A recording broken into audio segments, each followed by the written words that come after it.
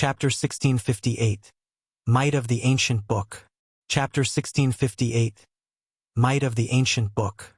Across the vast wasteland, the various superpowers hunted bosses with organized precision. Meanwhile, the first-rate guilds and top adventurer teams could only watch from within the safe zone. Although these teams had a few experts who could dodge the lightning strikes, players who could dodge while fighting a Grand Lord were as rare as a Phoenix's Feather A level 55 Grand Lord was already an extremely difficult foe, and teams lost players even during a normal raid. Hence, trying to raid one while severely handicapped would simply be suicidal to compensate for their lack of numbers. The various first-rate guilds and top adventurer teams had tried to pool their experts to raid the bosses. However, despite multiple attempts, they had failed, although the alliance of the various first-rate guilds and adventurer teams had formed allowed them to build a raid team with sufficient manpower. The environment favored the Grand Lord rank Thunder Elementals and Thunder Beasts. The third floor's environment enhanced all lightning-type skills and spells by 30%. Cloth armor classes, which had low HP and defense, would likely die instantly if they failed to dodge the Thunder Elementals or Thunder Beast skills. 0 mistakes were allowed in battle, however. Players would be hard-pressed to avoid mistakes while constantly bombarded with lightning in the end. The Alliance team wiped after losing so many members midway through the battle as the first-rate guilds and top adventurer teams rested. Shurfeng led his entire team into the lightning zone. It was as if he had missed their tragic downfall after fighting in the wasteland. They're going all together? Have Zero Wings members lost their minds? What are they trying to do? Even if a single death only costs 20% EXP, do they have to be so reckless? When the members of the various first-rate guilds and adventurer teams saw Zero Wing head into the plains, they thought that Zero Wing's members had gone mad in this lightning wasteland. A player's basic attributes didn't matter as much as on the previous floors. Here, combat standards were far more important. Even if a team charged into the lightning wasteland with 1,000 members, each member would suffer the same number of lightning strikes. In fact, the players would have a higher chance of being struck. This was because players would have less space to maneuver in a larger group. Moreover, if players were not careful when they dodged, they'd likely avoid their own lightning strike only to get hit by their neighbors. The various powers weren't the only ones confused by Shurfeng's ludicrous decision. Even Zero Wings members were confused. They had seen how the experts from the various first-rate guilds and top adventurer teams had ended up after fighting in the wasteland. They also knew that those expert standards were much stronger than theirs. If they rushed into the plains, they'd doubtlessly suffer a similar fate as Zero Wings members approached the safe zone's boundary and were about to enter the lightning zone. They couldn't help their growing nerves. Why are they here? Wild Ocean, who currently fought within the zone, was surprised to notice Zero Wings' team enter the lightning wasteland. Are they that tired of living? Zero Wings' team had over 1,000 members, and if it tried to enter the zone with so many players, the number of lightning strikes that would descend on the team would be staggering. Not even superpowers like King's Return would pull such a stunt. Could Zero Wing be experimenting and trying to see how many of its members can survive a battle in the lightning zone? Praying Lotus, who was casting a healing spell, was just as stunned to see Zero Wings advance. As the various superpowers members wondered, one player from Zero Wing after another stepped into the zone. Watching 1,000+ players set foot into the lightning wasteland was extraordinarily eye-catching. Almost everyone kept a curious eye on Zero Wing's team, wondering how it planned to deal with the countless lightning strikes that would fall upon them. 3 seconds passed. 5 seconds passed. 10 seconds.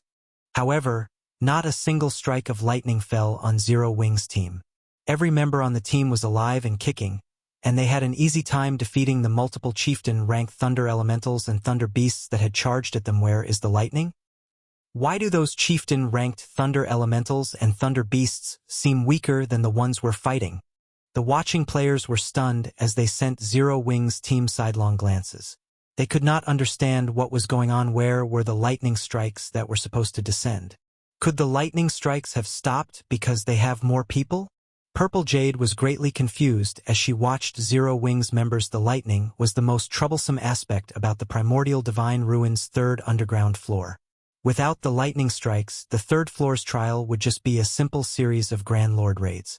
If that were the case, the various superpowers could easily clear the floor. That's not possible. Other teams have dispatched even more players than Zero Wing in past raids. But this has never happened, Yuan Tiexin said, shaking his head. He, too, wore a confused look. Even Zero Wings players were confused. Only Aqua Rose knew that this was Shurfeng's doing. Seems this thing is quite effective. Shurfeng smiled at the ancient weather book in his hands. The ancient weather book could change the weather in a 2,000-yard radius for 2 hours. Removing the thunderclouds in a specific area was a small task for the item without the lightning strikes. The third floor's trial posed no threat to his team members. Very quickly, Zero Wings' team located a level 55 Grand Lord ranked Thunder Beast. Great Thunder Wolf, Thunder Beast, Grand Lord, level 55, HP 88, 000, 000/88, 000/000. Now, the boss, which had given the various superpowers painful headaches, was an ordinary Grand Lord to Zero Wing. With Cola, Turtledove, and Yuwumian taking the lead, and the Magic Light Team's MTs tanking the nearby mobs, the rest of the team could focus on dealing damage. Moreover, without the Lightning Environment's boost, the Great Thunder Wolf's attacks were little more than tickles to Cola and his fellow MTs. The Grand Lord's normal attacks only dealt around -8,000 damage, while its skill attacks only dealt around -20,000. Even without Turtledove and Yuwumian's assistance, Cola could easily tank the Great Thunder Wolf. The other players launched frenzied attacks at the Great Thunder Wolf, each dealing several thousand damage. As the team fought, the Grand Lord's HP visibly decreased naturally. This made the various superpowers jealous. The Primordial Divine Ruins bosses weren't like field bosses. Their attributes wouldn't change, regardless of how many players raided them at one time. This meant that the more members a raid team possessed, the greater the team's advantage would be. Zero Wings' team had over 1,000 members, which was more than triple what the other teams possessed. Moreover, Zero Wings members did not have to worry about avoiding lightning strikes. In less than 5 minutes, the Great Thunder Wolf fell before Zero Wings members. Everyone on the team also gained a significant amount of EXP. Moreover, the Great Thunder Wolf had dropped 8 items in total thanks to Shurfeng's divine providence. Although this didn't seem like much, it was above average for Grand Lords above level 50 when the various superpowers had killed their respective Grand Lords. They only got 5 items. Meanwhile, upon seeing the Great Thunder Wolf's loot, Shurfeng had to admit that the Primordial Divine Ruins bosses were far more generous than the bosses in team dungeons. Out of the 8 items dropped, 1 was a teleportation stone, and 5 were level 50 weapons and pieces of equipment, 3 of which were fine gold rank and 2 were secret silver rank. The last 2 items were pages of incomplete combat techniques and advanced combat technique. Shurfeng was ecstatic the moment he saw the 2 sheets of lambskin parchment. Basic combat techniques would drop as complete items in the Primordial Divine Ruin, but advanced combat techniques and above would appear as pages.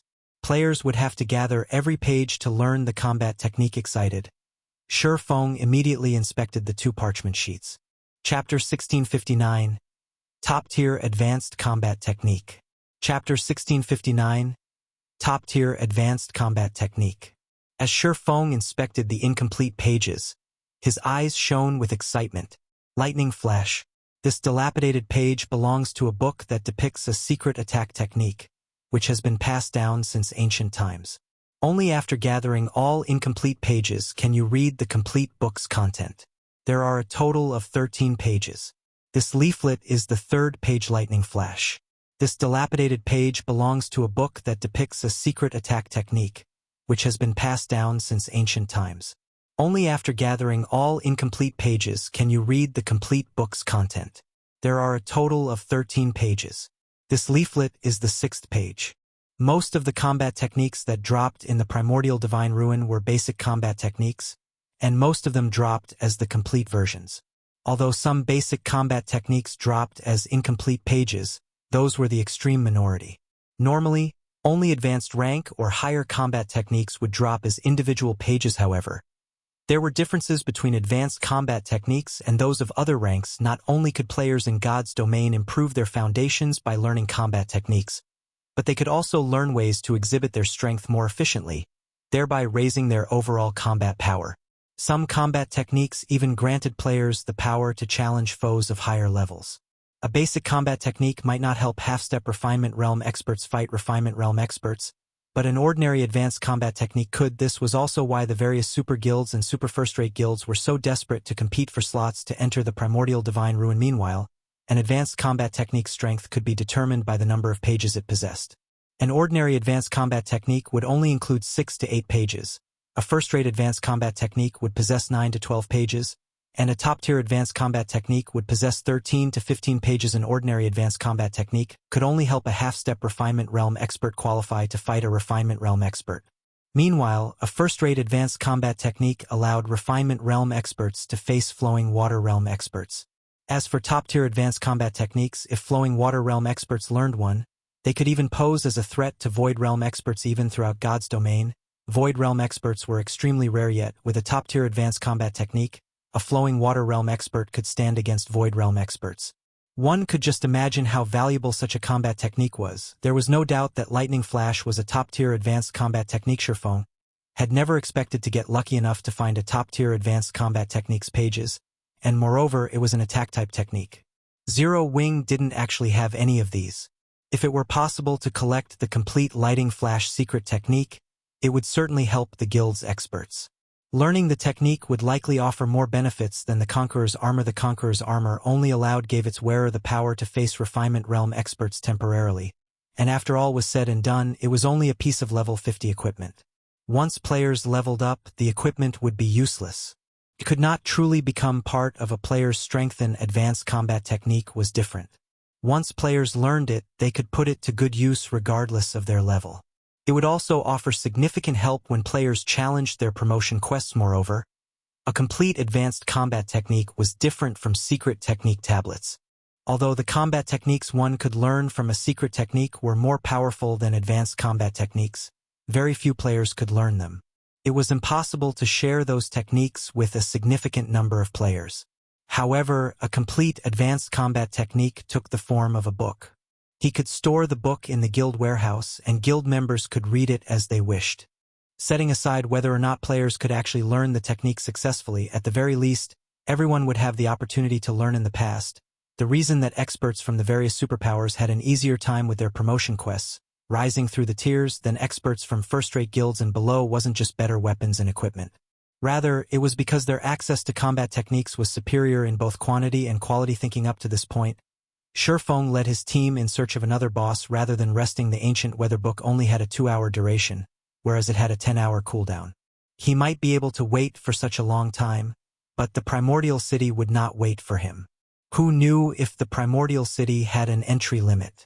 If there wasn't one, they might be alright, but if there were, he and Zero Wing's members would lose their chance to enter the legendary city if they were too late. Hence, he had to cherish every second and minute of these 2 hours. Zero Wing's members continued to hunt one Grand Lord ranked Thunder Elemental or Beast after another. When the team encountered a Grand Lord in the barren wasteland, they'd pounce like a pack of hungry wolves. They behaved nothing like the players from the various superpowers, who returned to rest in the starting area after slaying 1 or 2 bosses. The various superpowers grew envious at seeing this. Without the threat from the lightning strikes, Zero Wing could casually slaughter these ready-made Grand Lords. Not only were the team members able to earn an abundance of EXP, but they also secured plenty of top-tier equipment.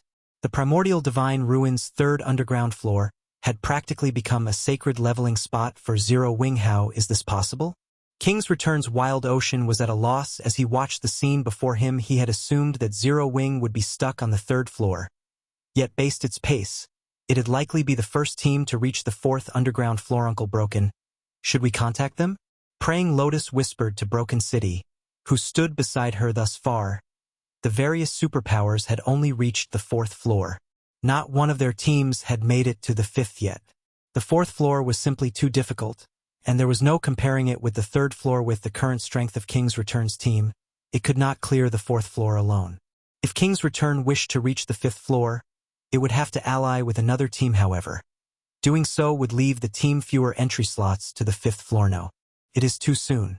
We'll send them an invite once they experience the 4th floor's wall, Broken City said, smiling as he shook his head. The 3rd floor's trial was child's play compared to the 4th floor.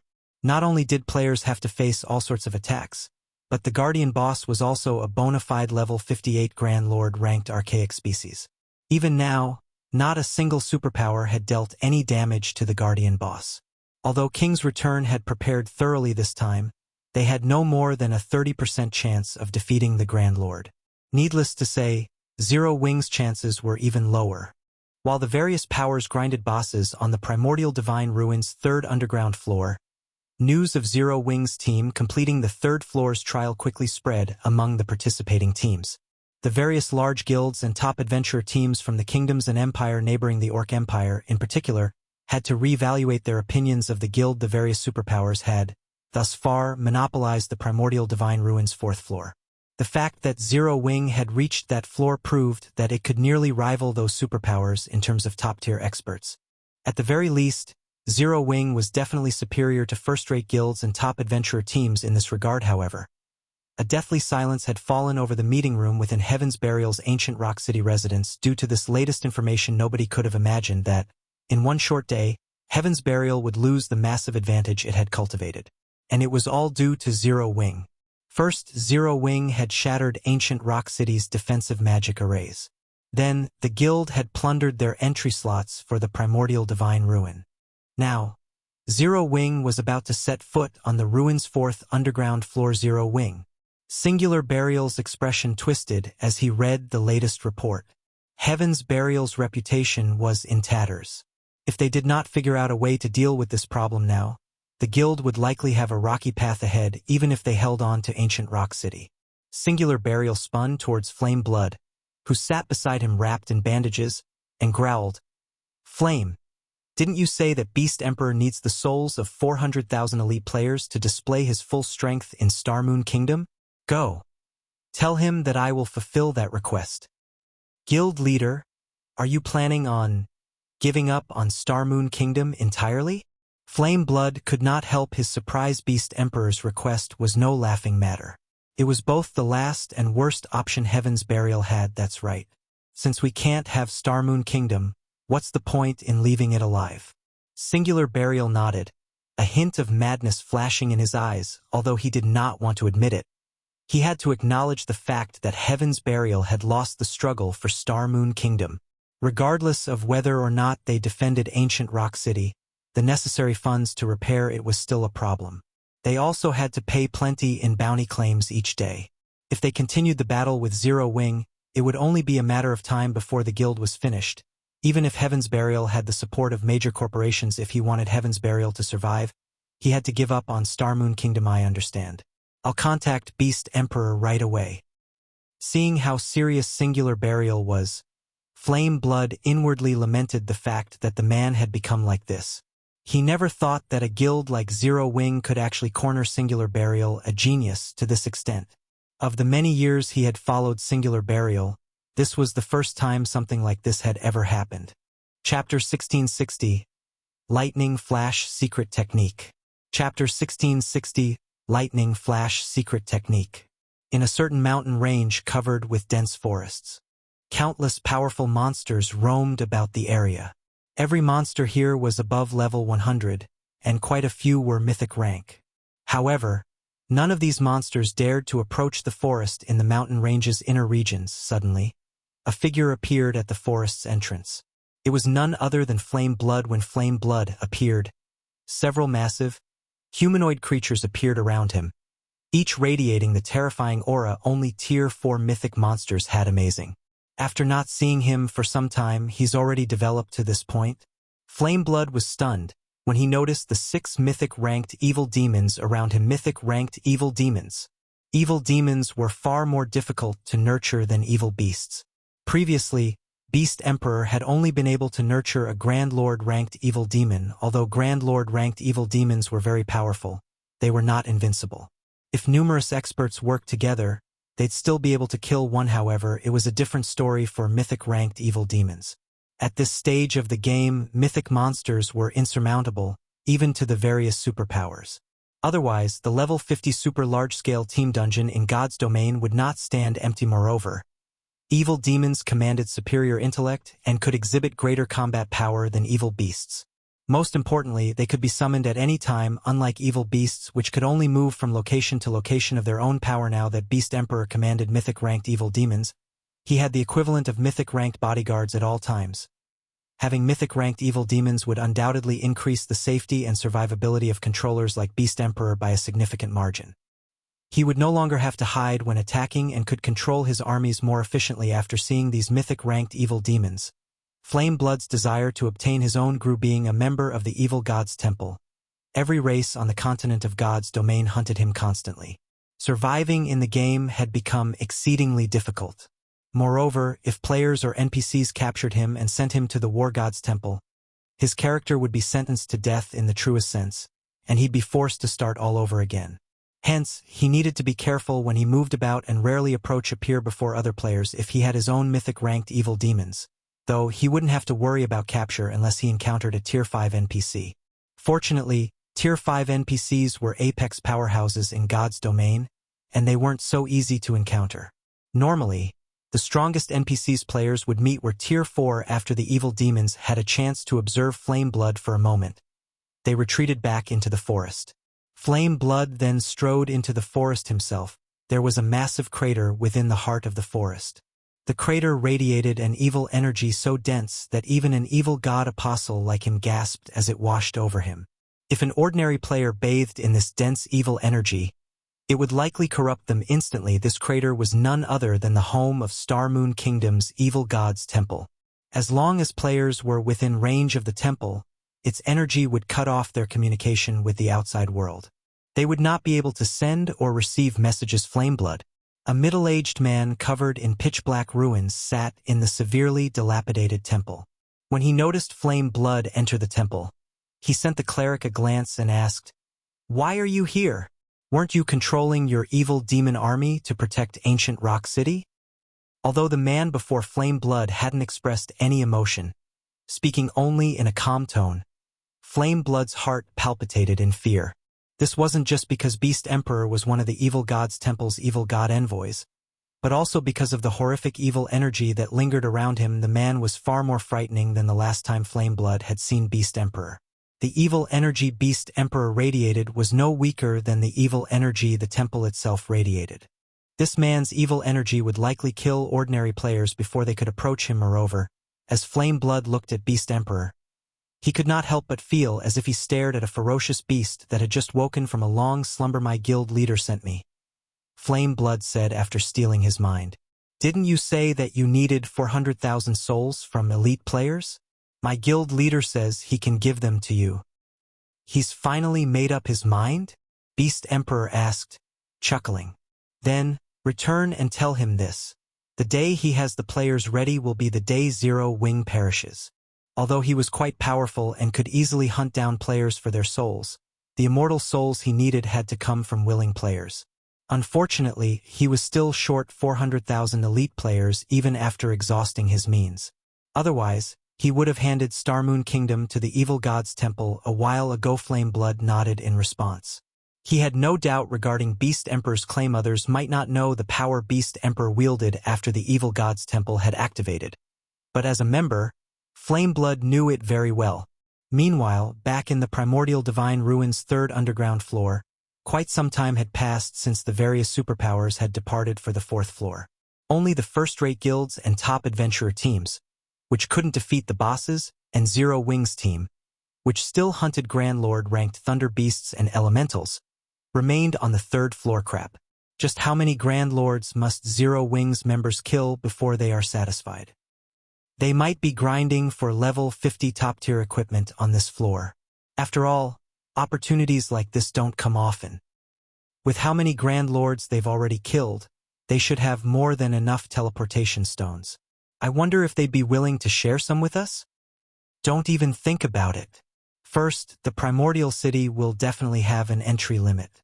It's only natural to let as few players as possible reach the 4th and 5th floors.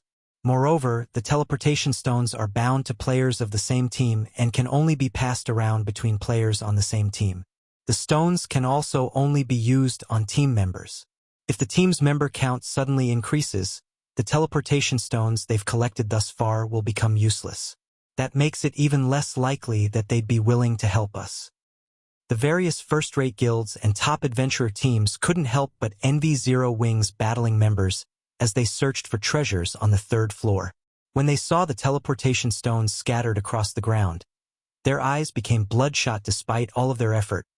They hadn't obtained a single teleportation stone, yet Zero Wing's team didn't even bother to pick up the stones that had dropped. Meanwhile, Shurfeng activated Divine Providence as they killed another level 55 Grand Lord ranked Thunder Beast. After he collected the loot and inspected it, his brows lifted in joyful surprise. Wonderful. With this, I finally have everything I need. Shurfeng could not help his excitement as he gazed at the last page of Lightning Flash. They had raided bosses for nearly 2 hours now.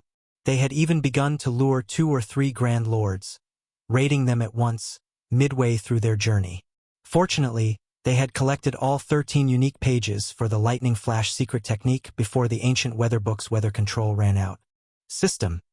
You have collected all pages for Lightning Flash. Do you wish to synthesize the complete version of it?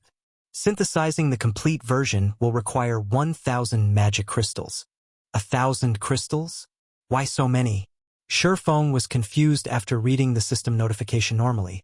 Synthesizing an advanced combat technique only required between 50 and 100 magic crystals, depending on the number of pages the technique possessed. Yet the combat technique in his hands required 1,000 magic crystals. The system was clearly trying to swindle him. I want to see what kind of combat technique you're going to give me. Shurfeng couldn't care less about the cost. However, paying the 1,000 magic crystals without hesitation, after all the trouble he had gone through to collect the pages, he wasn't going to leave them to rot just because the system wanted to rob him. Fortunately, there wasn't much of a difference between 100 magic crystals and 1,000 to Shurfeng. Suddenly, with Shurfeng at its center, a pitch-black magic array appeared beneath his feet. A powerful stream of mana surged upward from the array, and ignoring the ancient weather book's effects, thunderclouds gathered above, blocking out the sun above Shurfeng. Massive lightning bolts then descended from the clouds, striking the 13 incomplete pages that hovered above Shurfeng's head. After hundreds of thundering booms echoed throughout the 3rd floor, a thick, ancient tome hovered before Shurfeng. Faint arcs of blue electricity danced around the tome. Chapter 1661, Bronze Combat Technique. Chapter 1661, Bronze Combat Technique. The hundreds of lightning bolts suddenly flashing in the vast wasteland immediately drew the attention of every player on the Primordial Divine Ruins' 3rd underground floor. Compared to the normal lightning strikes, not only were the ones just now much more powerful, but the number and rate at which they appeared were also much higher than before. The resulting thunder also echoed throughout the entire wasteland, hurting everyone's eardrums. What's going on over there?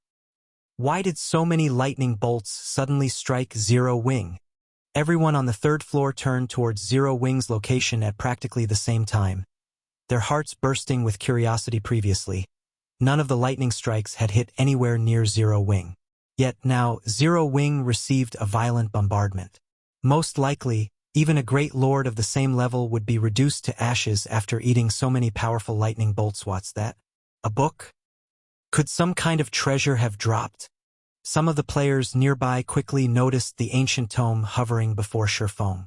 Although they could not make out what kind of item the ancient tome was, judging by the huge commotion that heralded its appearance, they could easily guess that it was something extraordinary. The various first-rate guilds and top adventurer teams present revealed looks of envy and greed. As far as they knew, no fine gold or dark gold item would create such a huge commotion when it appeared. Hence, the tome should be epic rank, at the very least an epic item. At this stage of the game, although powerful guilds like first-rate guilds would already have around a dozen or so epic items in their possession, to the masses, epic items were still exceedingly rare. However, everyone also understood that stealing the tome from Zero Wing was impossible. Setting aside how powerful Zero Wing's team was, even reaching Zero Wing's location would be a massive challenge for them. What a powerful aura. Shurfeng was indescribably shocked as he looked at the ancient tome in the air before him. He had seen the synthesis of many advanced combat technique tomes before. However, none of them had ever caused such a huge commotion. Moreover, even after the Lightning Flash tome completed its synthesis, it still radiated a faint aura that attracted mana to it. A situation that Shurfeng had never encountered before. For a moment, he found it somewhat incredible that the book before him was a combat technique tome. Guild leader, what is that item? Is it an epic tool? Aqua Rose could not help but ask curiously. The other members of the team also held great curiosity about the Lightning Flash secret technique. Immediately, they pricked their ears up in hopes of catching wind of the tome's identity. As for the item's attribute panel, they held no expectations of catching a glimpse of it nowadays. Zero Wing was rife with spies of other guilds. Meanwhile, in regard to the epic items the guild possessed, they were generally considered a secret. After all, epic items served as the foundation of a guild.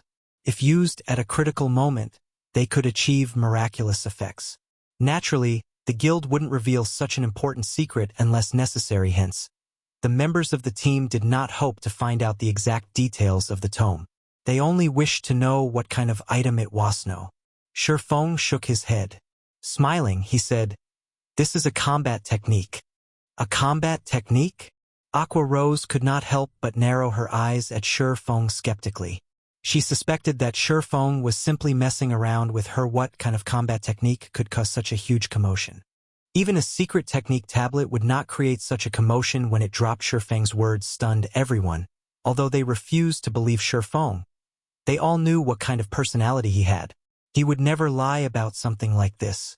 Moreover, if he did not wish for them to know what the tome was, he could simply say that it was a guild secret. In that case, they naturally would not pursue the matter yet.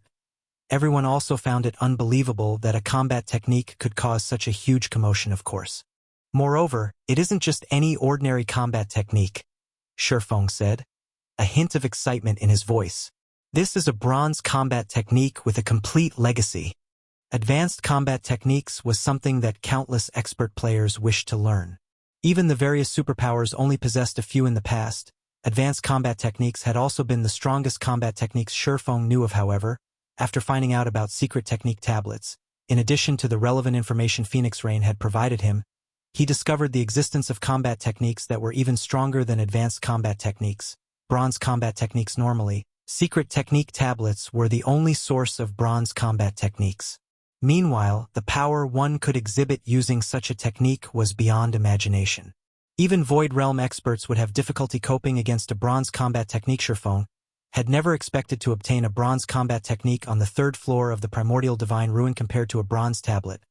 A tome that recorded a complete bronze legacy technique was undoubtedly much better. Although a bronze tablet contained numerous bronze combat techniques, only 10 players could enter a bronze tablet each month, which meant that the guild could use it to nurture a mere handful of players. However, a combat technique tome did not possess such a restriction. As long as he willed it, he could let however many players learn from it as he wished. A bronze combat technique.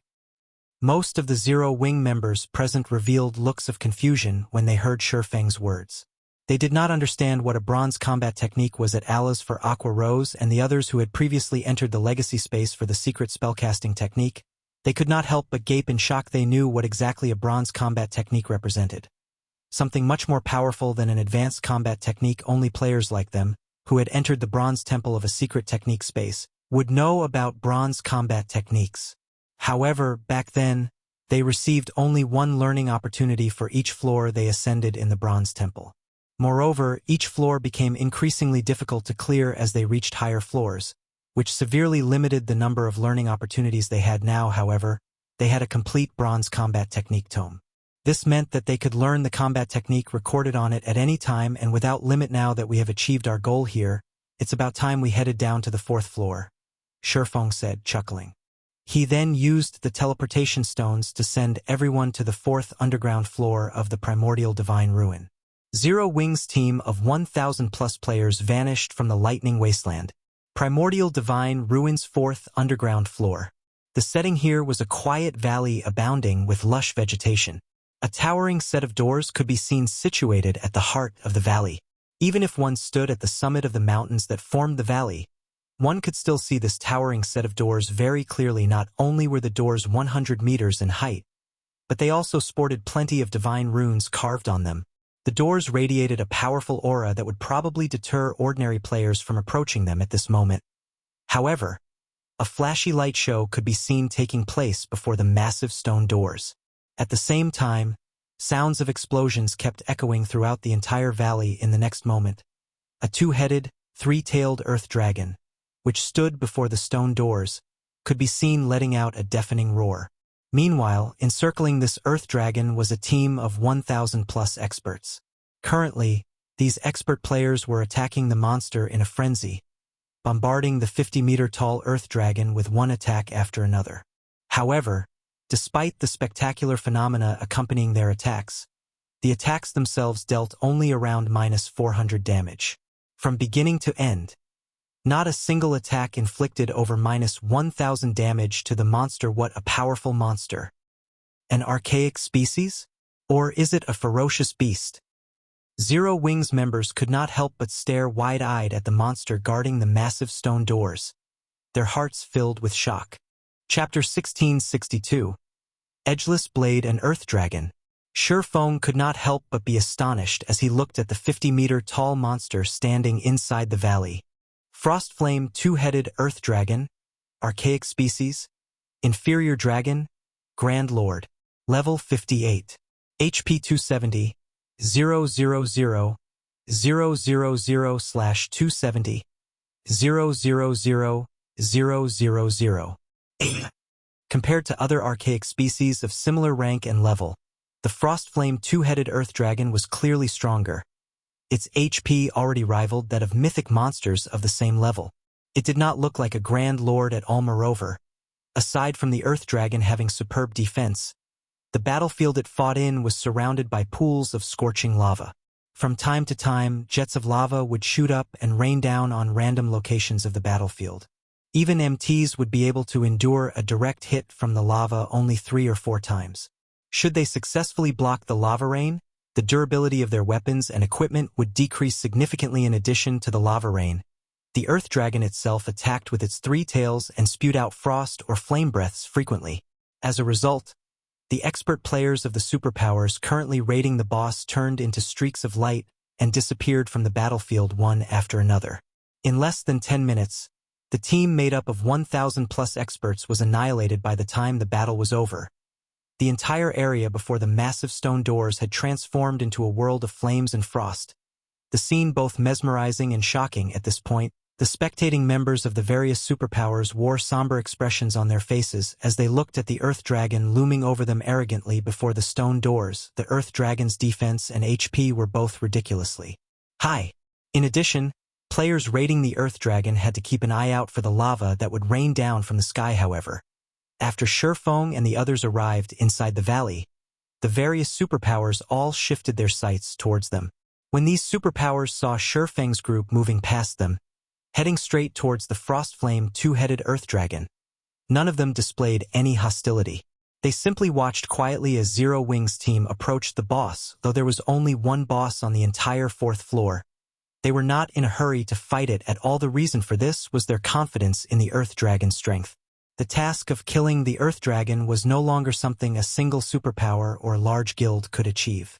Multiple superpowers would need to cooperate to deal with the boss. They couldn't possibly intend to take on the boss on their first visit, right?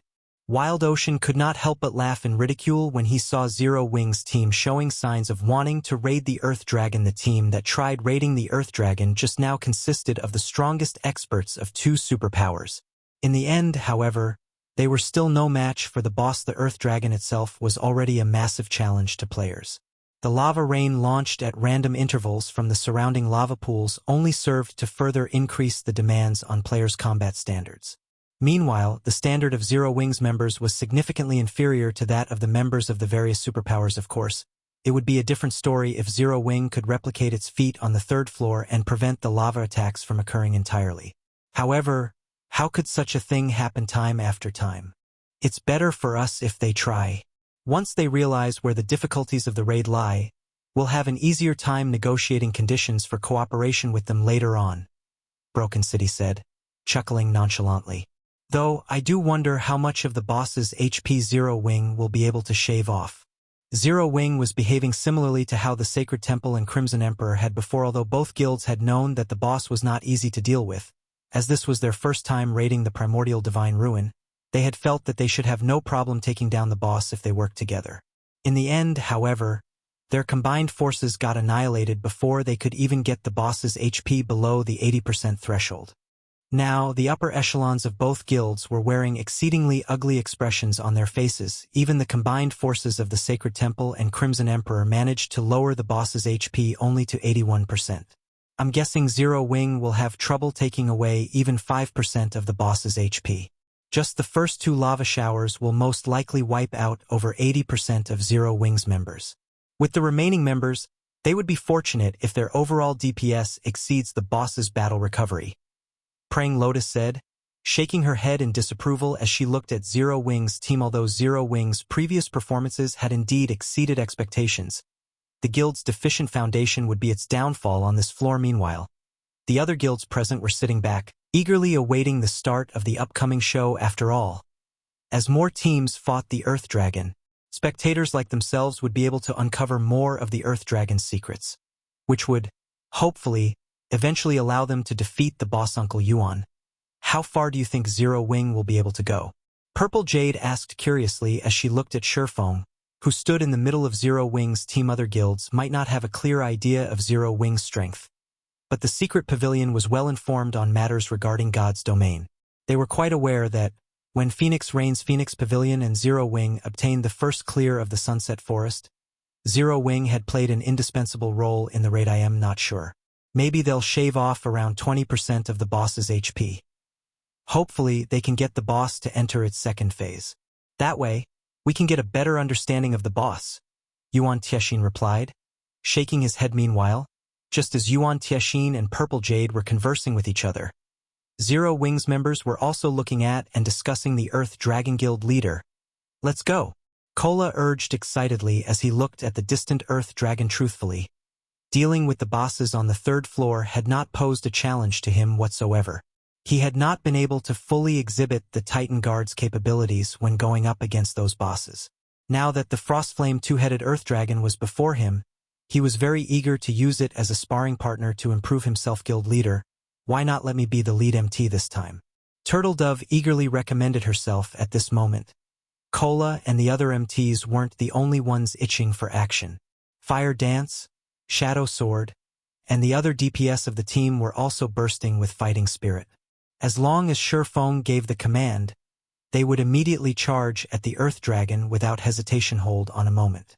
Shadow, take this weapon and use it for this raid, Shurfeng said after pondering for some time. He then took out the Tier 3 mana weapon Edgeless blade from his bag and handed it over to Shadow Sword. Initially, Shadow Sword wanted to say that the Crimson Moon Greatsword he wielded was already plenty good and that there was no need to switch weapons. However, after he accepted the Edgeless blade, he fell into a daze. Although he had yet to equip the weapon, the instant he took it into his hands, he could feel immense power surging into his body. At the same time, his mind also gained greater clarity. Shadow Sword immediately inspected the attributes of the Edgeless blade. What is this weapon? Shadow Sword muttered blankly as he looked at the Edgeless blade's attribute panel. Crimson Moon was one of Titan City's 31 holy weapons. At this point, he had already upgraded the weapon to Dark Gold rank, and its attributes were significantly superior to even ordinary Dark Gold weapons. In the future, he could even raise it to Epic rank. However, compared to the Edgeless blade he was currently holding, Crimson Moon was no different from an iron rod. He found it truly hard to imagine that such a powerful weapon could exist at this stage of the game. Moreover, even if he eventually upgraded Crimson Moon to Epic rank, he did not think that it would be a match for the Edgeless blade. The reason for this evaluation was the sensation he got when he held the Edgeless blade. It felt as if he had just activated a berserk skill. Just equipping the weapon had increased his strength by 40%. Moreover, the Edgeless blade's attack power was directly correlated to his strength attribute. Overall, the Edgeless blade's attack power was 50% higher than Crimson Moon's. In response to Shadow Sword's reaction, Shurfeng dispensed with explanations. He commanded through the team chat, "All right, everyone get ready.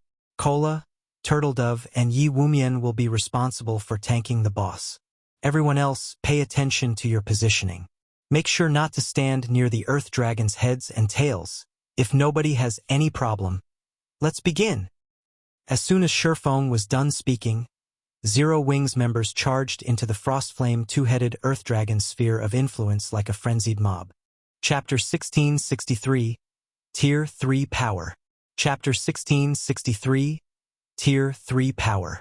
The Frostflame 2-headed Earth Dragon laid before the massive stone doors with all of its eyes shut.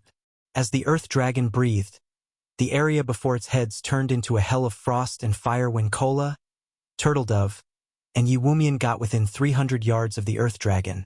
It stirred. When its two sets of amber eyes fell on the MT trio, it released a deafening roar that echoed throughout the valley.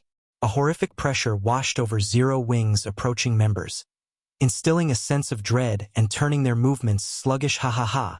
They're really doing it. And they're charging in as one mindlessly instead of sending a few experts to test the waters. What a bunch of brave fools. Wild Ocean laughed when he saw the ugly expressions that Zero Wing's members wore. He knew just how powerful the Earth Dragon was.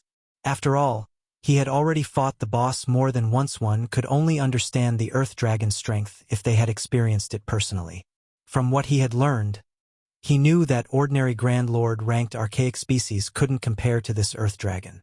The boss had even easily overwhelmed a Tier 2 shield warrior like himself. Although the Earth Dragon seemed like a single entity, it should actually be treated as an amalgamation of three. This was because its two heads were capable of acting independently. Although all three tails normally moved in unison, they moved as though they had minds of their own. They could sense and attack targets that the two heads couldn't see. The Earth Dragon also possessed tremendous strength. Even when it was suppressed by a magic array, a single attack forced a Tier 2 metric tons to retreat several steps and take over -20,000 damage. This was after he had executed a technique to deflect most of the attack's power. If he simply blocked the Earth Dragon's attacks normally, he would take over -30,000 damage from its normal attacks. If he were careless for even a moment, the Earth Dragon would kill him instantly even without the constant threat of the lava showers. The Earth Dragon was a daunting foe. The Frostflame two-headed Earth Dragon was the absolute gatekeeper for the Primordial Divine Ruins' fifth underground floor. Along with the Earth Dragon's roars, lava began to spew from the ground, creating a wall of lava around the battlefield. The ring of lava that formed sealed off Zero Wing's path of retreat. Now, it wasn't possible for players inside to escape or enter the battlefield. Players wouldn't have any opportunities to attack in rotation. Only the victor would survive this lava-surrounded battlefield. As the lava barrier formed, the Earth Dragon's two mouths widened. The ice and fire-type mana in the environment began to surge towards the beast's maw. Zero Wing really is unlucky. The Earth Dragon is actually using Frostflame breath right off the bat. The battle is likely already over. Praying Lotus sighed, watching the scene from afar. Frostflame breath was one of the Earth Dragon's team wipe moves. Not only did the skill possess a massive AoE, but it had an extremely short channeling time. As a cone attack skill, players normally wouldn't have trouble dodging it if they were within 50 yards of the boss. However, Zero Wing's members were still over 100 yards away from the boss. In this case, they would have to cross greater distances to move out of the skill's AoE, which was impossible with so little time. Praying Lotus wasn't alone in her thinking. Everyone could already imagine the boss wiping out Zero Wing's team before they could land a single attack seal. Just as the Earth Dragon was about to complete its Frostflame breath, Shurfeng raised his right hand, which wore the 7 Luminaries ring, and cast Forbidden Domain on the Guardian boss. Suddenly, the mana in a 600-yard radius around the Earth Dragon froze. The mana surging towards the Earth Dragon's heads also stopped.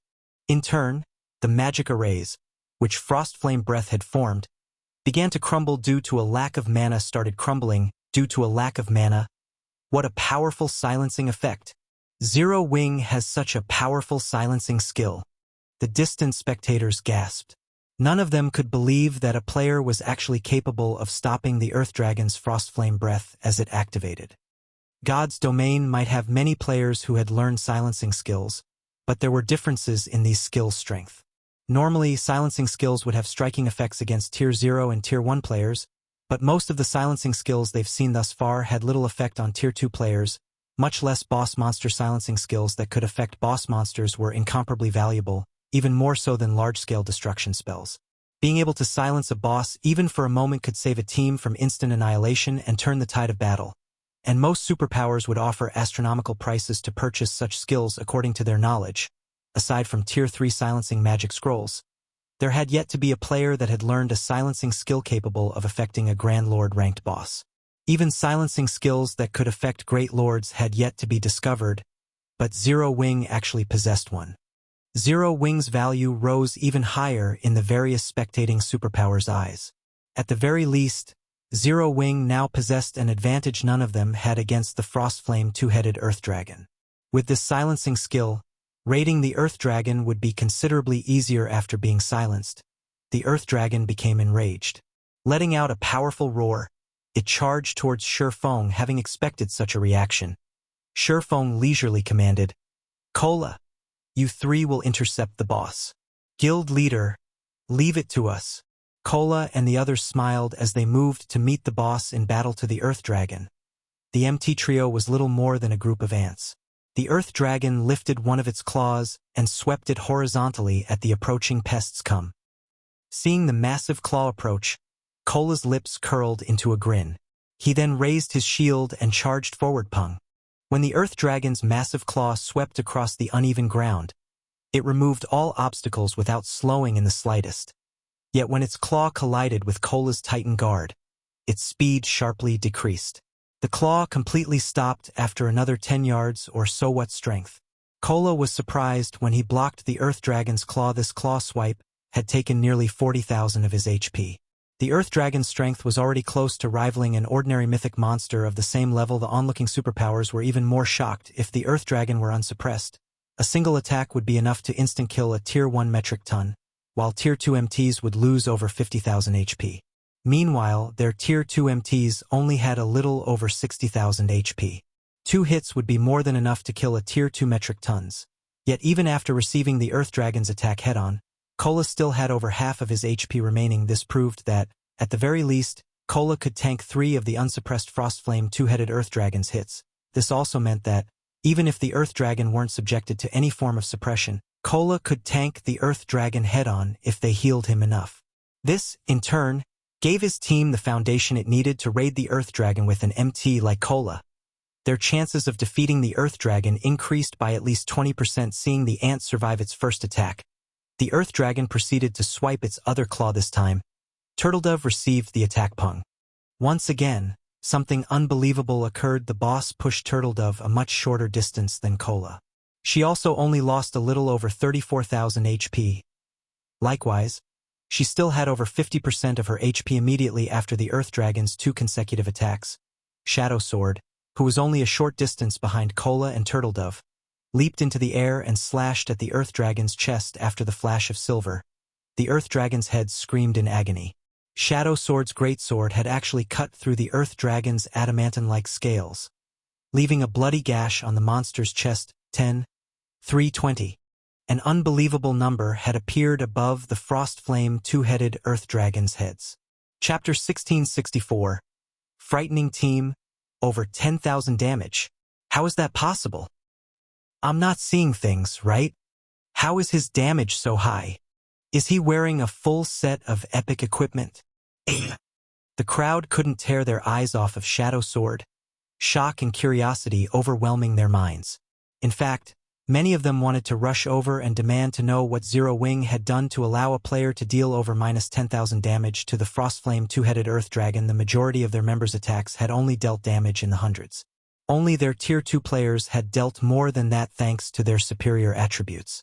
Even so, their normal attacks only dealt around -3,000 damage each, yet Shadow Sword had dealt over -10,000 with a normal attack. Even if Shadow Sword were a Tier 2 Berserker, there should be no way his damage should surpass their Tier 2 members by such a large margin. The only reason they could think of was that the Berserker must have a full set of epic equipment, but even then, such a thing was unrealistic. How valuable was epic equipment? Players would need over 10 pieces to be fully geared in epic-ranked equipment. Most of God's Domain's large guilds didn't even have that many pieces. Even super guilds could only afford to equip their strongest members with 4 or 5 pieces for maximum efficiency. They refused to believe that Zero Wing had the capability or generosity to gear a single player in 10 or more pieces of epic equipment. Guild leader, what kind of weapon did you give Shadow? His attack power is amazing. Aqua Rose and Zero Wing's other Tier 2 players could not help but ask Shifeng after seeing Shadow Sword's shocking damage. They knew very clearly what kind of equipment Shadow Sword wore, and they knew that none of them could deal over -10,000 damage to this Guardian boss, especially not with a normal attack. The only explanation for Shadow Sword's unexpected performance had to be the weapon Shifeng had given him before the raid. However, they found it hard to imagine that changing weapons would offer such a massive boost. Even if the greatsword were an epic weapon, the Berserker shouldn't be capable of so much damage. After all, the various superpowers had armed their Tier 2 DPS experts with epic weapons as well. I never said that I had given Shadow the weapon. I'm only letting him use it. As for what kind of weapon it is, that is a guild secret.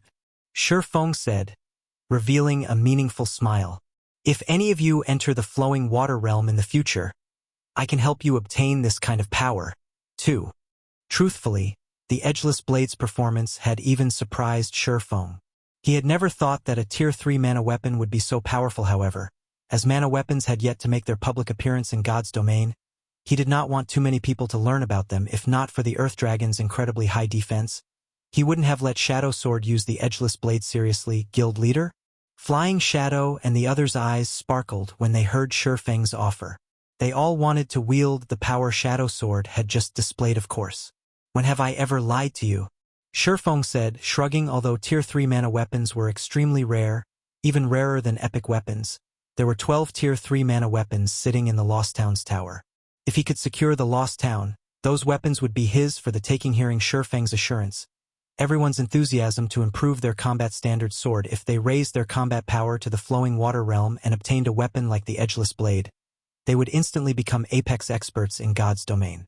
They wouldn't even have a problem killing a peak expert of the same level. Just thinking of the possibility excited them. The team began to vent its newfound passion in its fight against the Earth Dragon as damages in the hundreds began to appear above the boss's head. Only the Magic Light team and Zero Wings Tier 2 players dealt over -3,000 damage, with some even reaching -5,000 damage when Shi Feng and Fire Dance joined the fray.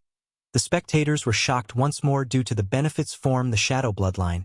Each of Fire Dance's normal attacks dealt over -9,000 damage. Although she didn't deal as much as Shadow Sword, she was an assassin. Her specialty was speed rather than raw power. Naturally, Shi Feng was more impressive than both Shadow Sword and Fire Dance. His attack power was on a whole other level. His normal attacks alone dealt over -12,000 damage, while his skills easily dealt between -30,000 to -50,000 damage. He was practically a humanoid great lord. As they attacked, Shi Feng sent 9 magical class players to approach the Earth Dragon and used the 9-star Polar Domain Magic Array to suppress the boss. Although the Earth Dragon had extraordinary strength, at the end of the day, it was only a Grand Lord. Its resistance wasn't on par with mythic monsters. Hence, the intermediate magic array still suppressed the Earth Dragon's attributes by 15%. Following which, Shi Feng spent 5,000 magic crystals to activate World Projection, suppressing the boss even further. This caused the Earth Dragon's basic attributes to fall to 70% of their original values. Its maximum HP decreased to 189 million. As well, Shi Feng had no intention of using Disintegration Field, as the skill didn't differentiate friend from foe. Aside from himself, everyone within range would be subjected to the Disintegration Field suppression. Right now, his team had to attack while focusing on their positioning and the lower showers. If he used Disintegration Field, the Earth Dragon wouldn't be the one to suffer. Zero Wings members would. Fortunately, the 30% decrease to the Earth Dragon's basic attributes relieved some of the pressure on Cola and the other 2 MTs. Even when they didn't use special techniques to block the boss's normal attacks, they received less than -20,000 from each hit. This damage wasn't nearly enough to threaten their lives. To increase the team's overall DPS, Shi Feng had ordered some of the weaker experts to activate their berserk skills instead of holding back. Suddenly, the Earth Dragon's HP began to fall, the speed of which shocked the watching superpowers. However, as the battle drug on, the surrounding barrier began to spew jets of lava into the sky. The lava then rained down on everyone on the battlefield. Not even Shi Feng had a good solution for countering this massive AoE. He could only rely on Violet Cloud's holy prayer, reducing the damage his teammates took while simultaneously healing them. As for Cola, he used Divine Shield to protect the MTs fighting on the front line. When the lava shower ended, even with Violet Cloud's assistance, Zero Wings' team had lost over 100 members. Zero Wings' casualty rate was significantly higher than the various superpowers teams. Fortunately, the lava showers did not happen too often, giving Zero Wings members plenty of time to damage the boss. When the second lava shower eventually fell on the team, Zero Wings suffered evidently fewer losses. Most of the players that had died during the first lava shower had lower combat standards. While the survivors were stronger, the Earth Dragon's HP quickly fell to 95%, 95%, 90%, 80%. When the Earth Dragon entered its second phase, it ceased its claw attacks. Instead, it began to execute AoE breath attacks, though they weren't as powerful as its Frost Flame breath. Even so, each attack dealt considerable amounts of damage. When Cola tried to take a hit with his shield, he had instantly lost over 30,000 HP. The change in attack pattern also forced Zero Wings members to run constantly, evading the boss's AoE attacks. This development instantly reduced the team's overall DPS. However, Shurfeng still had the situation in hand. Roughly 6 minutes after the battle had begun, the Earth Dragon's HP fell to 30%. At this point, Zero Wings' team only had 300 members left alive. Everyone else had either died to the breath attacks or the lava showers. The boss is entering its third phase. Whoever has a berserk skill, use it now. Shurfeng hurriedly shouted when he saw the Earth Dragon's HP fall to 30%. Hearing Shurfeng's command, Cola and the other MTs activated Power of Darkness, no longer holding back and skyrocketing their attributes. Meanwhile, the Frost Flame two-headed Earth Dragon released a deafening roar, and the surrounding ice and fire-type mana concentrated around it. The Earth Dragon swiped one of its claws at Cola, Turtledove, and Yi Wumian. Despite the boost to the MT Trio's basic attributes, the attack shoved them back by over a dozen yards. They had nearly lost their footing from the devastating impact. Each of them had lost over 50,000 HP on the spot. Had they failed to activate their berserk skills in time, they would have died instantly. Quick. The boss's defense has weakened. Attack it with everything you've got. When Shurfeng realized that the Earth Dragon had entered its berserk and saw that his attacks now dealt over -16,000 damage, he ordered his team to go all out with the decrease to the boss's defense. Shurfeng stopped holding back himself as he activated Heavenly Dragon's power. All of a sudden, the Earth Dragon's HP began to fall much faster. Meanwhile, the less HP the Earth Dragon had remaining, the stronger its retaliation became. From time to time, it randomly targeted a player with its tails and breaths. Although Cola and the others continued to use taunt skills to hold the boss's aggro, all their efforts were futile. 25%, 15%, 5%. When the Earth Dragon only had 3% HP remaining, fewer than 100 Zero Wing members stood on the battlefield. The situation looked dire for Zero Wing. Meanwhile, the Earth Dragon used its breath and claw attacks more often, forcing the MT Trio to activate their life-saving skills and focus on defense. They no longer dared to spare energy to deal damage. Shurfeng activated Divine Providence as he charged up to the Earth Dragon. He then activated the Tier 2 Flame Burst and brandished his swords at the Grand Lord. Dazzling sword lights illuminated the battlefield. Every time these lights flashed, a scorch mark would appear on the Earth Dragon's body. Out of the 16 slashes Shurfeng had executed, the weakest had dealt over -200,000 damage. In the blink of an eye, he had eliminated the final strand of the boss's HP. The Frost Flame two-headed Earth Dragon then unwillingly collapsed to the burned earth. Chapter 1665. Everyone's Target. Chapter 1665. Everyone's Target. When the Frost Flame two-headed Earth Dragon collapsed, the ground shook under its massive weight, and the 50-plus survivors nearly lost their footing as the earth trembled. Everyone, Zero Wings members and those from the various superpowers behind the lava barrier, fell silent as they turned towards Shurfeng, who stood before the Earth Dragon's corpse. The Grand Lord's blood had dyed Shurfeng's armor, which was damaged in multiple places. The swordsman was visibly exhausted, yet despite that, he seemed massive in the spectators' eyes. Every player watching felt as if they gazed upon a hero of legend. It's dead. Zero Wing actually slew the Earth Dragon. This is a trick, right? They actually managed to defeat the boss? No one could bring themselves to believe their eyes. Even the superpowers had been utterly helpless against the Earth Dragon on their own. They likely would have had to pull their forces to defeat the boss. Yet Zero Wing's team had accomplished the feat on its own. Immediately, the sound of a system notification reached everyone's ears. System. Congratulations to Team Zero Wing for being the first to kill the Frost Flame two-headed Earth Dragon, rewarding 3 fifth-floor teleportation stones and 10 humanity reputation points. With this system notification, Even those who refused to believe that Zero Wing had succeeded had no choice but to accept it as fact. Is this why Phoenix Rain has such great faith in Zero Wing? Yuan Tianxin fell into deep thought as he stared at Shifeng's back. Zero Wing. Huh? King's Return's Broken City could not help but watch Shifeng closely as well. The guild is actually far more powerful than the rumors made it out to be. It seems that our subordinates will have to pay much closer attention to the guild. Suddenly, the various superpowers' attitudes towards Zero Wing changed. Now, rather than treat Zero Wing like some insignificant power, they had to view the guild as a competitor. Meanwhile, Shifeng remained ignorant of the attention he received from the various superpowers. He only had eyes for the items that had dropped before him. Normally, a team would be incredibly lucky if a Grand Lord-ranked archaic species dropped several dozen items, yet the Earth Dragon had dropped over 100. The size of the bounty had far exceeded Shifeng's expectations. Seeing this, the spectating superpowers' eyes became bloodshot.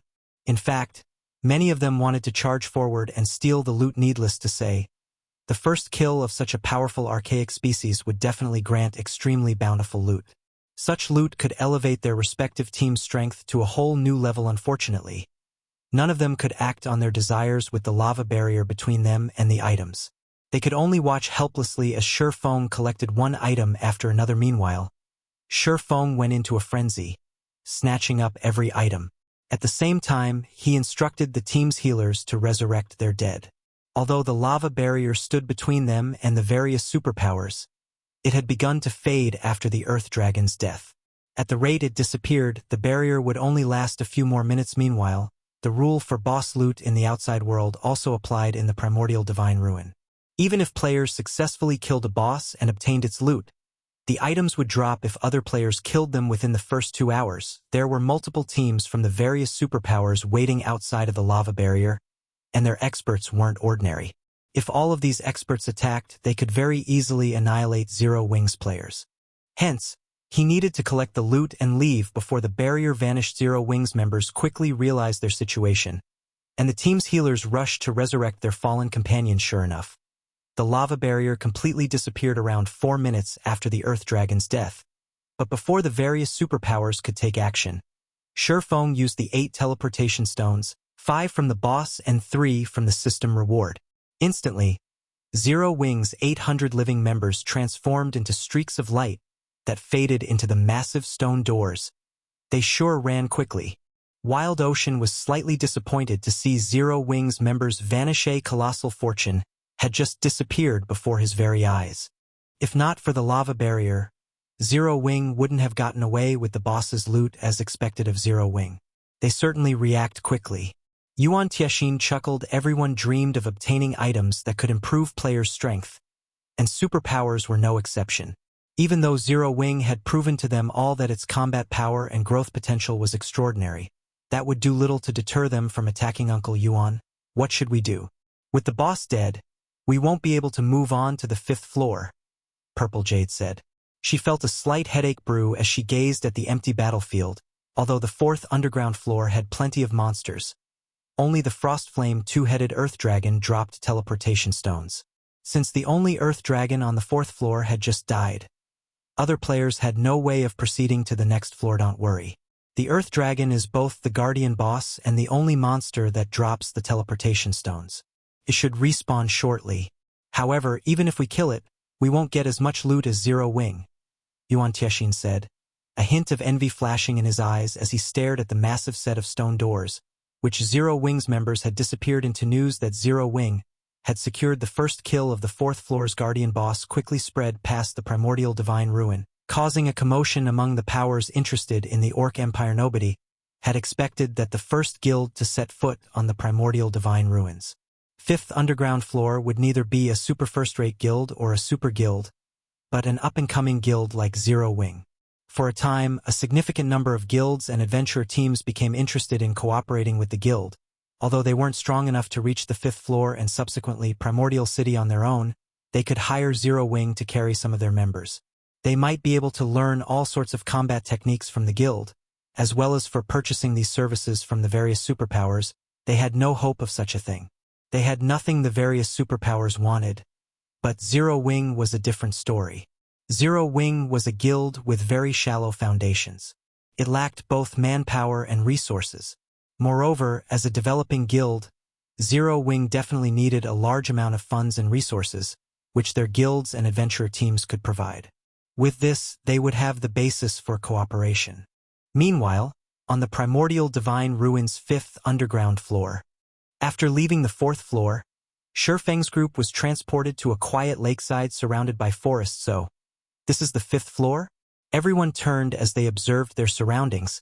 Unlike on the previous floors, they didn't feel danger from the area around them. On the contrary, they felt comfortable and at peace. Everyone. Rest up. We'll search for the path to Primordial City later, Shifeng instructed as he noticed his recently resurrected team members' exhaustion. Every 5th floor in the Primordial Divine Ruin was a milestone. The 1st floor would test players, while the 5th would allow them to rest. The 5th floor's mana density was so high that players could swiftly recover their stamina and concentration even as they moved about. The recovery effects on this floor were no weaker than those in NPC cities' hotels in the past. Some guilds had even established temporary towns on the Primordial Divine Ruins rest floors. These temporary towns had provided a safe haven from other players and a place for players to trade and replenish their supplies. Unfortunately, the services these towns had provided had been exceedingly expensive, but that couldn't be helped. Once players left the Primordial Divine Ruin, not only would they have to start over with the 1st floor's raid, but they'd also have to wait a full day before entering again. Just re-entering the ruin would be a problem. If a team wanted to resupply inside the ruin, they had to accept the atrocious prices. Hence, the temporary guild towns on the ruin's rest floors generated considerable profit each day. Moreover, the services would become more expensive as the floor numbers increased. However, only superpowers were generally capable of establishing towns on lower floors. Ordinary large guilds could only make a profit by doing so on the 5th floor only. Shifeng currently had no such plans. Locating the path towards Primordial City was far more important right now. While everyone rested, Shifeng opened his bag and looked through the items the Frostflame two-headed Earth Dragon had dropped. Since he had been in too much of a rush earlier, he hadn't had the time to inspect the boss's loot. But even if the other guilds wanted to chase his team to the 5th floor, they'd have to wait until a new Earth Dragon spawned on the 4th to do so. Chapter 1666. Insane Loot. Chapter 1666. Insane Loot. The Frostflame two-headed Earth Dragon had dropped over 100 items. Although the majority consisted of materials and magic crystals, 8 weapons and pieces of equipment had dropped. The reward for first kill is quite surprising. Shifeng could not help but grow a little excited after appraising the weapons and equipment. Out of the 8 weapons and equipment, there were 5 pieces of level 50 dark gold equipment and 2 level 50 dark gold weapons, one of which was a dagger, and the other was a one-handed axe. The weapons were top tier even among dark gold weapons, good enough to tempt Super Guild's peak experts. Although the various large guilds' experts had already reached level 50, most of them were stuck with level 45 weapons. Take the various superpowers that had entered the Primordial Divine Ruin alongside Zero Wing, for example. Those superpowers' refinement realm experts would be fortunate to wield a level 50 fine gold weapon. Unfortunately, most were stuck with level 45 dark gold weapons, which had both lower basic attributes and attack power than level 50 fine gold weapons. Surprisingly, the 5 pieces of dark gold equipment that had dropped were pieces of the Berserker class's Mad Gale set and the Elementalist class's Frostflame set. 2 of the 5 pieces were the Mad Gale set's gloves and boots, and the remaining 3 pieces were the Frostflame's hat, gloves, and boots. Level 50 dark gold set equipment was only inferior to epic equipment. Players could use the equipment until they were level 59 before it would go out of date. Moreover, class-specific set equipment was generally specialized for its class. Take the 6-piece Mad Gale set, for example. Its 2-piece set effect increased the wearer's movement speed and attack speed by 15%, which made up for the Berserker class's lack of speed. The Frostflame set was also a 6-piece set, and its 2-piece set effect increased Elementalist C cast range by 10%. Although the improvement seemed small, a player could easily overwhelm ranged opponents if they took advantage of it properly. If he could complete both sets, he could even fetch 10,000 for them. However, the 7 items were nothing compared to the value of the last piece of equipment. Frostflame Ring, Epic Rank. Level 50, Level 100. Equipment requirement: Strength 500, Agility 400, Intelligence 1000. Strength plus 55, Agility plus 42, Endurance plus 45, Intelligence plus 74, level 50. Ignore levels plus 12. Ice resistance plus 15. Fire resistance plus 15. Additional passive skill dash. Frost Flame Barrier. Creates a Frost Flame Barrier around user. As long as the user is standing, the power of all ice and fire-type spells increases by 20% and channeling time reduces by 10%. Additional active skill 1 dash. Frost Flame's Descent. Manipulate ice and fire-type mana to deal 700% fire damage to targets in a 40-yard cone. Targets hit will have their movement speed reduced by 70% for 6 seconds cooldown. 3 minutes. Additional active skill 2 dash. Frost Flame Shield. Creates a protective shield that covers an area with a 15-yard radius. The Frost Flame Shield is immune to all ice and fire-type damage. The Frost Flame Shield lasts 20 seconds and can absorb damage equivalent to 300% of user's maximum mana cooldown. 10 minutes. Rings and necklaces were extremely rare equipment in God's domain. They were worth at least double that of equipment of the same quality as well. An epic ring was far more valuable than a piece of epic equipment. If an elementalist equipped the Frostflame ring, their combat power would increase by at least 20%. Moreover, the Frostflame ring offered skills that covered both AoE offense and defense.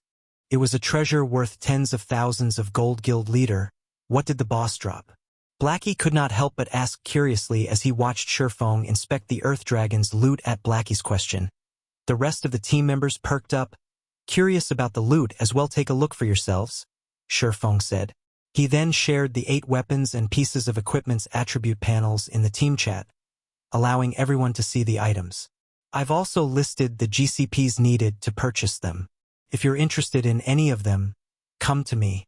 Although epic items were precious in God's domain, they were no longer unattainable. Hence, it didn't particularly matter if he revealed the Frostflame ring. At most, the various major powers would envy Zero Wing when they found out about it. They would not go as far as to wage war over the item. Moreover, by sharing the attribute panels with the team, he could improve the team's morale. These level 50 dark gold weapons and equipment pieces are amazing. The boss's loot is insane. It actually dropped level 50 dark gold set equipment. This ring is godlike.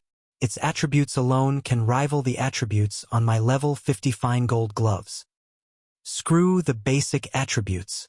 Look at the ring's additional skills. Those effects are amazing. If I had this ring, my DPS would increase by at least 30%. Everyone drooled over the 8 items. Any one of these items would easily rank among a super guild's most precious treasures. Not even super guilds' upper echelons wielded such items, yet Shurfong had made them available for purchase in the Zero Wing. The only problem was the items' price tags. Each one of the 2 level 50 dark gold weapons cost 500,000 GCP, which was the equivalent of 1,000 gold outside of the guild. Although it was incredibly cheap if purchased with coins, it was a different story if players purchased them with GCPs. GCPs were, after all, far more difficult to acquire. The Frostflame ring, however, cost 4 million GCPs, the equivalent of 8,000 gold. At this point, no one in the guild had that many GCPs. However, since Shurfong didn't want the ring to go to waste, he lent it to Alluring Summer, who was a Tier 2 Elementalist. I am definitely not going to face Summer in PvP. The Frostflame ring skills are game-breaking, Cola said as he watched Alluring Summer equip the Frostflame ring as a Tier 2 Elementalist. Alluring Summer was already a mobile defense turret.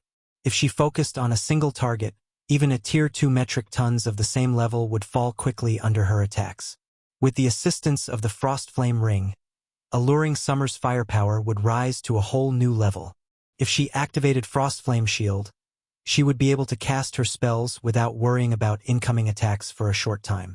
She could afford to cast powerful spells that had long channeling times even in a one-on-one fight. After dealing with the weapons and equipment, Shurfong didn't share any information on the other items. The Earth Dragon had dropped weapons and equipment would only boost the strength of an individual player, but it was a different story for the 2 forging designs the Guardian boss had dropped. One of the forging designs was for the Giant Frost Axe, a level 50 fine gold 2-handed axe, while the other was for the Scorching Sun Gloves, a set of level 50 dark gold plate gloves. If he allowed Cream Coco and the others to learn these designs, they could craft plenty of powerful weapons and equipment pieces for the guild. The two designs were exceedingly more valuable than the 7 dark gold items combined. Shurfeng had also obtained a leaf of tattered parchment from the Earth Dragon. Although the words and images on the parchment had long since become indiscernible, it still radiated a faint trace of pressure. When Shurfeng felt this pressure, he was shocked. After taking a closer look at this parchment, Shurfeng was elated. The parchment was actually a hero's chapter. Moreover, unlike the hero's chapter he had obtained during a previous auction, this hero's chapter contained information on a particular hero and would summon said hero when used.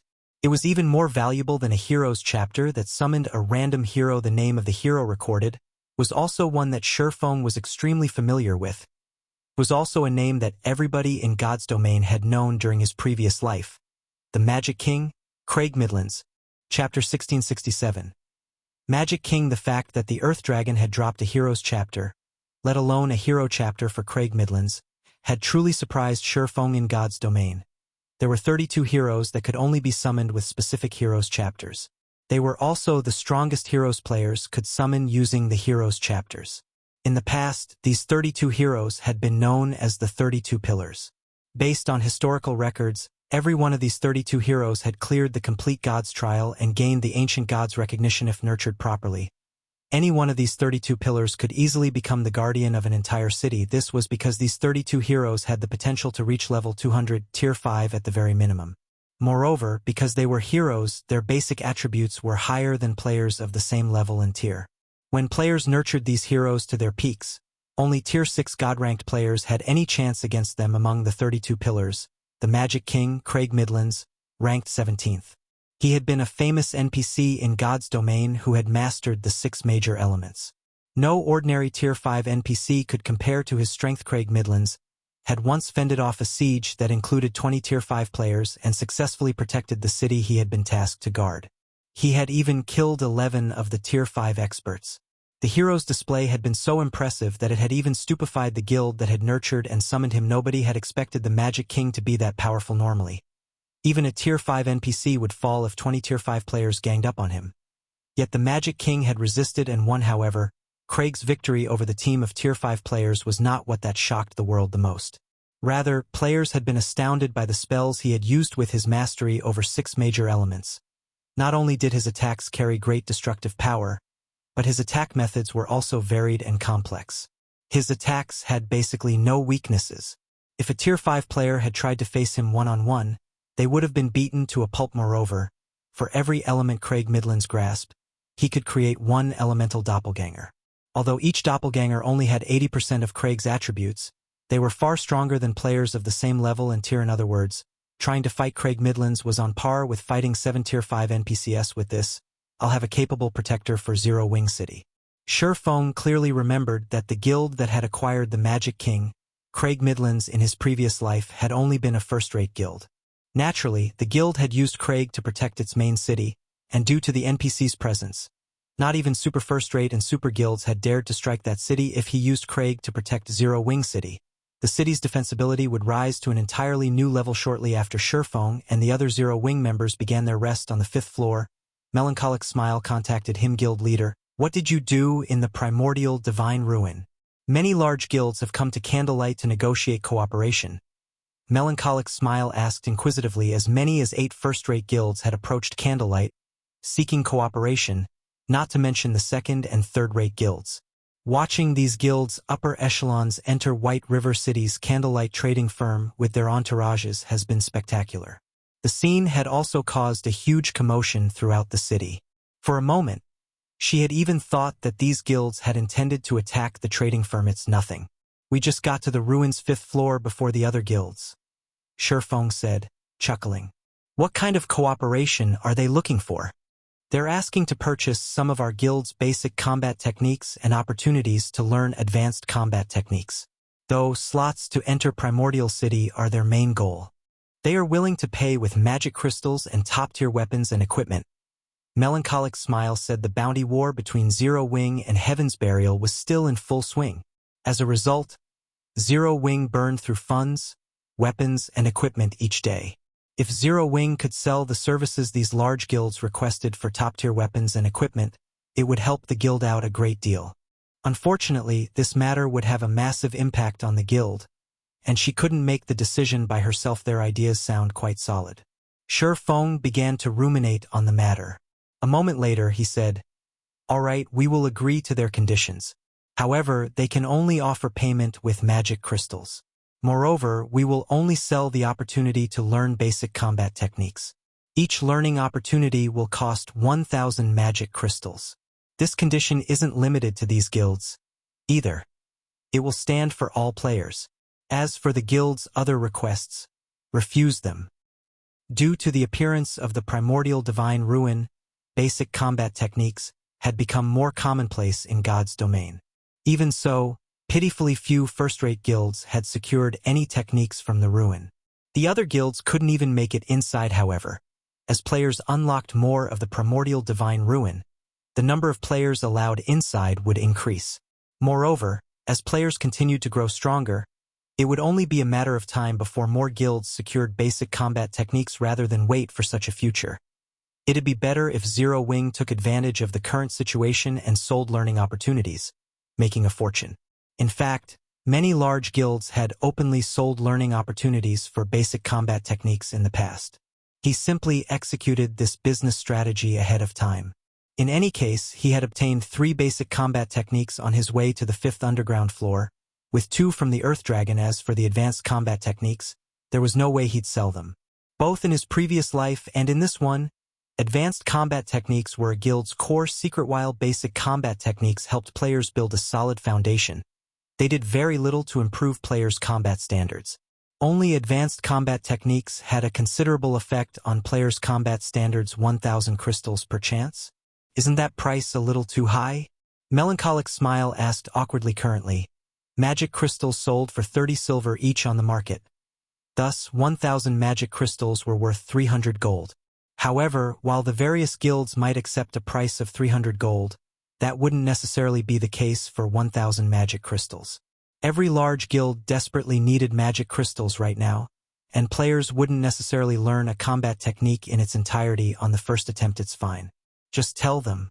Whether or not they accept our price is up to them. Nobody's forcing them to learn our combat techniques, Shi Feng said, chuckling. Although basic combat techniques were the weakest of the bunch, they weren't easily found. Players could not obtain one just because they wanted to. Despite the primordial divine ruin activating some time ago, only a small number of basic combat techniques had dropped thus far. Moreover, different basic combat techniques offered different kinds of benefits, some improved attack methods, some improved footwork, and so on. Just because a player had learned a basic combat technique, that did not mean that other techniques would be useless.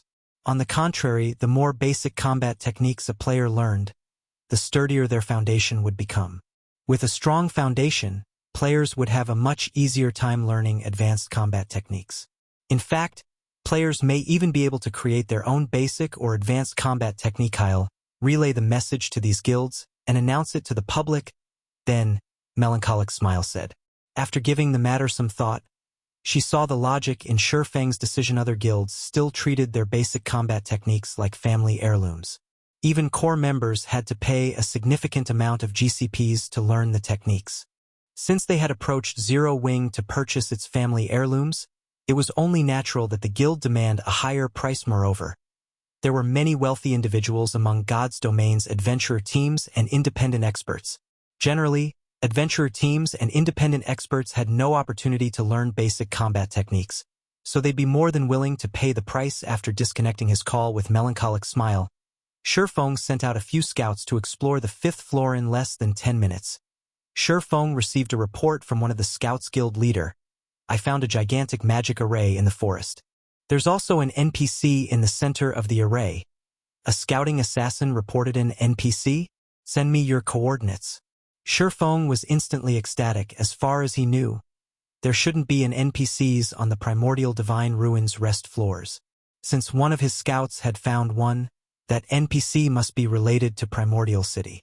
Chapter 1668. Primordial City's Entrance Test. Chapter 1668. Primordial City's Entrance Test.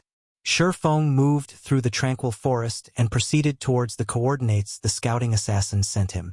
Very quickly, he came across a clearing that was abounding with mana. so much that it had even condensed into a white mist that enveloped the area. What amazing mana! Shifeng was startled as he moved through the white mist. While he stood within the white mist, not only did his mind become much clearer than before, but even his stamina and concentration recovery rates skyrocketed.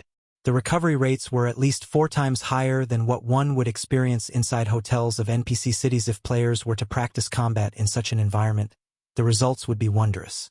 Training here would be particularly effective in his previous life, while part of the reason why players loved places with high mana density was the ease in exhibiting their combat standards there. A more important reason was the much greater efficiency in practicing and learning combat techniques. Although combat techniques did not consume mana, they did take a toll on the user's stamina and concentration.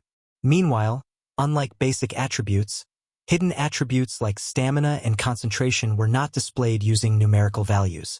Players could only rely on their own senses to determine how much stamina and concentration they had remaining. If players fought normally inside major NPC cities, their stamina and concentration consumption would be roughly equal to their regeneration rates. Hence, players could fight in arenas to their heart's content without worrying about becoming exhausted. However, it was a different story if players started incorporating combat techniques in battle. Combat techniques placed a significant burden on stamina and concentration. Executing a basic combat technique would cost roughly 4 to 5 times more stamina and concentration than executing a simple attack. Hence, if players continuously executed basic combat techniques, even when fighting or practicing inside a city, they would very quickly exhaust their stamina and concentration.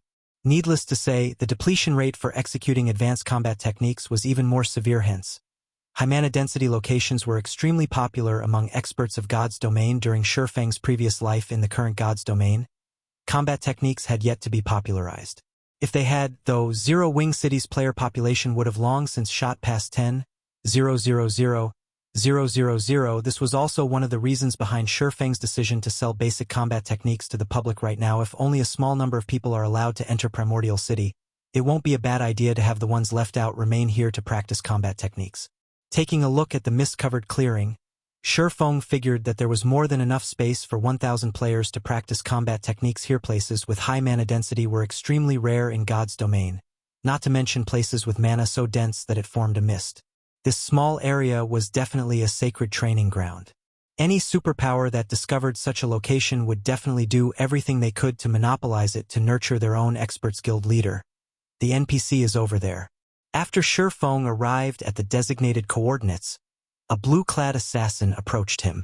The assassin then pointed at the old man standing inside a magic array a short distance away. The elder wore a set of white robes and held a golden staff in his right hand. Looking at this elder, Shifeng found that the old man did not exude any kind of powerful aura and looked very ordinary. However, when Shifeng tried inspecting him, he failed to get any information about the elder, not even the old man's name. Everything was displayed in question marks, following which, Shifeng used omniscient eyes to observe the old man.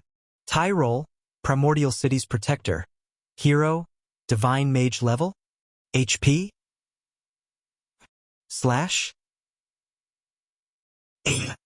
A hero? Shifeng could not help but be stunned. He had never imagined that he would actually meet a living, breathing hero in God's Domain. Heroes had long since vanished into legend. The hero standing before him right now was something entirely different from the heroes summoned using heroes chapters. More precisely, the heroes summoned using heroes chapters were heroic spirits, not true heroes. Even so, they were still incomparably powerful and more than capable of safeguarding an entire town or city by themselves. However, a true hero was on an entirely different level compared to a heroic spirit. Unlike heroic spirits, true heroes still retained the blessing they received from ancient gods. Therefore, their life rating was even higher than that of archaic species. Moreover, heroes possessed extraordinary combat standards. Hence, if one did not utilize any special techniques, even 100 Tier 5 players would not be enough to take down a living hero at their peak. A hero was an existence that was truly capable of turning the tide of battle with their strength alone. Although seeing a living hero excited Shifeng greatly, when he noticed the hero's identity as Primordial City's protector, he quickly suppressed his excitement and approached the elder. The moment Shifeng set foot into the magic array, Tyrol opened his eyes abruptly and disappeared from where he stood. In the next moment, He appeared before Shi Feng and quietly scrutinized the youth before him. When Shi Feng felt Tyrol's gaze on him, he felt as if his entire existence was under examination. However, he was not particularly surprised by this situation. Primordial City was a blessing of the ancient gods. Players belonging to forces deemed hostile by the ancient gods, such as the forces of darkness, should not even think of setting foot into Primordial City. If any of these players were discovered, they would be eliminated immediately. Young man, you've done well to reach this place. I am Tyrol, a protector of Primordial City, Tyrol said, revealing a faint smile and giving Shi Feng a nod of approval. If you wish to enter Primordial City, you have to pass the entrance test. Moreover, you have only 3 chances to challenge it.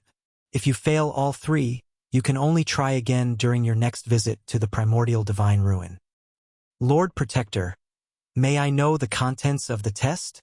Shi Feng asked respectfully. It's a simple test. All you need to do is defeat yourself, Tyrol replied, smiling. Of course, there are also differences in difficulty.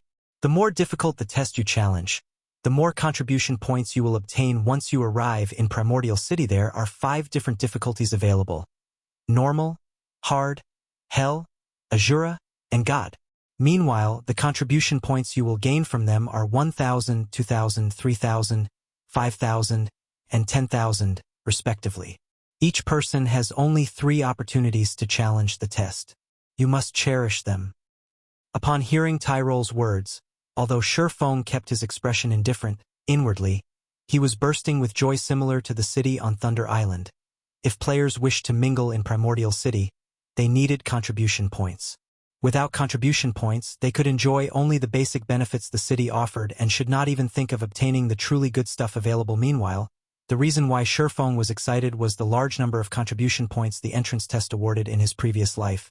When he visited Primordial City, he did not do so by passing the entrance test but by using a teleportation ticket, which he had obtained through killing monsters. He had received only 500 contribution points in doing so. However, with just 500 contribution points, one would be no different from a beggar inside Primordial City. Of course, one's contribution points would not remain the same forever. There were plenty of methods to earn contribution points. Completing quests was the simplest among them, though inefficient. Ordinary quests only granted around 2 to 5 points each, while high-ranking quests granted around 20 to 50 points each. However, high-ranking quests were extremely rare. Hence, collecting even 500 contribution points was very difficult yet. Now, even the normal entrance test awarded 1,000 contribution points upon completion. The additional 500 points would save players plenty of time. Moreover, this was also good news to Zero Wings members. It meant that everyone would have an opportunity to enter Primordial City. Young adventurer, have you decided to enter Primordial City? Tyrol asked, smiling as he looked at Shi Feng. I am willing to accept the test. Shi Feng nodded. Very good. May I know which difficulty you wish to choose? Tyrol asked with a wave of his hand. Instantly, 5 crystal balls of different colors appeared before Shi Feng. Aside from having different colors, these crystal balls also exuded auras of various intensities. Even the crystal ball with the weakest aura made Shi Feng shudder involuntarily, whereas the one with the strongest aura made him feel deep despair. Chapter 1669, Shadow of Trial. What powerful auras! Shi Feng tensed as he gazed at the 5 crystal balls hovering before him. It was obvious that these crystal balls represented the strength of the opponent he would face. These crystal balls' auras also provided a hint to help players make the best decision. However, even the weakest crystal ball radiated considerable pressure. It was evident that entering Primordial City wouldn't be as easy as he had expected. Shi Feng wasn't the only player present who could sense the 5 crystal balls' auras. Aqua Rose and the others, who had just arrived outside of the magic array, could sense the intense energy from the crystal balls as well. Every crystal ball felt as if it contained some horrific creature. These crystals represent your opponent's strengths. You may choose the one that you think you can defeat, but please remember, you only have 3 chances. Tyrol reminded. 3 chances? After giving the matter some thought, Shi Feng proceeded to choose the second strongest crystal ball. Lord Tyrol, I choose this one. Based on the aura of the God rank test, he knew that he had no chance of completing it. In fact, he wasn't even particularly confident of passing the Azura rank test, but since he had 3 chances, he might as well give it a try. If he could clear the Azura rank test, he could earn more contribution points before entering Primordial City, which would save him from having to pick up plenty of troublesome tasks Azura rank. Tyrol could not help but shake his head as he looked at Shifeng. What a courageous young man you are. However, since you've made your decision, let the test begin. Saying so, Tyrol gestured with his left hand. Suddenly, the Azura-ranked crystal ball shattered, and the shards transformed into 3 clouds of mist. These clouds gradually took on humanoid shapes, and a moment later, 3 creatures, identical to Shifeng, manifested inside the magic array. Meanwhile, aside from their names, Shadow of Trial, the system revealed no information about them 3. The corners of Shifeng's mouth twitched slightly, although he could not see the Shadows of Trial's basic attributes. He clearly sensed that they were higher than his Aqua Rose, and the others, who watched from outside of the magic array, gasped when they saw the 3 Shadows of Trial. Each of the shadows felt like a great lord. No, to be more precise, the shadows' auras were stronger than any of the great lords they had faced. It would not be a stretch to call them grand lords to pass the test. You simply need to land 10 hits on each of them. I must warn you, they know everything you know. Likewise, if they hit you 10 times, you will be eliminated, Tyrol said after Tyrol explained the rules. The 3 Shadows of Trial revealed human-like sneers. Suddenly, they vanished, leaving afterimages as they charged at Shifeng so fast. The watching crowd was shocked. The shadows had moved so quickly that all they had seen was faint afterimages. Moreover, unlike ordinary monsters, the Shadows of Trial commanded extremely high intellect. Their fighting style wouldn't be monotonous. Moreover, all 3 shadows coordinated perfectly, each striking at Shifeng from different directions. As soon as the shadows appeared around Shifeng, each launched a different attack. Illusory Shadow, Purgatory Pentaslash, Shadow Blade. The Shadows of Trial's attacks sealed off Shifeng's escape paths. To make matters worse, the illusory shadow attacks couldn't be blocked. Crap. Shifeng paled as he realized his situation. Not even he dared to receive all 3 skill attacks head-on. If he tried to, he would undoubtedly end up dead in the blink of an eye. Just before the attacks landed, Shifeng activated Divine Steps, and 10 doppelgangers split from his body. He immediately switched positions with a nearby doppelganger and used Shadow Blade against the nearest Shadow of Trial. However, before the Shadow Blades could reach the Shadow of Trial, 10 doppelgangers split from its body. Shifeng's 10 Shadow Blades then pierced through the Shadow of Trial's form. However, it was evident that he had nearly struck a doppelganger. How is this possible? They have my weapons and equipment skills as well? Shifeng was shocked when the shadow also used Divine Steps. However, before Shifeng could regain his senses, all 3 Shadows of Trial activated Heavenly Dragon's power, their attributes soaring. They slashed their blades at their target, the intensity of their strength creating powerful gales. With no better plan, Shifeng continued to switch positions with his doppelgangers to avoid the incoming attacks. Although Heavenly Dragon's power was strong, it was a berserk skill that focused on boosting strength. Its buff to speed was only subpar for a time. Shifeng was at a complete disadvantage as the 3 Shadows of Trial chased him relentlessly. The spectating players outside of the magic array were flabbergasted. They were literally watching 3 doppelgangers gang up on their guild leader. Moreover, the doppelganger's basic attributes were even higher than Shifeng's. If they had to face 3 of those doppelgangers at once, they'd likely die in an instant. However, Divine Steps had a limited duration. The instant those allied doppelgangers vanished, Shifeng gritted his teeth as he also activated Heavenly Dragon's power. Upon activating the Berserk skill, he darted for one of the 3 Shadow Swords' orbit. Suddenly, brilliant stars bombarded the Shadow of Trial, one after another. However, before the hits landed, they abruptly halted before a protective barrier. Absolute Domain.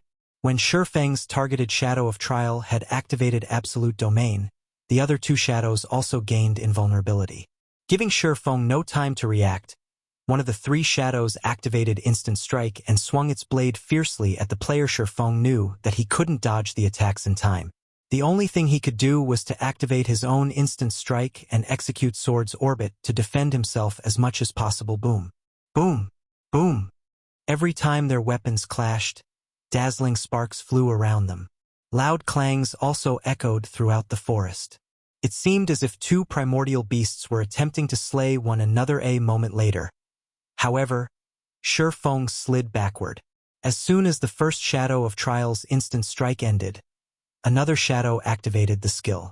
When Shifeng's own instant strike came to an end, he lost his ability to keep up with the shadow's attack's absolute domain. After activating his invulnerability skill, Shifeng switched the Aura of Earth to the Aura of Time and activated Forbidden Domain. It might be much of an issue if only one shadow of Trial could use all of his skills, but the fact that all three were capable of this put Shifeng at a painful disadvantage. If he wished to emerge victorious, he had to rely on his combat techniques, as the shadows of Trial weren't ones to be beaten. One of them activated Forbidden Domain as well suddenly. Both sides were silenced, losing the ability to use spells or skills. Following which, the three shadows ganged up on Shifeng once again. Although Shifeng's techniques were superior, the Shadow Trio had higher basic attributes. Moreover, the Shadow Trio disregarded their own defense as they brutally attacked. This forced Shifeng into a defensive state. He was only one person, after all. If he tried to strike one of the three shadows, he'd leave himself open for the other two. Meanwhile, each of the shadows could afford to take 10 hits each, but he would be eliminated after 10 hits. Both sides struggled in a stalemate. Shifeng focused on a single shadow, using his superior techniques to create gaps in its defenses and attack. The bitter struggle inside the magic array made the spectating players anxious. They also knew that such an intense battle wouldn't last long. Once the silence debuff ended, Shifeng would be at a disadvantage once again when Forbidden Domain's duration had only 10 seconds remaining. Despite Shifeng's desperate attempts, he had only struck one of the three shadows 5 times. He still needed to land 5 more hits on that shadow to eliminate it, but he was running out of time. 8 seconds. 5 seconds. 3 seconds. Am I going to lose? Chapter 1670. Ascension Realm. As the seconds ticked by, and Forbidden Domain neared the end of its duration, Aqua Rose and the other Zero Wing members couldn't help their growing nerves as they watched from outside of the magic array. They had never thought that even the test to enter Primordial City would be so difficult aside from all else. Once Shifeng and one of the shadows of Trial's Forbidden Domains ended, the other two shadows could still use the skill. At that time, Shifeng would have to face 3 shadows that could use skills while he could not. With the huge disparity in combat power, he would doubtlessly meet his end. Not only did the shadows of Trial have higher basic attributes, but their combat standards were also at the refinement realm. They executed every slash without any excess movement. When the 3 shadows cooperated, they could even make up for the weaknesses in each other's defenses and elevate their combat power further. I have no choice but to gamble everything on one attack. Shifeng also knew what outcome awaited him once his Forbidden Domain ended. With no other choice, he gritted his teeth and forced his way through the countless incoming attacks, swinging his blades at the shadow that had already taken 5 hit sword's orbit. If he could eliminate one shadow before Forbidden Domain ran out, he'd still have a chance at victory, albeit a small one. If he didn't do so, he would die the moment his skill's duration ended. However, as if they had predicted Shifeng's desperation, the 3 shadows smirked as they launched attacks, aiming for Shifeng's blind spots. Despite noticing the incoming attacks, Shifeng did not bother dodging. Instead, he continued to swing his swords at the shadow before him. 1 slash. 2 slashes. At this point, Shifeng traded blow for blow with the shadows. As a result, he was hit again and again. 2 hits. 4 hits. 6 hits. Faster. I need to be faster. As Shifeng frantically brandished his weapons, he gained unprecedented focus. The only thing on his mind was landing a hit on the shadow of Trial before him. However, despite Shifeng's flurry of attacks, his target could still endure 2 more attacks. Shifeng was only 2 hits away from elimination, himself. Just as Shifeng's 2 swords were about to bite into the targeted shadow, the other 2 shadows, one behind and one to the left, simultaneously swung towards Shifeng's blind spots. It's over. Tyrol sighed faintly. The young man before him had just barely missed the mark. If Shifeng could have killed the shadow of Trial before Forbidden Domain ran out, he would have had a chance of passing the Azura rank test. Is it over? Shifeng could sense the 2 shadows' long swords nearing his body, but he was powerless to do anything about the weapons. At most, he could take one of the shadows of Trial down with Himas. The 2 long swords soared closer to Shifeng's back and abdomen, Something about the situation felt incredibly familiar. Sherfong felt like this test was similar to the test Reinbeck, one of the Sea God's Temple's Vice Knight commanders, had given him. Before the breakthrough he had achieved during that trial, he hadn't been able to withstand Reinbeck's attacks no matter what he had done. He had only been able to watch as he had repeatedly been defeated. Reinbeck? Sherfeng's eyes shone with realization when he recalled his battle with Reinbeck. Right? Combat method. My combat method. Suddenly, Sherfeng put strength into his legs and made a spinning jump. Utilizing the rotational momentum, he swung Killing Ray at the shadow attacking his abdomen, the sacred sword moving with remarkable speed. Dang! A crisp clang echoed throughout the forest in that critical moment. Sherfeng had used Killing Ray to block the attack from the side, while he used Abyssal Blade to slice at the targeted shadow's shoulder. He then utilized the force generated from blocking the attack at his side to push himself over 8 yards away from the nearest shadow. When his feet touched the ground again, he used a hand to stabilize himself, only coming to a halt after 2 more spins. He survived. Aqua Rose and the other Zero-Wing experts stared with wide eyes, utterly shocked. Sherfeng had actually executed an incredible maneuver at the last second, narrowly avoiding mutual destruction. This is... Tyrol revealed an odd look as he watched Sherfeng. How is that possible? He has already reached the Ascension realm in the realms of truth. Existences that could set foot in the realms of truth's truth realm were exceedingly rare, with only a few throughout the kingdom. Meanwhile, experts who had reached the Ascension realm were even rare in Primordial City. One could not simply reach the Ascension realm by understanding the realm's philosophy. They would also need to temper themselves and gain the experience of countless life-or-death battles to execute the proper physical response. During Tyrol's brief moment of surprise, the 3 shadows of trial resumed their assault on Sherfeng like before. The 3 shadows surrounded Sherfeng and attacked him from different angles. Although Sherfeng had avoided certain death, he was still at a disadvantage. He had little more than a second before his forbidden domain ran out, and he had only blocked the attack aimed for his abdomen. The attack from behind had still found its mark. Now he could only afford to receive 1 more hit before he was eliminated from the test. Come, Sherfeng said with a hint of excitement as he watched the 3 shadows. Suddenly, over 20 sword lights surrounded Sherfeng, sealing off all escape paths. However, instead of using Sword's orbit to repel the attacks, Sherfeng simply adjusted his footwork, turning as he executed 8 slashes, which wasn't much compared to his earlier efforts. Yet something surprising happened again. Despite reaching his maximum attack speed, these slashes continued to accelerate. The 3 shadows of trial interlocked with their target before passing by Sherfeng. The swordsman blocked every one of the incoming attacks. As the shadows passed, Sherfeng swung Killing Ray, slicing the neck of the shadow that had already received 9 hits. The shadow then vanished, leaving 2 remaining in the magic array. What just happened? Aqua Rose, Fire Dance, Shadow Sword, and the other Tier 2 experts from Zero Wing were stupefied. Not only had Sherfeng blocked every incoming attack without using Sword's orbit, but he had also created a gap in the shadow's defenses and eliminated one of them. None of them could figure out how he had pulled it off. So, this is the realm above the truth realm that Reinbeck had mentioned? Sherfeng felt incredible as he turned towards the remaining shadows of trial. Reinbeck had only informed Sherfeng that he had just entered the truth realm. After undergoing Reinbeck's test, he had learned that one shouldn't just focus on adapting to the changing battle physically. One could also adjust their perspective of the battle. In other words, aside from using his environment to his advantage, he could use his opponent's attacks as well. Unlike the realms of refinement, which focused on sharpening one's senses, the realms of truth focused on improving one's utilization of their body and the environment only. Sherfeng had never realized that the realms of truth's principles could help increase his combat power by such a large margin, allowing him to overcome his enemy's attributes and overwhelm the 3 shadows of trial. However, Sherfeng's forbidden domain had ended after he had killed the 1 shadow without hesitation. The 2 remaining shadows activated Blade Liberation before 1 activated Forbidden Domain twofold Berserk. Sherfeng could not help but grin as he noticed the shadow's auras strengthen. Before the enemy's Forbidden Domain reached him, he activated Blade Liberation as well. Fortunately, his skill's cooldowns had reset when he had first entered the magic array. So, the Berserk skills he had exhausted during his battle with the 4th floor's Earth Dragon were ready for him after activating Blade Liberation.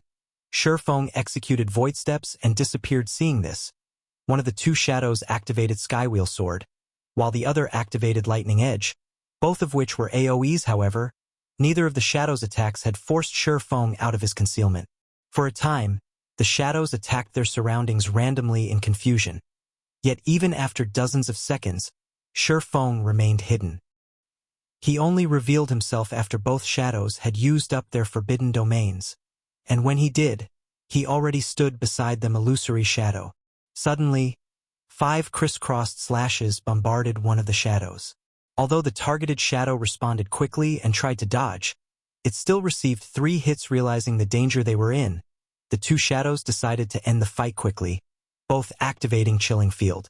The domain skill covered a 50-yard radius and was capable of both offense and defense.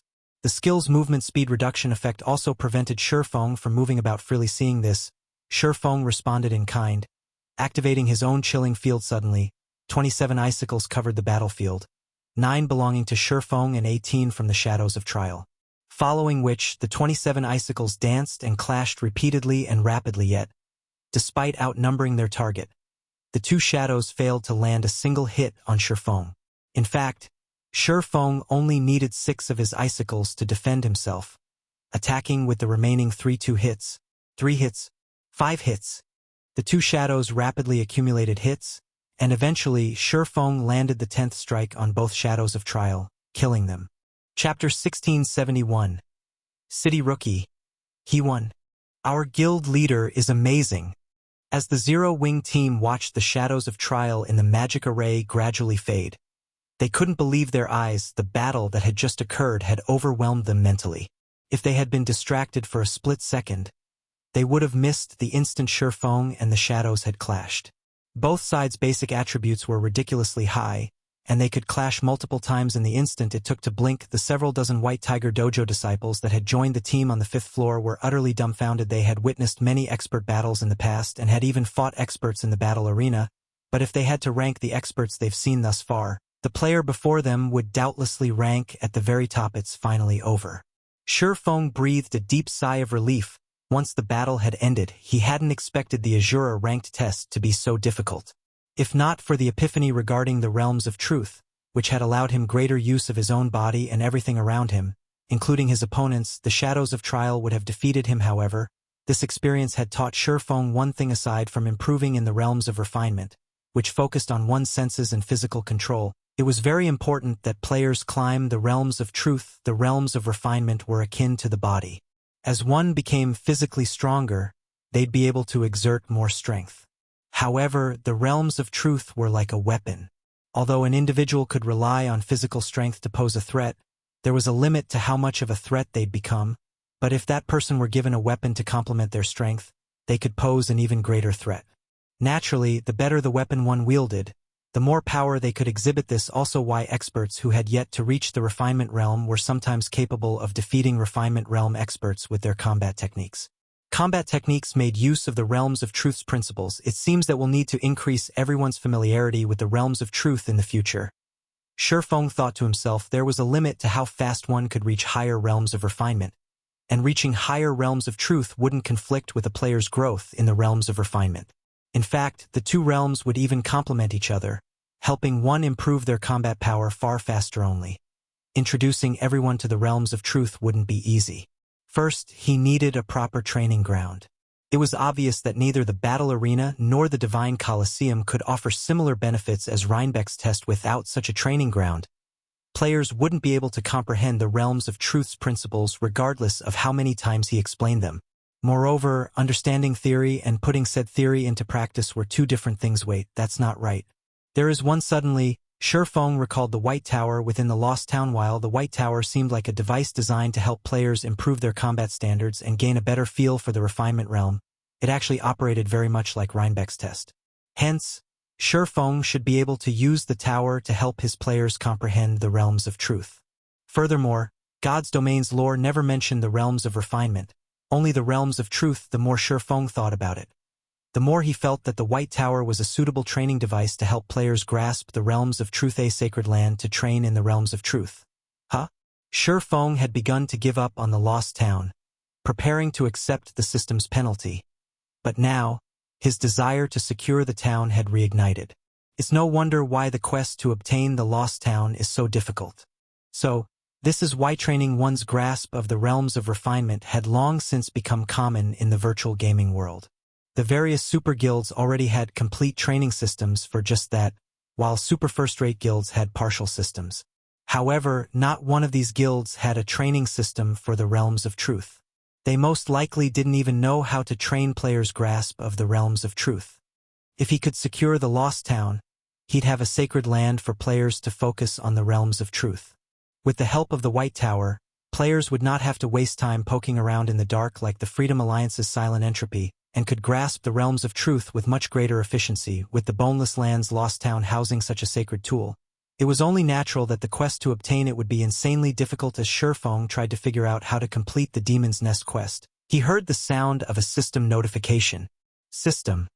Congratulations. You are the first player to complete the Azure Rank entrance test. Rewarding 3,000 Primordial City contribution points and 1 Primordial City rookie emblem. Young adventurer, congratulations on passing the test. As the first heaven-blessed individual to pass the Azure Rank test, this city rookie emblem belongs to you. Make good use of it. Who knows? It might even help you improve further within Primordial City, Tyrol said after appearing before Shurfeng. He then took out a silver emblem in the shape of a crescent moon encompassing a sun and passed it to Shurfeng the instant the emblem appeared. The surrounding mana gravitated towards and circled the Emblem City rookie emblem. After recovering from his shock over the additional 3,000 contribution points, Shurfeng gave the emblem a curious look. This was the first time he had heard of this item. Based on Tyrol's tone when he had mentioned it, it should be extraordinary. Immediately, Shurfeng tried to inspect the emblem's attribute panel. City Rookie Emblem, Dark Gold Rank. Primordial City's Emblem of Honor. When worn, user will enjoy the authority of a bronze adventurer in Primordial City. In addition, user may teleport to Primordial City from any location. Cooldown 2 natural days, 96 hours. User restriction, Yi Feng. Amazing. It's giving me the authority of a bronze adventurer right off the bat. No wonder why he told me to make good use of it. Shurfeng was ecstatic as he gazed at the city rookie emblem. At this point, the term bronze adventurer was still foreign to God's Domain's players. This was because the title was unique to Primordial City. Bronze adventurers in Primordial City were the equivalent of nobles in NPC cities. Only, as the ancient gods had specifically created Primordial City for adventurers, noble ranks didn't exist within its walls. Rather, special ranks were granted to adventurers based on their contributions to the city. The available ranks included Common Adventurer, Bronze Adventurer, Silver Adventurer, and Gold Adventurer. Each subsequent rank enjoyed greater authority and treatment in Primordial City than the last. However, it was extremely difficult for players to rise through the ranks as they weren't based on Primordial City contribution points.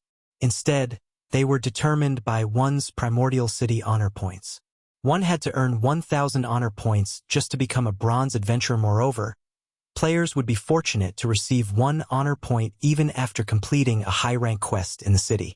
If players wanted to earn more than that per quest, they'd have to complete Primordial City's trial quests, which were exceedingly challenging. Unfortunately, failing to complete the trial resulted in an unusually severe death penalty in the past. Most players had opted for the safe and reliable method of completing high-rank quests to collect honor points rather than challenge Primordial City's trial quests. Because of this, very few players had become bronze adventurers, let alone silver or gold adventurers. Even after 10 years in God's Domain, Shurfeng had never heard of someone becoming a gold adventurer. Meanwhile, not only would bronze adventurers enjoy a 10% discount on all expenditures that required Primordial City contribution points, but they'd also get to enjoy other benefits that common adventurers had no access to. Such example was the planar teleportation function, which allowed players to travel to the various higher planes. Not only were the higher planes monsters much stronger, but they also dropped far better loot. It was also possible to obtain unique resources. Only teleporting to a higher plane was expensive, costing 1,000 contribution points per teleportation. If players died in these higher planes, they'd be teleported back to Primordial City instantly.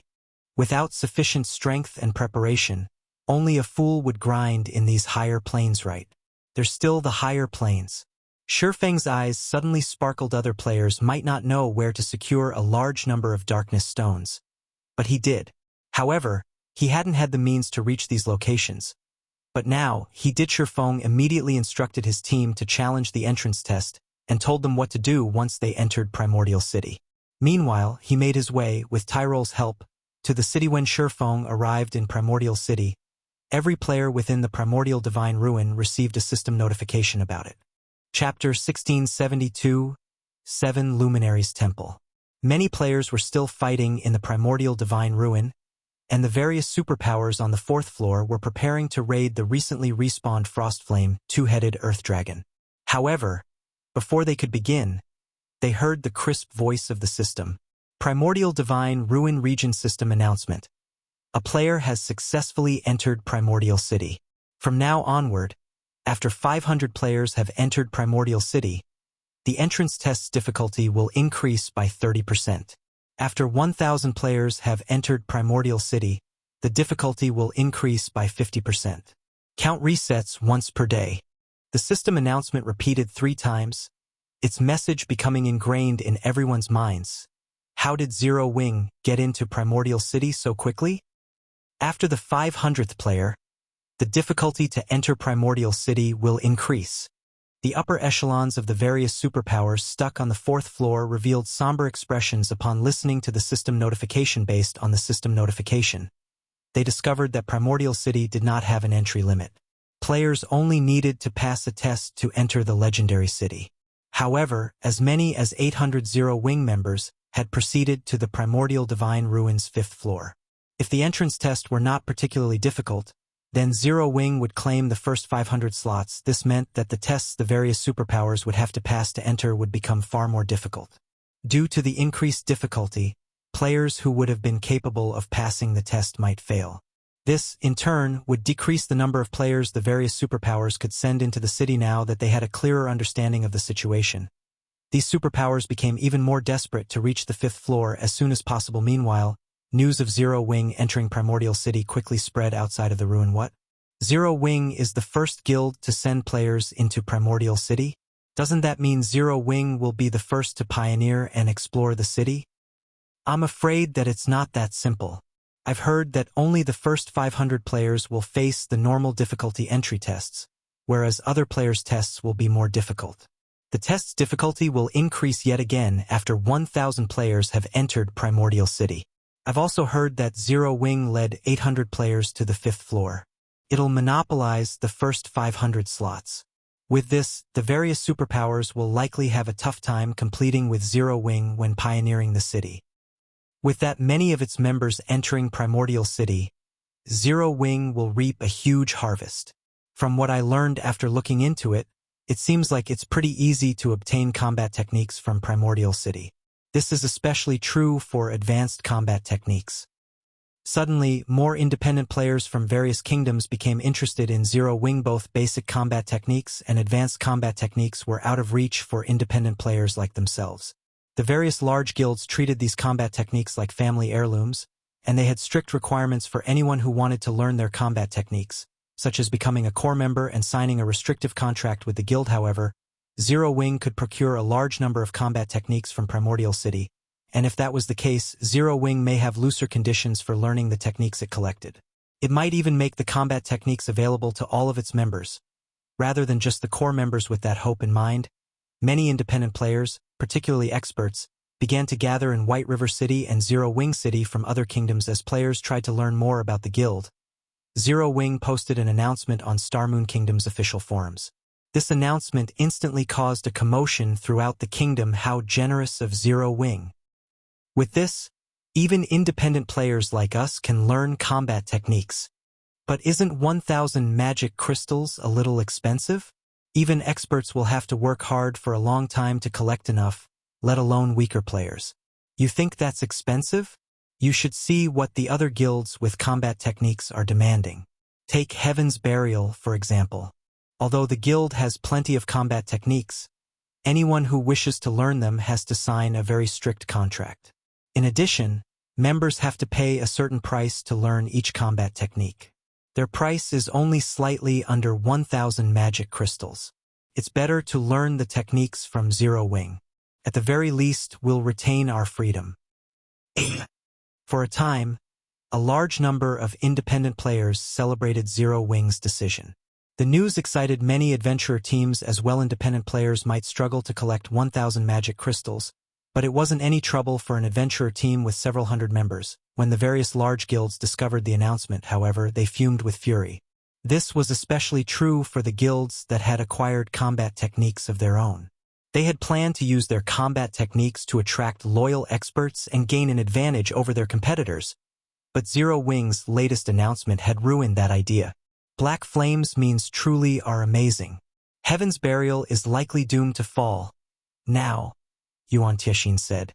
He could not help his rueful sigh as he read the report a subordinate had just sent Uncle Yuan. What happened? Purple Jade asked curiously. Take a look for yourself, Yuan Tiexin said as he forwarded the report to Purple Jade. When Purple Jade read the report, her eyes widened in shock. She found it truly hard to believe that Zero Wing would actually be so generous as to offer its combat techniques to other players. By doing so, it would undoubtedly deal a massive blow to the various first-rate guilds that had acquired their own combat techniques. Naturally, Heaven's Burial was no exception. The guild's upper echelons would weep and rage once they heard about this. While everyone discussed Zero Wing, Shifeng arrived in Primordial City's teleportation hall. The teleportation hall's main hall looked like a massive cave. The hall's ceiling was at least 100 meters from the ground. It also seemed like some kind of miniature sun was stuck in the ceiling, illuminating the hall. As Shifeng looked around, he discovered numerous mana-operated elevators, which led towards various spatial junctions. NPCs could arrive and leave Primordial City through these spatial junctions at any moment. These NPCs weren't limited to the human race, including members from other races as well. The instant Shifeng had arrived, both his mind and body had felt energized. The mana density here was no lower than that of Titan City. Players would definitely have an easier time practicing their combat or producing items here than elsewhere. Since Shifeng had visited Primordial City many times in his previous life, he didn't bother to look around the teleportation hall like some curious tourist. Instead, he quickly left the hall and ventured to Primordial City's streets. Primordial City was a city of legend. The city had as many NPCs as the most populated NPC cities in God's domain. There were easily over 4 or 5 million NPCs within the city at all times, which was more than 10 times the number of NPCs in Starmoon Kingdom's capital. Moreover, unlike the NPCs in ordinary NPC cities, those in Primordial City were at least level 150. Tier 2 NPCs were insignificant here, usually serving as gate attendants. Tier 3 NPCs, which were rare in other NPC cities, strode down almost every street in Primordial City. One would even find Tier 4 NPCs window shopping after leaving the teleportation hall. Shifeng summoned his demonic flame tiger and made his way towards the heart of Primordial City. Although Primordial City's layout was complex, Shifeng knew the city like the back of his hand.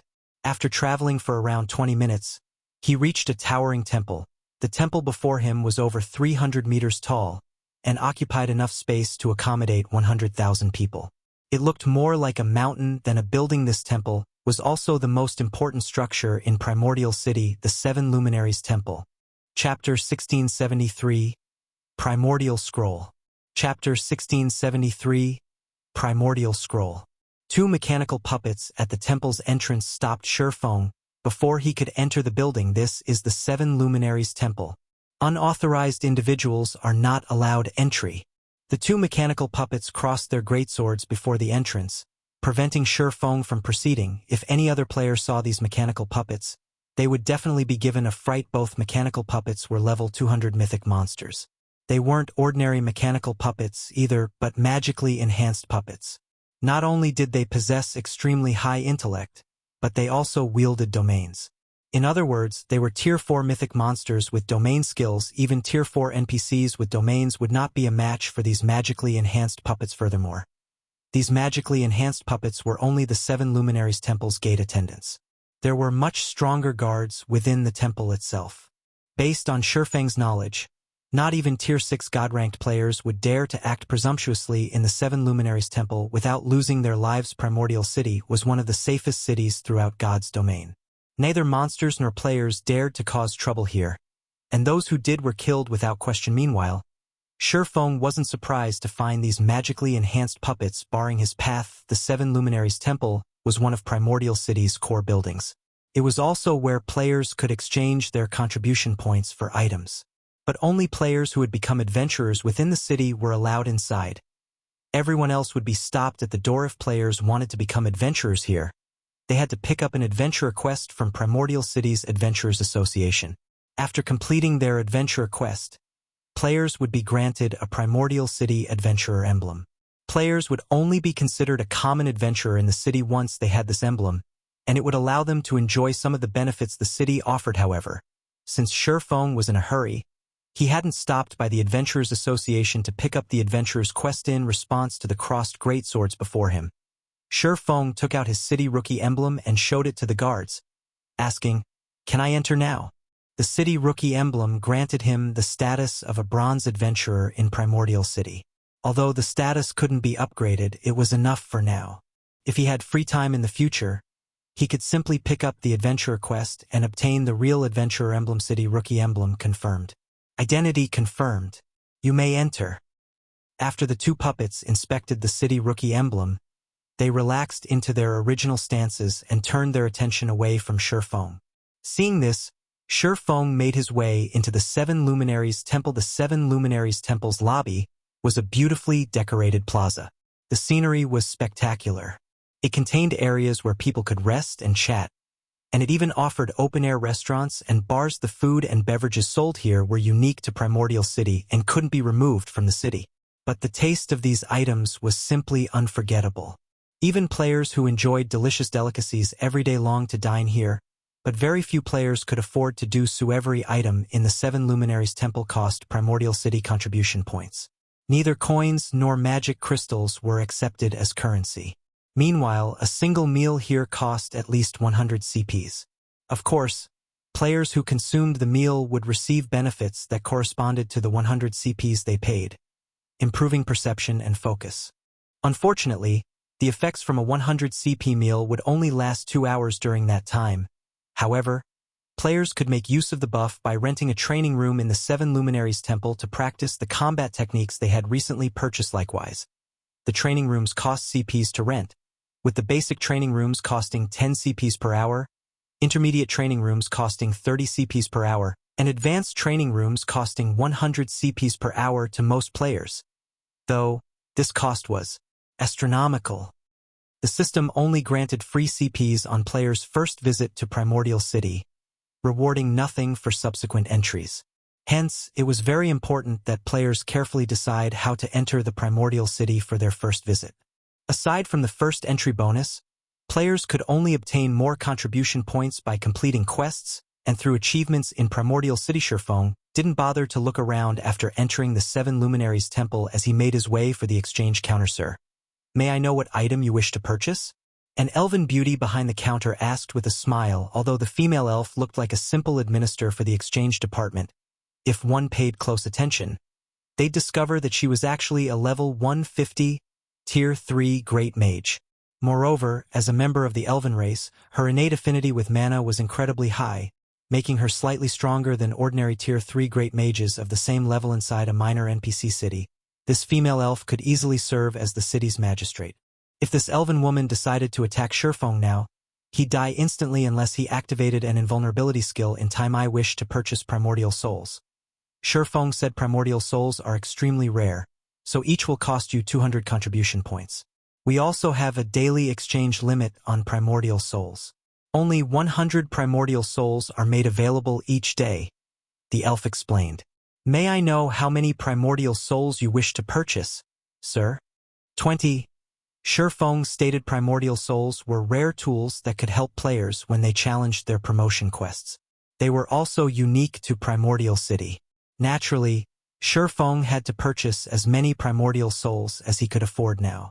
Meanwhile, aside from the 5,000 CPs he had gained for clearing the Azura ranked entrance test, he had received a bonus of 3,000 CPs from the system, giving him a total of 8,000 CPs, so spending 4,000 on Primordial Souls wouldn't put him in the red. He also wasn't sure how many Zero Wing members would make it into Primordial City. Fortunately, Unlike other players, he had the City Rookie emblem, which allowed him to earn CPs far more easily. Alright. The elf administrator then retrieved 20 bottles from the spatial storage unit behind her and said, "Sir, as a City Rookie, you enjoy a 10% discount on all purchases. Your total bill comes to 3,600 contribution points. Do you wish to purchase anything else?"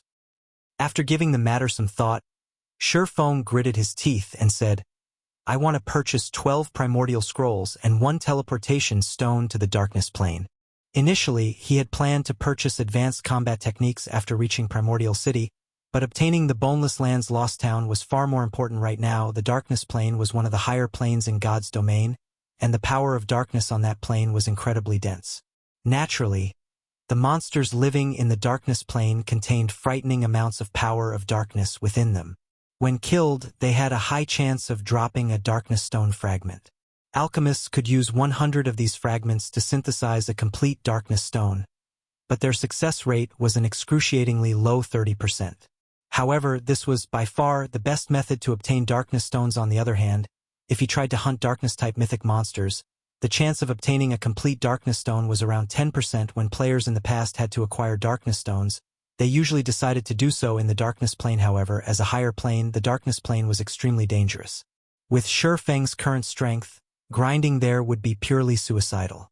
He only dared to do so because he had the Bible of Darkness. If he wanted to increase his survival chances in the Darkness Plane, the Primordial Scrolls were necessary. The Primordial Scroll was a super rare scroll that could only be used in higher planes. Players could use the scroll to summon heroic spirits to aid them in battle, and it was akin to a Tier 3 summoning scroll. However, heroic spirits summoned this way operated differently from ordinary summoned creatures. A summoned heroic spirit's strength wasn't in direct combat. Rather, they tended to focus on support. They possessed plenty of support skills and spells that could significantly strengthen players' combat power. Like the Primordial Souls, there was a daily exchange limit for the Primordial Scrolls. Each Primordial Scroll costs 300 contribution points. Only Bronze Adventurers and above can purchase the Darkness Plane Teleportation Stone for 1,000 contribution points.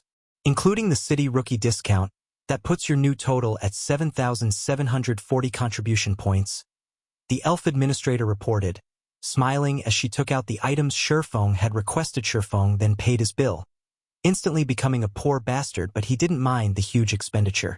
Compared to the value of the Lost Town, spending this many contribution points was nothing. He then mailed the Primordial Souls to Aqua Rose while he teleported to the Darkness Plane. Chapter 1674, Darkness Plane. Chapter 1674, Darkness Plane. After Shurfeng activated the teleportation stone, he abruptly blacked out. When he opened his eyes again, he found himself in an entirely different world. The sky was dusky in this world ruled by darkness and death. Shurfeng felt as if he had just arrived in a small, dimly lit house, barely able to see 20 yards away. All he could see was a barren wasteland. This place didn't seem survivable for any creature. System. You have discovered the Darkness World System. Since you do not belong to this world, you find this world's power oppressive. All senses weakened by 50%, basic attributes decreased by 30%, and gained EXP decreased by 95%. System. While in the Darkness World, you cannot make contact with the outside world. Once you die, your soul will be directly expelled from the Darkness World. 3 system notifications suddenly reached Shurfeng's ears. One after another. Even Tier 2 players are suppressed so intensively.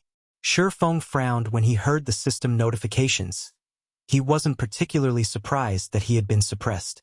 However, what he didn't expect was the degree of suppression. Not only were higher planes much larger than other worlds, but the discrimination within them was also more severe. His appearance in the Darkness World was akin to trespassing. Meanwhile, the stronger the creature entering a foreign world was, the greater the suppression would be. He had also visited higher planes in the past. Only, he had already been a Tier 3 player, so his basic attributes had only been suppressed by 40%. Even though he had been fully geared in epic equipment, his basic attributes had only rivaled a great lord of the same level. His physique had also been considerably weaker.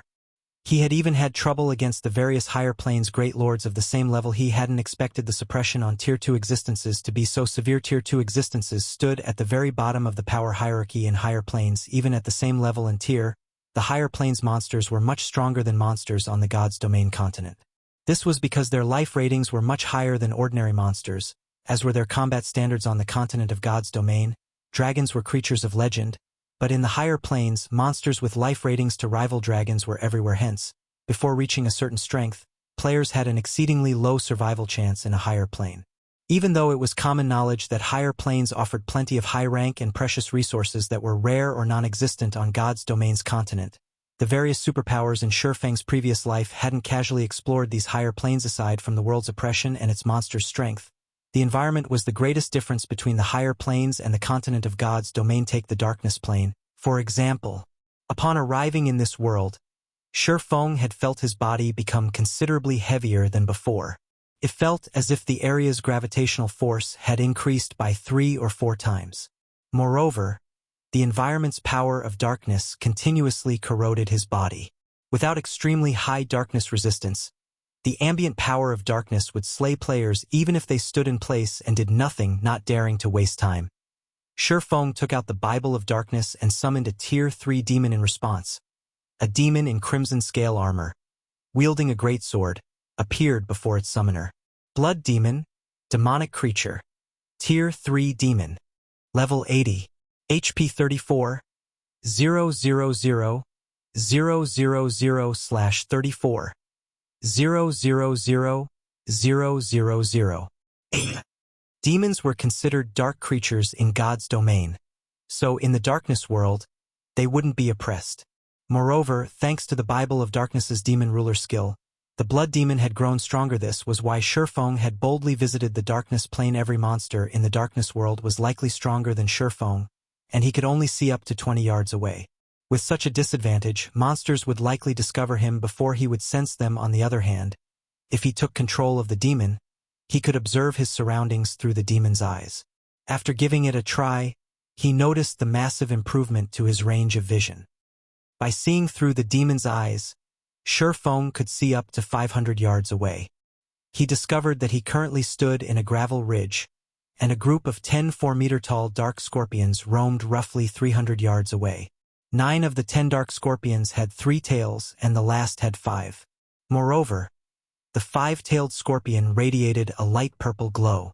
Dark Scorpion, Dark Creature, Lord. Level 65. HP 18. 000/000/18.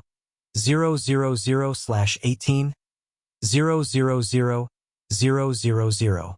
Mutated Dark Scorpion, Dark Creature, Great Lord.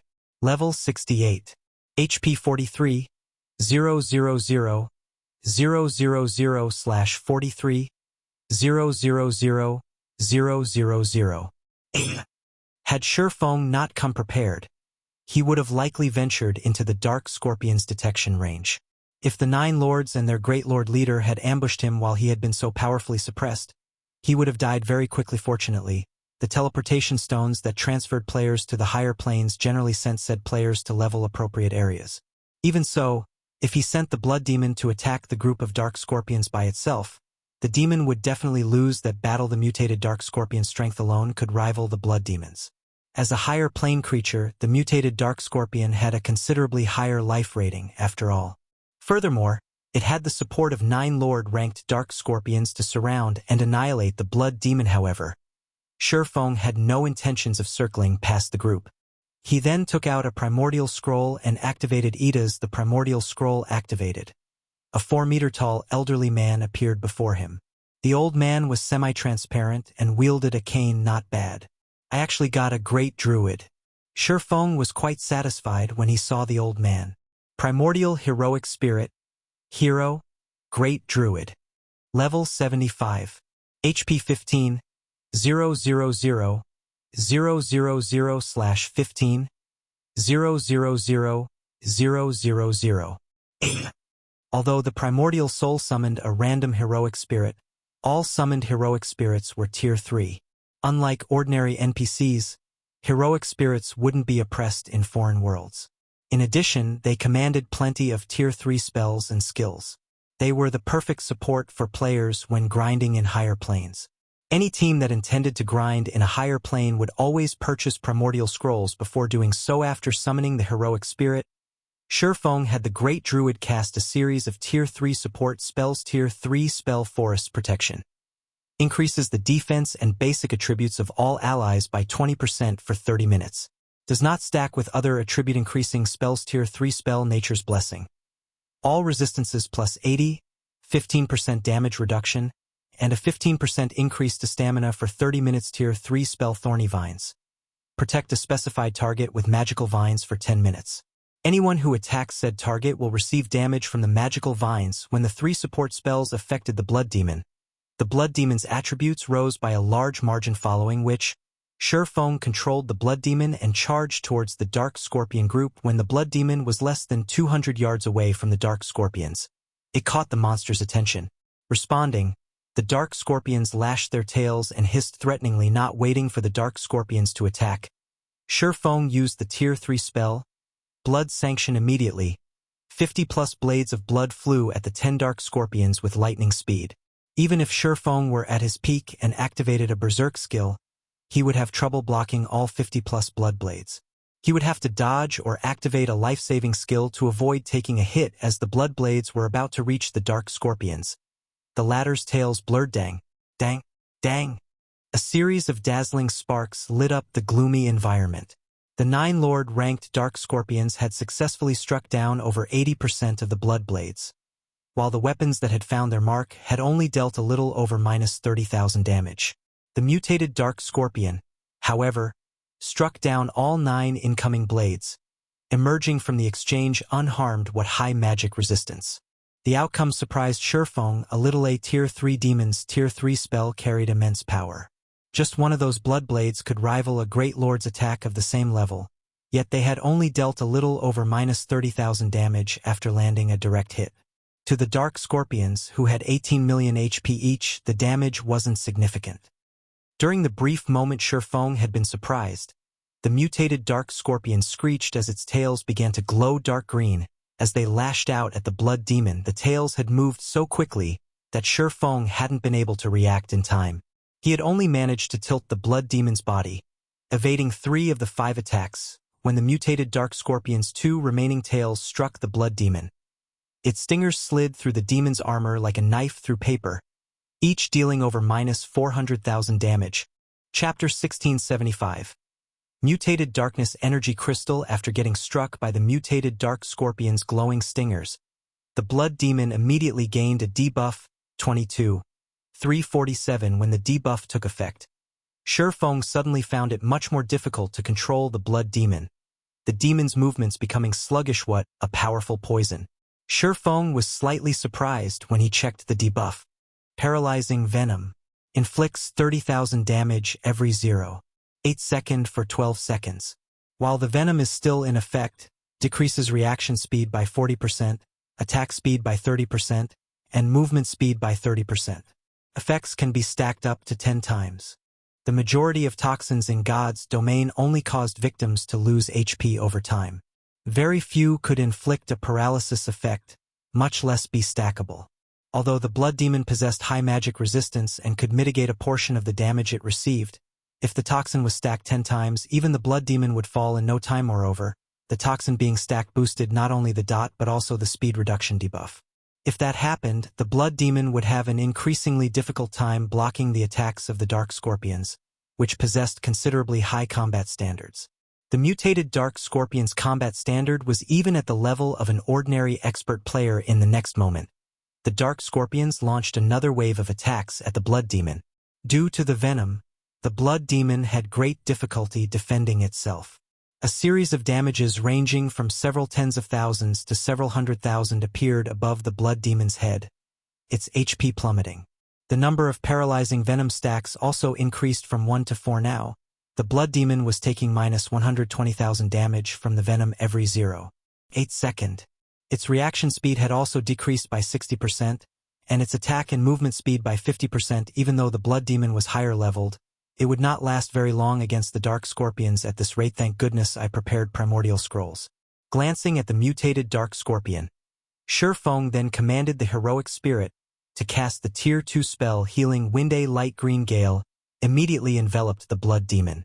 In the next moment, not only did the paralyzing venom debuff disappear altogether, but the blood demon also rapidly recovered the 10% or so HP it lost.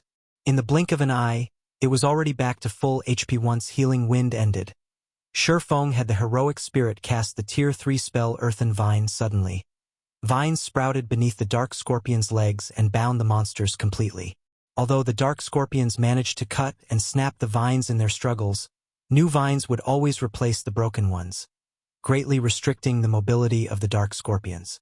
Moreover, the earthen vines also dealt -50,000 damage every second to the dark scorpions, and the skill lasted for a full 20 seconds. This skill was perfect against monsters without control removal skills. After the dark scorpions were restricted, the blood demon brandished its greatsword and began exterminating the dark scorpions. Each of its normal attacks caused around -40,000 damage, while its skills dealt over -100,000 damage each. Meanwhile, Shurfeng also cast Flame Domain on the group of monsters, although Shurfeng was suppressed by the world and his basic attributes had decreased significantly. The sacred sword he wielded doubled the damage he dealt dark creatures, following which, damages over -200,000 appeared above the dark scorpions' heads. Moreover, the damage Flame Domain dealt also increased by 20% with every passing second. By the time Flame Domain ended, the Lord-ranked dark scorpions had lost nearly 1/3 of their maximum HP. Shurfeng then executed Lightning Edge and dealt each of the dark scorpions over -200,000 damage per second for 5 seconds at this time. The heroic spirit standing beside Shurfeng finished casting the Tier 3 Curse Star Fury.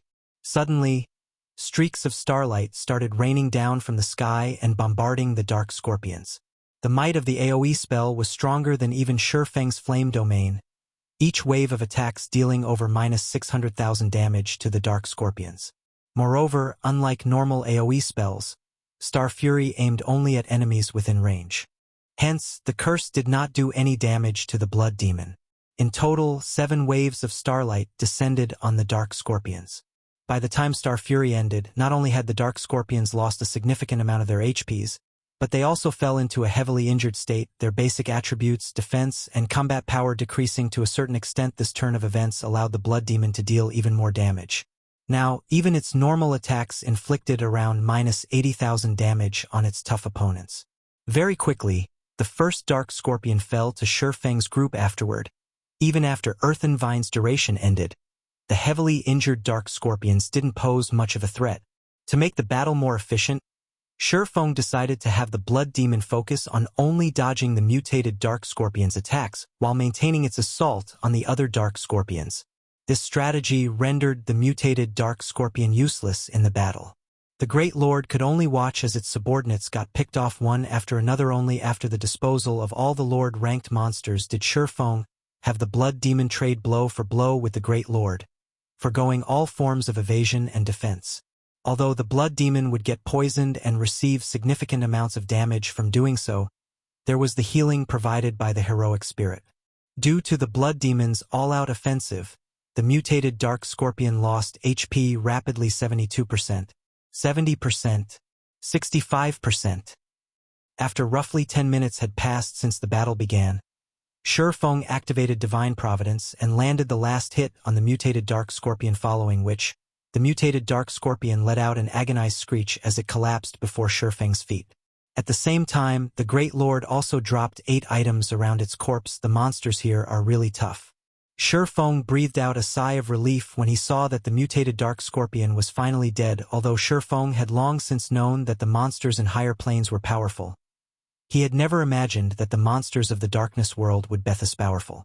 Just dealing with a level 68 Great Lord had already taken him so much effort. If not for him having summoned a healing-type heroic spirit, he could have come out the loser in this battle. With how powerful the monsters in the darkness world were, if he came across a Grand Lord, he would most likely have no choice but to run away. However, while dealing with the dark scorpions was indeed very difficult, the loot they dropped pleased Shurfeng greatly. The 9 Lord-ranked dark scorpions had dropped a total of 37 items.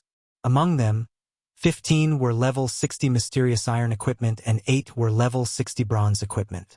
The drop rate here was considerably better than on the continent of God's domain, where Lord-ranked monsters past level 50 dropped only bronze equipment, while mysterious iron equipment was dropped by only high lords and great lords, and generally just 1 or 2 pieces of equipment at that. Aside from weapons, equipment, and materials, the 9 Dark Scorpions also dropped 3 Darkness Stone fragments.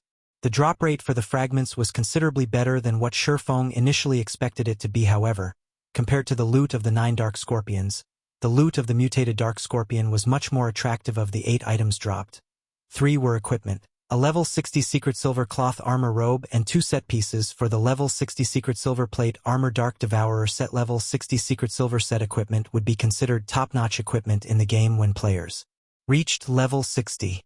Moreover, the Dark Devourer set was actually an 8-piece set. The set's level requirement would be lowered to level 55 when 4 set pieces were gathered, and further to level 50 if one managed to complete the set. If players could equip level 60 Secret Silver set equipment at level 50, just the basic attributes they could gain from the set alone would surpass that of level 50 Dark Gold set equipment.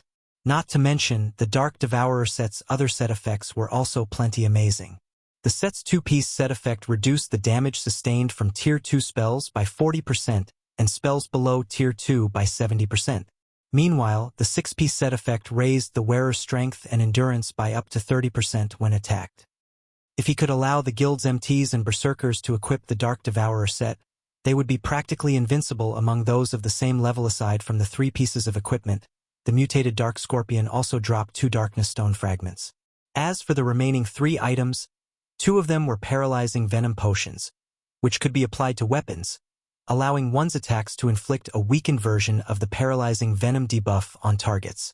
Each potion could be used 3 times, and each application lasted 30 minutes. Although the debuff imposed was nowhere near as strong as the Mutated Dark Scorpions, it was still quite effective against both players and monsters. Following which, Shurfeng took out from his bag the last item the Great Lord dropped. This item was a crystal that gave off a black and white glow. When he looked at the crystal, a hint of excitement flashed in his eyes. The Mutated Darkness Energy Crystal. It was one of the rarest loot available in the Darkness world. In fact, it was a treasure highly sought after by players belonging to the Dark Forces. This was an item that would only be dropped by Darkness-type mutated monsters. Chapter 1676. Class Change to Yin Yang Saint. Chapter 1676. Class Change to Yin Yang Saint. Looking at the Mutated Darkness Energy Crystal in his hand, Shurfeng immediately took out a Summon Guard scroll and activated it. The Mutated Darkness Energy Crystal contained a special kind of power of darkness, allowing one to gain better control over the power of darkness. For players belonging to the Dark Forces, absorbing the Mutated Dark Energy Crystal would improve their physique and life rating. At the same time, the power of darkness they could use would increase. One could say that the Mutated Darkness Energy Crystal was similar to a bloodline, but with far inferior effects compared to an actual bloodline. Even so, it was still extremely precious. Shurfeng never thought he could obtain a Mutated Darkness Energy Crystal just by killing one Mutated Dark Scorpion. Dark players would definitely go crazy with envy if they learned of this matter. In the past, countless Dark players had visited the Darkness world to obtain Mutated Darkness Energy Crystals. However, extremely few actually got their hands on one. Unfortunately, as Shurfeng was not a Dark player, the crystal was not as valuable to him. However, there was another use for the Mutated Darkness Energy Crystal, which was also considered by players as one of the most wasteful methods of using mutated energy crystals like the Mutated Darkness Energy Crystal, and that was to allow personal guards to absorb its power. Letting a personal guard absorb the power of a mutated energy crystal gave the said personal guard an opportunity to awaken and assimilate that power. However, the chances of success were below 10%.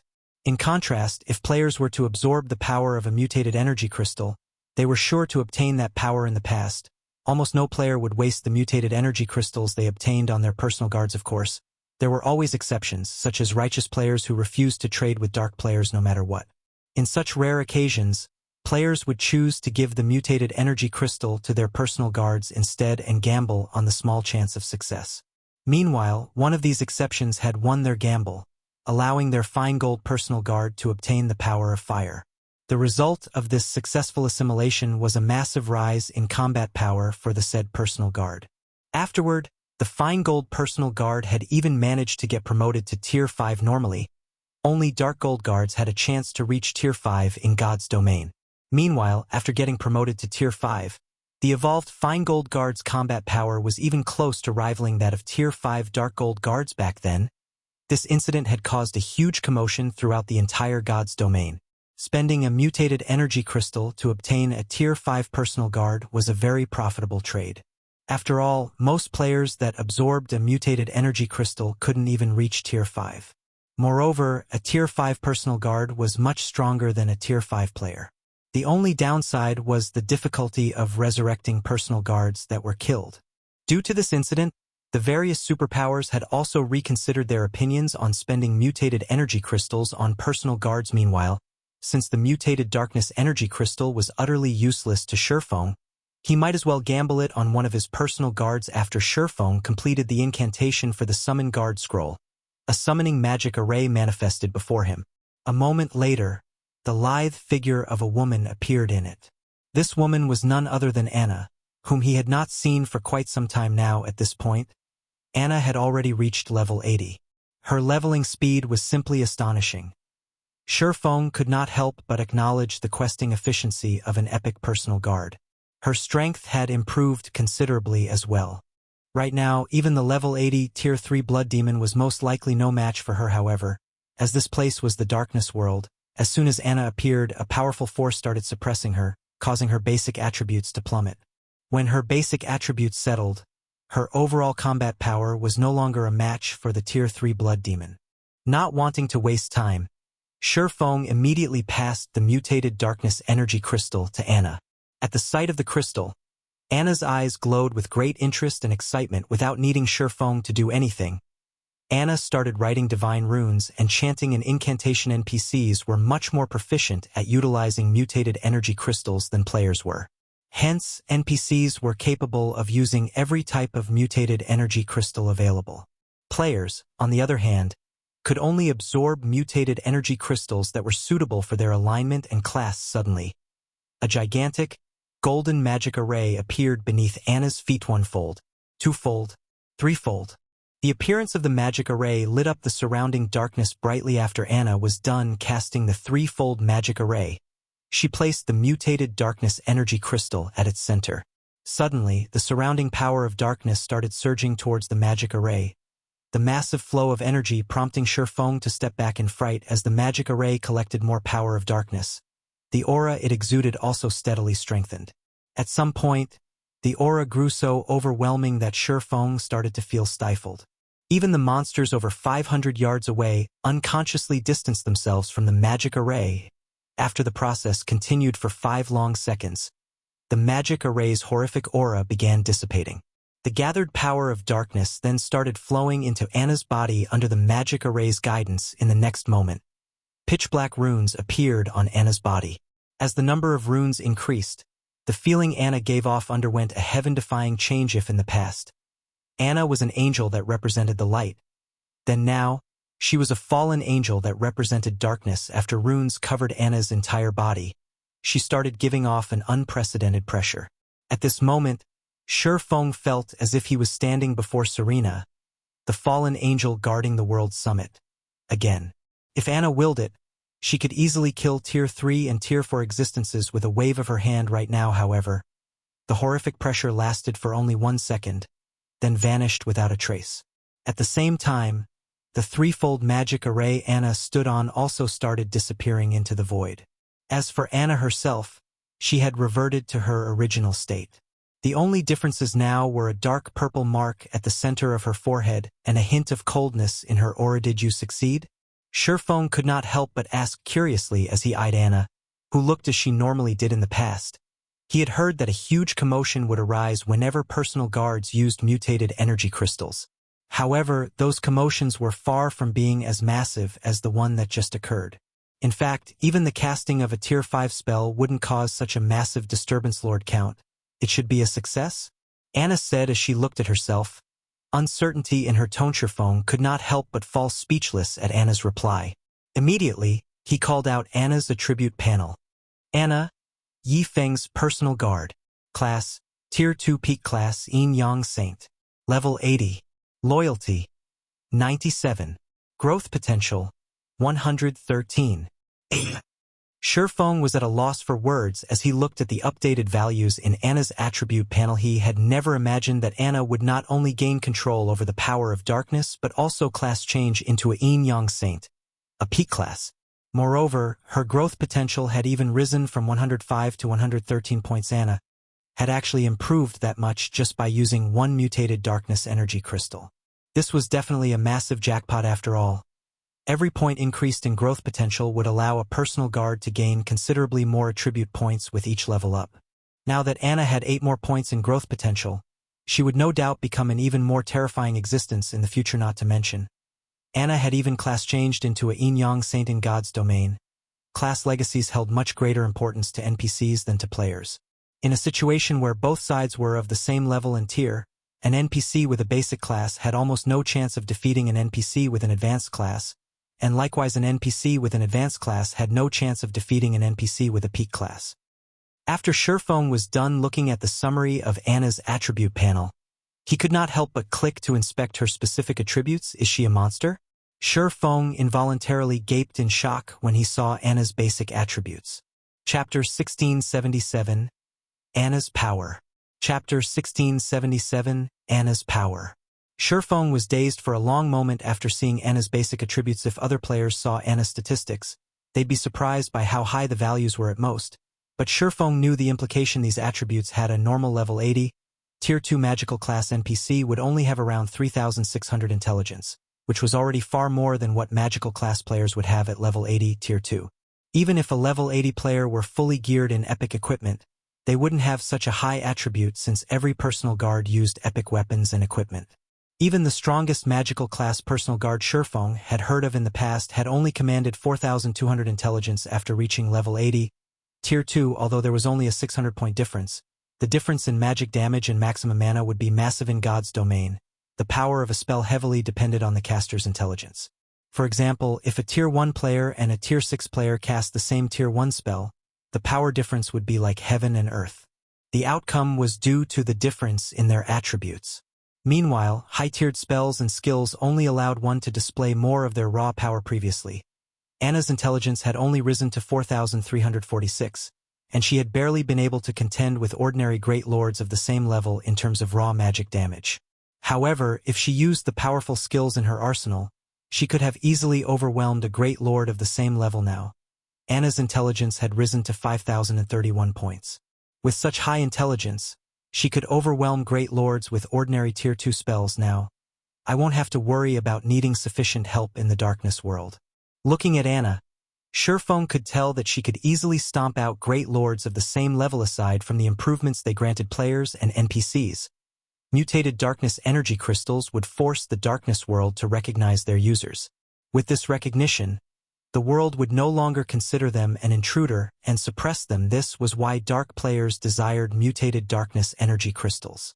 Although dark players were members of the dark forces and contained a small amount of power of darkness within, the darkness world still considered them trespassers.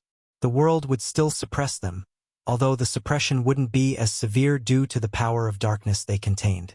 However, if they absorbed a mutated darkness energy crystal, they could proceed without any suppression. They could then explore the darkness world as if they were in their element. Now that Anna had absorbed the mutated darkness energy crystal, she, too, had been recognized by the darkness world. The world would accept her as one of its own, and she'd be able to exhibit all of her strength. Shurfeng then began his search for the next group of monsters. Although resources within the darkness world were abundant, this world didn't have as many monsters as the continent of God's domain.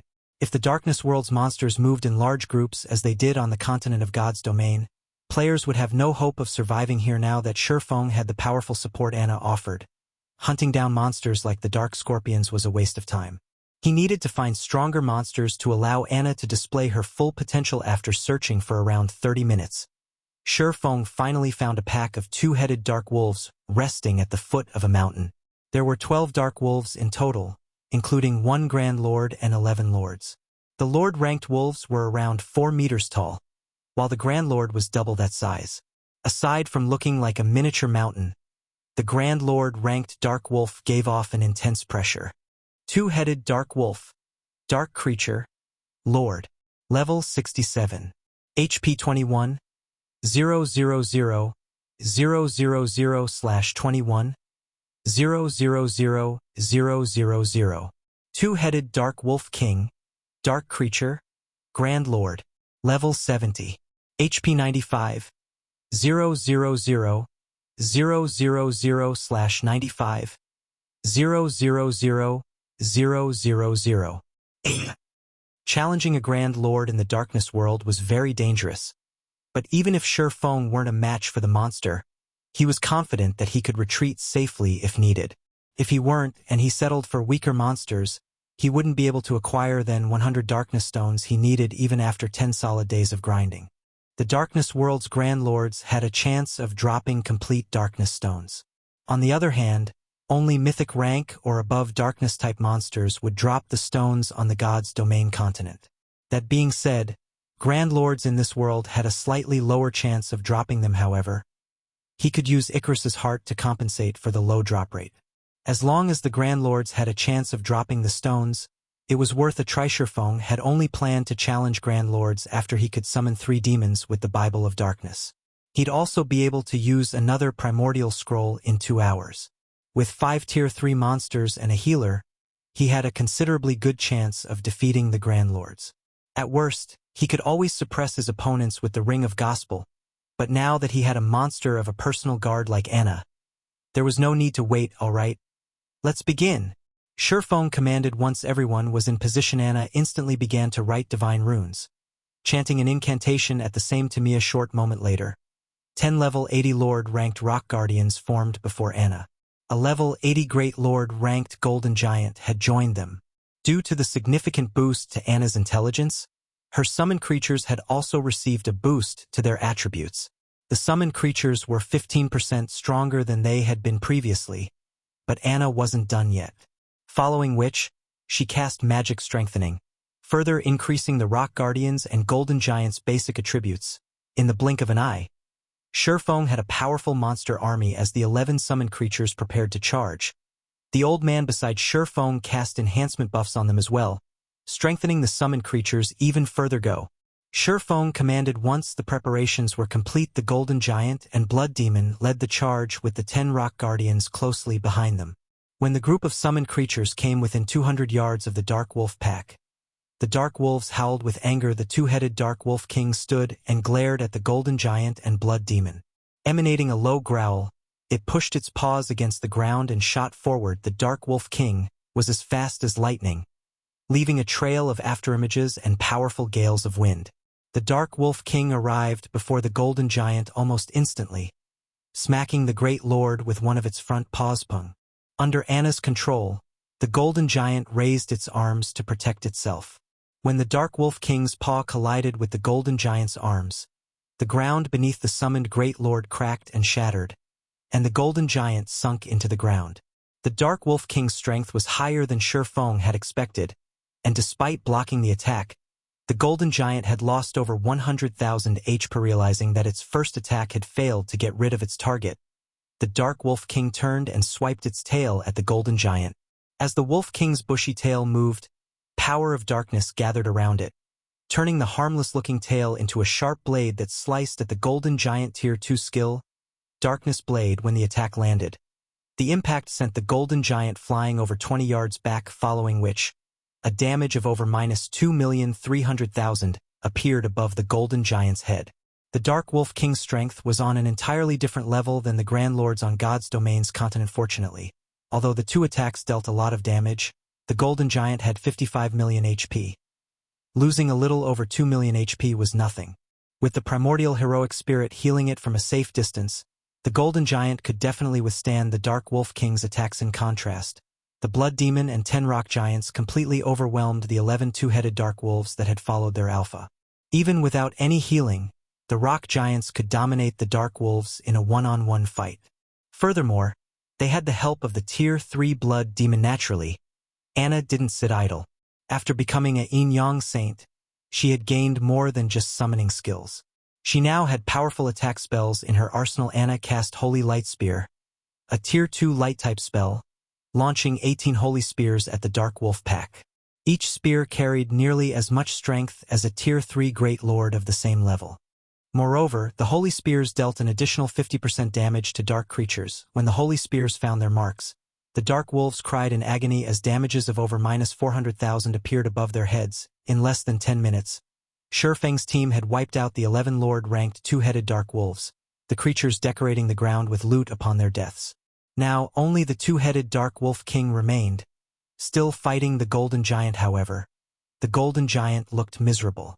Despite the heroic spirit's constant healing, the Great Lord's HP continued to decrease.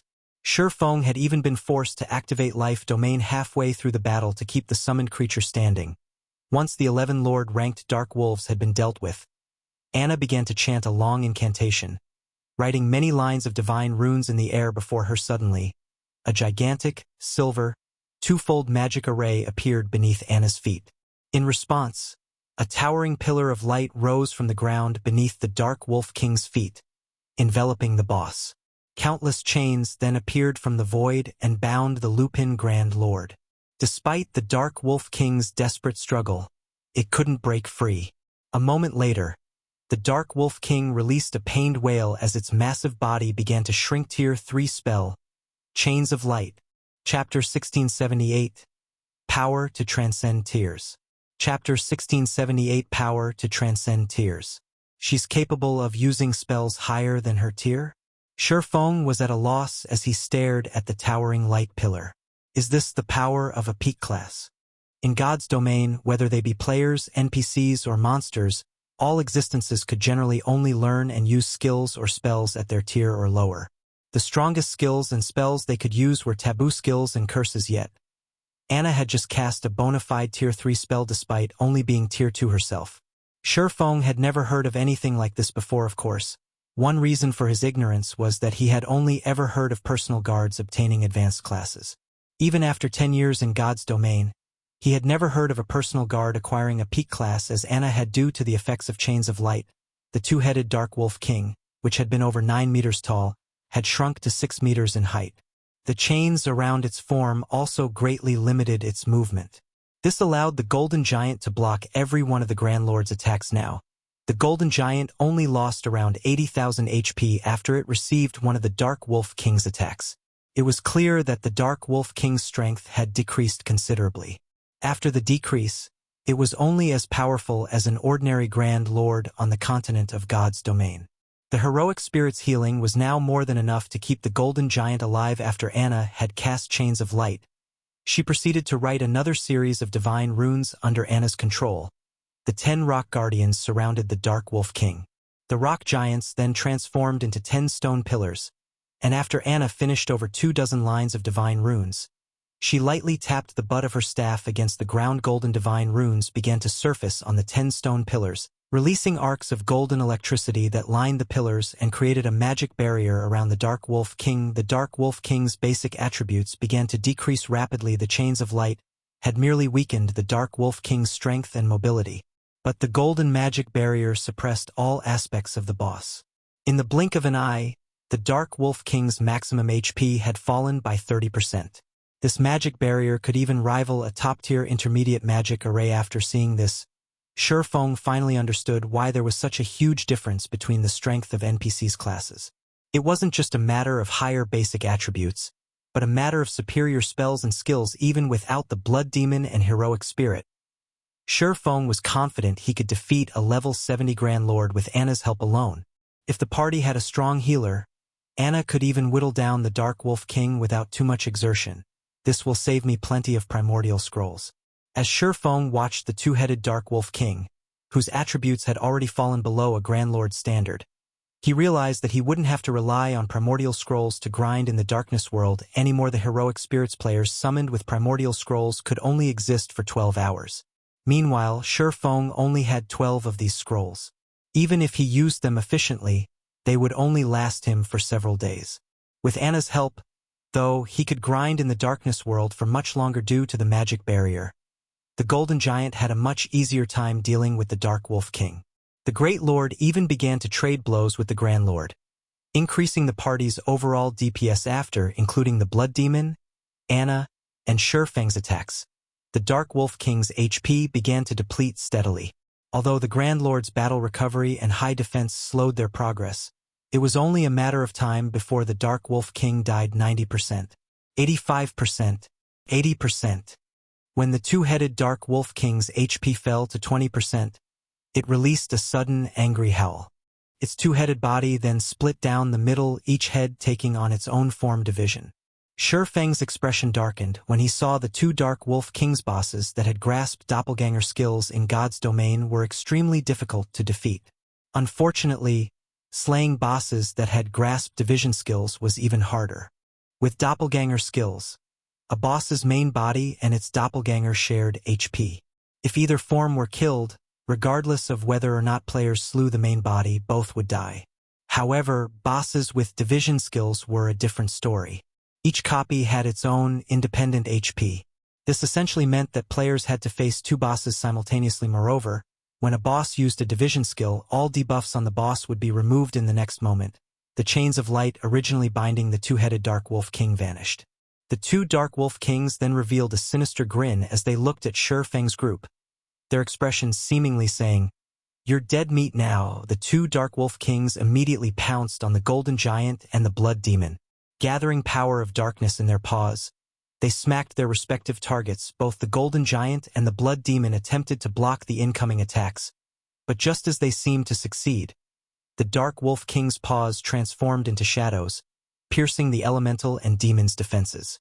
The attacks struck their targets, and both the Golden Giant and the Blood Demon were thrown over 20 yards away, a damage exceeding -2 million appearing above each of their heads. Before the two summoned creatures could regain their footing, the two Dark Wolf Kings pounced again, launching the same attacks.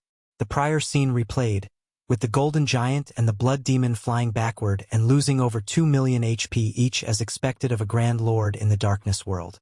In addition to a division skill, it has an unblockable offensive skill. This boss could even annihilate a 20-man team of Tier 2 experts of the same level. Despite realizing the seriousness of the summoned creature's situation, Shi Feng remained unfazed. Instead, he calmly told Anna, "Let's see what you've got." Nodding, Anna's aura abruptly changed. The dark purple mark on her forehead disappeared, transforming into runes that covered her body after Anna obtained a peak class. She had learned 2 over-tier spells and 1 epic ranked skill. Although she had displayed the Tier 3 spell, Chains of Light, she had yet to reveal her other over-tier spell and epic skill. The move Anna had just used was none other than the epic skill, Yin Yang Power. Not only did Anna's basic attributes soar under the skill's power, but the strength of her light and darkness type skills and spells would also rise by 1 tier, to a maximum of Tier 4. This was the Berserk skill unique to peak legacies. Anna's Tier 2 spells and skills already had the power to rival Tier 3 attacks. But now her attacks were even more powerful than a Grand Lord's of the same level. Furthermore, while Yin Yang Power was in effect, all of her spells and skills would increase by 1 tier. It was by no means an exaggeration to consider Anna a level 80. Tier 3 NPC Anna proceeded to cast the Tier 2 spell, Holy Light Spear once more, but unlike her previous use, the number of holy spears she summoned had doubled to 36. Moreover, each spear carried more power than before under Anna's control. The holy spears transformed into streaks of white light that bombarded the two Dark Wolf Kings, while the two Dark Wolf Kings happily bullied the Golden Giant and Blood Demon. The holy spears appeared before them. Even with the Dark Wolf King's incredible reaction speeds, they only blocked half of the incoming spears. The rest of the shining weapons found their marks. When the holy spears met the Dark Wolf King's tough fur, the two Grand Lords howled in pain. Each spear dealt over -600,000 damage. By the time the two Dark Wolf Kings had recovered from the Holy Spear's bombardment, Anna had finished casting the Tier 2 spell, Feathers of Light. Suddenly, countless white, immaculate feathers descended from the sky, decorating the area around the two Grand Lords. Anna, who stood outside of the rock giant's magic barrier, grabbed at a feather that had fallen before her. She then gave the feather a gentle pinch. Boom, boom, boom. The hundreds of immaculate feathers surrounding the two Dark Wolf Kings began to explode, one after another. Although each feather's explosion was not particularly powerful and only devoured a few tens of thousands of the Grand Lord's HPs, the total accumulated damage was frightening. After a short moment, the two Dark Wolf Kings, who had only held on by a small amount of HP, fell to Anna's spell. Anna had killed the two Dark Wolf Kings so quickly that Shifeng hadn't even had enough time to use Divine Providence and land the finishing blow. Chapter 1679. Ancient Rock Cities Shocking Transformation. Chapter 1679. Ancient Rock Cities Shocking Transformation. Seeing the corpses of the divided two-headed Dark Wolf King reaffirmed Anna's strength for Shifeng. Although light-type spells had striking effects against dark creatures, they shouldn't allow a level 80, Tier 2 NPC to overwhelm the two-headed Dark Wolf King to this extent. Not even ordinary Tier 3 NPCs of the same level were capable of such a feat. The only downside to Anna's Yin-Yang power was its 100-second duration and a long 6-hour cooldown. If she could use this Berserk skill frequently, she could massacre one level 70 Grand Lord after another. When the two-headed Dark Wolf King had died, it had dropped a pile of loot before them. It had also granted both Shifeng and Anna a large amount of EXP. Although Shifeng's EXP gain in the Darkness world had been drastically reduced, his experience bar still increased by a noticeable amount. As for Anna, although her EXP gain was no longer affected, the EXP she had gained from killing the level 72-headed Dark Wolf King was insignificant compared to how much she needed to level up, since she had already reached level 80, as expected of one of the Darkness world's Grand Lords. Its loot is way better than an ordinary Grand Lord's. Shifeng couldn't help his surprise as he gazed at the items before him past level 50. Grand Lords generally only drop 10 or so items. Moreover, the majority of the loot would even be materials, and one would be lucky if they got 3 or 4 pieces of equipment, even the best of which would be Secret Silver rank. However, the two-headed Dark Wolf King had dropped over 20 items. Although the majority of the loot was still materials, the boss had dropped 5 pieces of equipment. 3 of the pieces were level 60 Secret Silver equipment, including 1 pair of boots belonging to the level 60 Secret Silver ranked Dark Devourer set. The last 2 pieces were level 60 Fine Gold equipment, one of which was a set piece for the level 60 Fine Gold ranked Fantasy Demon set. Although the Fantasy Demon set was only a 6-piece set, players could equip the set at level 55 instead of level 60 once they had gathered 4 pieces. If the full set were given to a level 55 magical class player, that player would wipe the floor with other magical class players of the same level. Only players with multiple epic weapons and equipment would likely be able to contend with them. 2 master-ranked potions had also dropped. Among them, one was the Mana Awakening potion. It was a rare Berserk potion that increased players' spell effects by 200% for 30 seconds. The other potion was a Resuscitation potion. If players consumed the potion after resurrecting, they could recover a portion of the lost EXP. These 2 potions had easily sold for over 100 gold each on the market in the past. In addition, the two-headed Dark Wolf King had dropped a Darkness Stone and 3 Darkness Stone fragments. However, what surprised Shifeng most was a translucent crystal ball, the Detection Crystal Ball. This was a top-tier item for outdoor explorations. It was particularly useful at night when visibility was poor. The Detection Crystal Ball could be used to detect all monsters within a certain range, which was determined by the Detection Crystal Ball's rank. A Bronze Detection Crystal Ball had a range of 500 yards, while Mysterious Iron-ranked crystal balls could detect enemies within 700 yards, and Secret Silver-ranked ones could reach 1,000 yards. It allowed players to avoid monster ambushes. The Detection Crystal Ball the Wolf King had dropped was Fine Gold rank, with a range of 1,500 yards. Not only could this item's detection reach further than the Blood Demon's vision, but it could also spot every monster within that range. It did not matter even if the monsters were camouflaged or hidden behind terrain. Unfortunately, it did cost 1 magic crystal to operate per hour. Ordinary players might not be willing to pay this price, but it wasn't an issue for Shifeng, and it would be of great help as he explored the Darkness world. There weren't as many monsters in the Darkness world as there were on the continent of God's domain, making them troublesome to find. Since Shifeng was looking for specific targets, his hunt was even more time-consuming. With the Detection Crystal Ball, however, he could save plenty of time and avoid unnecessary battles. This will save me a ton of time. Shifeng smiled. Without hesitation, he spent 1 magic crystal to activate the Detection Crystal Ball and looked for his next target. Although Anna wouldn't be able to use her Berserk skill again for a short time, Shifeng had summoned another Tier 3 demon to assist him as soon as the demon summoning skill's cooldown had ended. With the extra Tier 3 demon, his party could slowly whittle down another level 70 Grand Lord even without the personal guard's Berserk skill. In such a way, Shurfeng continued to hunt Grand Lords in the Darkness world. As for his stamina and concentration recovery, Shurfeng had used the life essence he had accumulated with the blood-refining crystal to remain battle-ready. In addition, every monster he killed in the Darkness world granted varying amounts of blood energy, which he could use to create more life essence in the end. Shurfeng grinded monsters for a full day without rest. With the help of divine providence, he had collected 28 Darkness Stones and 200+ Darkness Stone fragments during that time. At this rate, he should be able to collect 100 Darkness Stones in no time. In addition, he had collected over 100 pieces of level 60 secret silver and fine gold weapons and equipment. He also managed to complete 1 Dark Devourer set and now had 4 set pieces of the Fantasy Demon set, only missing the helmet and gloves, although Shurfeng was in high spirits and more than eager to continue his grind. His many years of experience in God's domain had taught him that it was important to balance work and rest properly. Although the life essence replenished his stamina and concentration, it was more of a stimulant than a replacement for actual rest.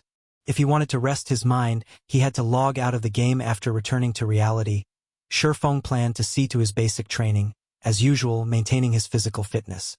He then planned to make the necessary arrangements to expand the Zero Wing workshop now that the Zero Wing Guild was on the right track to becoming a superpower and had acquired a city of its own. The guild would only grow as it moved forward. Naturally, the guild's management would become more complex.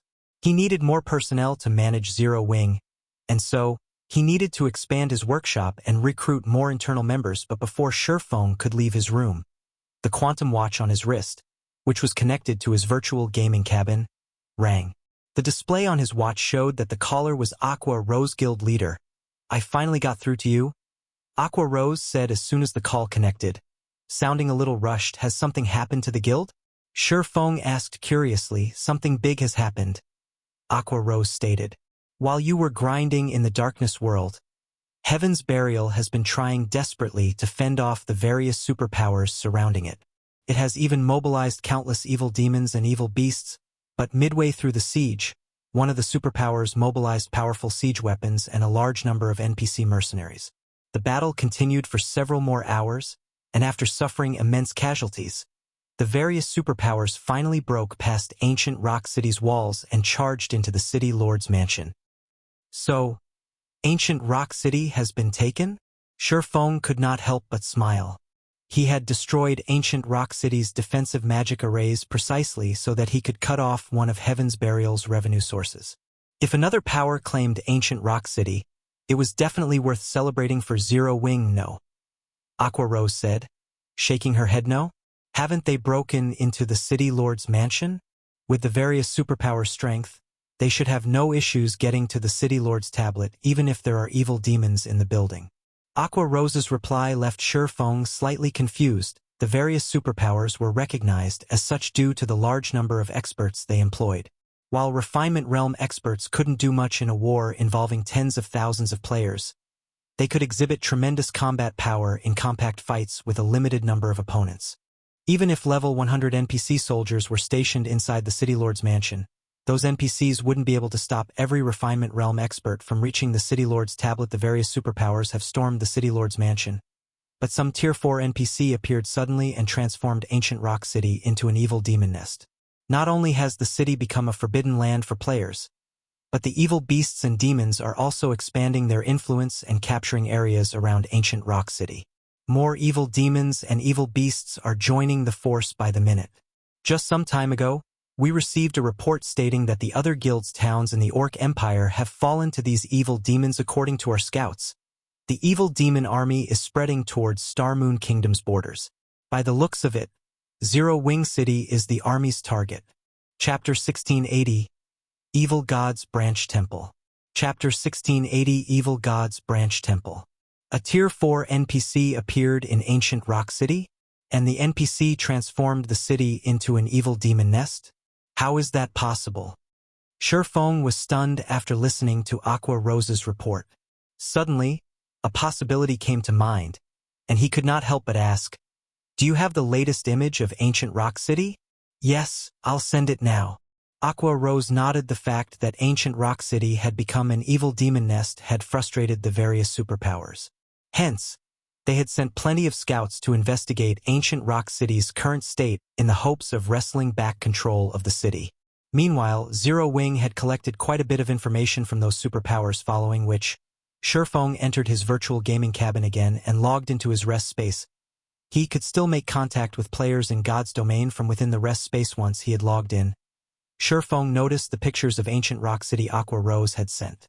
In addition to that, she had sent video recordings and statistics reports about the current forces inside the city. What a terrifying number.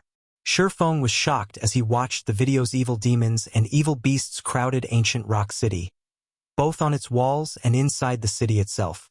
Several million monsters had taken control of the city, far more than any single player could control based on the information the various superpowers had gathered. There should be roughly 3 million evil demons and evil beasts defending Ancient Rock City. Moreover, this number continued to grow as time passed. However, the number of monsters within the city wasn't the most important aspect. It was these monsters' levels. The lowest leveled monster present in the city was level 50, while the higher leveled ones had reached level 80. Moreover, there were mythic ranked evil beasts and evil demons outside of the city. Based on current reports, there should be more than 10 mythic ranked evil beasts and evil demons protecting Ancient Rock City. There was also a level 80, Tier 4 NPC stationed in the city. This NPC was the true Grim Reaper to players due to its Tier 4 domain skill. Based on the reports, hostile players that tried to approach this Tier 4 NPC would be transformed into evil demons before they could get near the NPC. Sure enough, Shifeng frowned as he gazed at the towering temple in the heart of Ancient Rock City. They sure are ruthless. They actually built a branch of the Evil Gods Temple in Ancient Rock City. The only way to transform a city into an evil demon nest was to create an Evil Gods Temple branch temple in the city.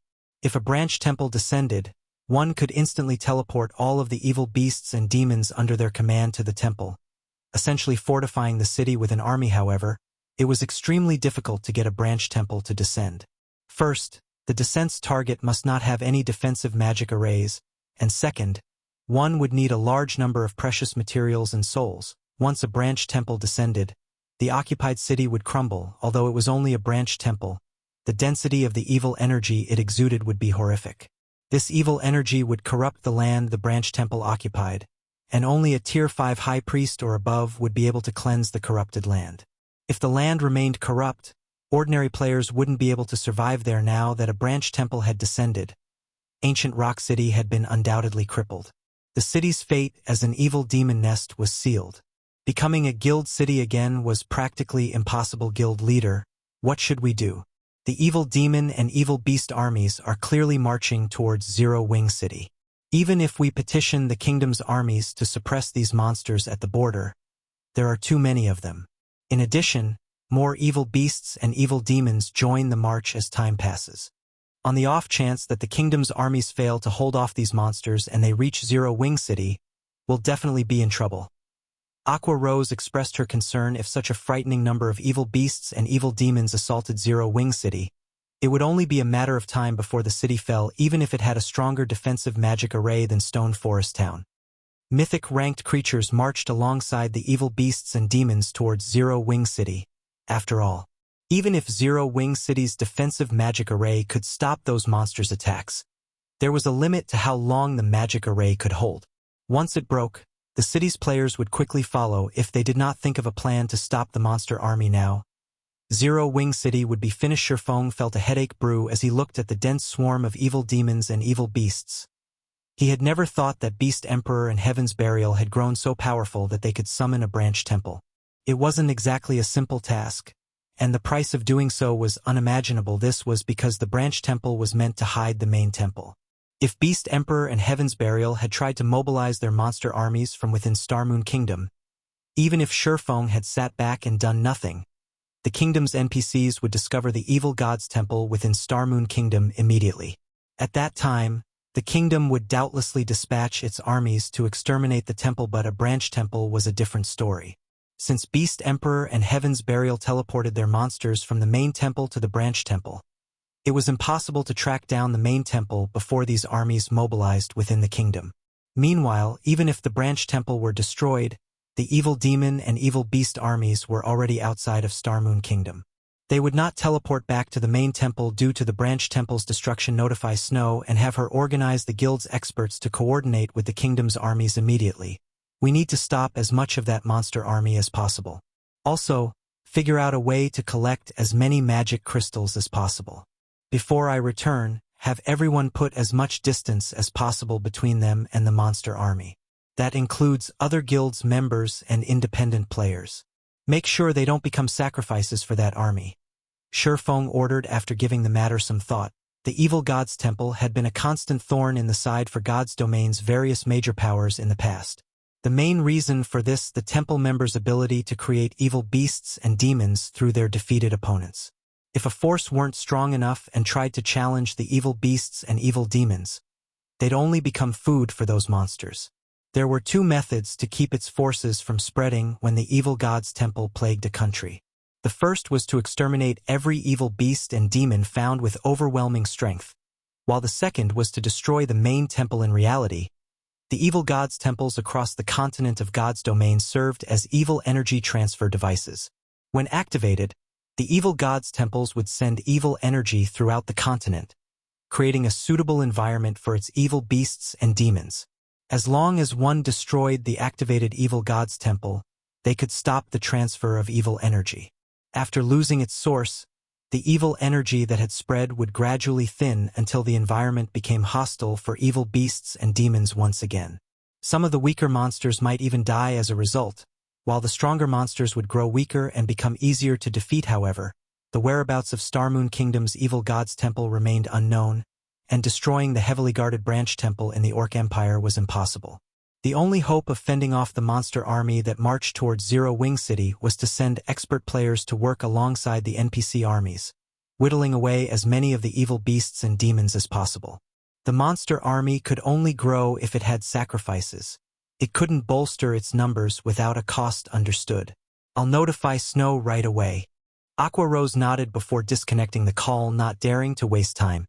Shurfeng immediately logged back into God's domain and continued to grind for darkness stones. Meanwhile, over 500,000 players had gathered in a forest at the border of Stone Forest Town's map. Among them, over 100,000 wore Heaven's Burial's guild emblem. Every one of these players was level 47 and above, and they were all very well equipped. However, every one of these players wore tense expressions. Beast Emperor, I've prepared the 400,000 players you've asked for. I hope that you will fulfill your promise. Singular Burial, who stood atop a hillside, told the middle-aged man beside him. The middle-aged man had ashen skin covered in runes. The man also wielded a staff made of pitch-black jade. This man was none other than Beast Emperor. However, he was no longer covered in bandages. Relax. When have I ever broken a promise to you? Beast Emperor laughed. Turning his sight towards the player army at the bottom of the hill, he commanded, "All right, let's begin." Chapter 1681, Brute Force. Chapter 1681, Brute Force. After Beast Emperor finished speaking, he immediately began writing divine runes and chanting an incantation. Suddenly, a gigantic magic array formed beneath Beast Emperor's feet and continuously expanded outward. Only after reaching a radius of 500 yards did it stop growing. The magic array then conducted a massive amount of mana that no single player would be capable of. When the magic array was complete, Beast Emperor stabbed the black jade staff in his hand into the center of the magic array, letting it serve as the magic array's core. Have them enter the magic array one by one. Make sure not to enter it too quickly. If they're too quick, the magic array won't be able to absorb their immortal souls, and they will end up hurt for nothing, Beast Emperor said as he looked at Singular Burial. Also, during this period, no harm must come to the magic array's core. Otherwise, everything will be for naught.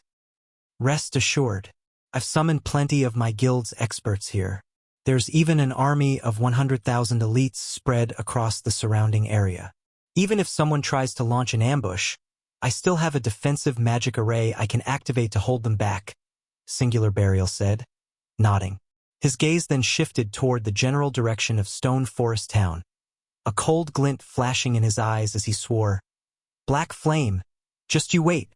Since you dared to destroy my ancient rock city, I will definitely let you personally witness the destruction of the guild you created." Due to the various superpowers' successful invasion of ancient Rock City, he had no choice but to turn the city into a nest for evil demons. The loss of this massive source of income had a considerable impact on Heaven's Burial's development. In fact, some of the major corporations supporting Heaven's Burial had already withdrawn their funds, instantly shattering Singular Burial's dream of making the guild a superpower. As for the remaining corporations backing Heaven's Burial, they were staying only because they believed in Lei Jingyang's and his own abilities. If not for the two of them, these major corporations would have drastically reduced the funding they provided Heaven's Burial. Hence, it was definitely not an exaggeration to say that the hatred he felt for Zero Wing could blot out the sky. Originally, the plan was to take action against Zero Wing. However, after the battle at Ancient Rock City, Singular Burial changed his mind. He also wanted Zero Wing's members to have a taste of getting whittled down and destroyed bit by bit. First, he would take away Stone Forest Town. Next, he would deal with Zero Wing City. With these two places gone, Zero Wing would lose two of its most important sources of income. If that happened, it was only a matter of time before Zero Wing crumbled. Meanwhile, all Black Flame would be able to do at that time was watch as Zero Wing dissolved into nothingness while Stone Forest Town and Zero Wing City fell into the hands of Heaven's Burial. From then on, Heaven's Burial would replace Zero Wing as Star Moon Kingdom's absolute overlord.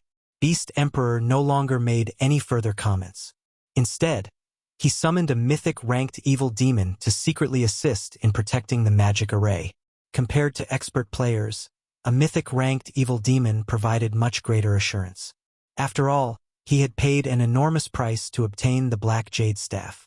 Acquiring another one to hold another sacrificial ceremony would be extremely difficult. After Beast Emperor was done dealing with the matters here, he took out a teleportation scroll and left the area. All he needed to do now was wait for the magic array to collect a sufficient number of immortal souls. Meanwhile, such a large commotion naturally could not escape the eyes of Star Moon Kingdom's various major powers. What's Heaven's Burial trying to do by gathering so many players over at Stone Forest Town? Could it be preparing to vent its anger on Zero Wing's Stone Forest Town now that its ancient rock city has been destroyed?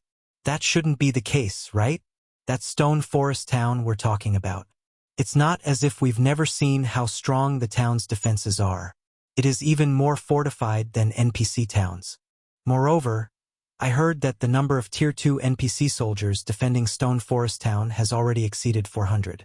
The town won't be so easy to take down. Hasn't Heaven's Burial learned its lesson from its previous failure? Maybe Heaven's Burial has some trump card to rely on. When the various major powers discovered Heaven's Burial's actions, they could not help but discuss it curiously. They all wondered what Heaven's Burial was trying to do. Vice Guild Leader, Heaven's Burial seems to be trying to take action against Stone Forest Town. What should we do? The Zero Wing members garrisoning Stone Forest Town were greatly concerned over this matter. Based on Heaven's Burial's actions, that guild was obviously planning on starting a guild war, only it had yet to make all the necessary preparations. Once it was ready, however, it would definitely launch and attack everyone in the guild. Is to avoid casually going out during this period, to avoid getting ambushed by Heaven's Burial's evil demons. At the same time, keep a close eye on Heaven's Burial's status and report back any findings immediately. Aqua Rose fired off commands through the guild chat. She also had Melancholic Smile strengthen the defenses of Stone Forest Town, building more defense turrets and moving more miniature ballistas to Stone Forest Town as a precaution. Currently, Heaven's Burial's monster army was already approaching Star Moon Kingdom's border. If Zero Wing did not send experts to help the NPC armies exterminate some of the monsters, the monster army's advance into Star Moon Kingdom would definitely accelerate. Hence, they could not afford to pull away those experts to deal with Heaven's Burial's player army. The only thing they could do right now was slow the advance of the monster army while strengthening the defenses of Stone Forest Town. Not to mention, the odds were that Heaven's Burial's player army was capable of summoning a large number of evil demons to aid the army in battle. If Zero Wing launched a half-hearted attack on Heaven's Burial's player army, Zero Wing's members would definitely be beaten black and blue. After all, without the help of static defenses and NPC soldiers, players couldn't contend against the powerful evil demons. For a time, the atmosphere in Star Moon Kingdom turned awkward.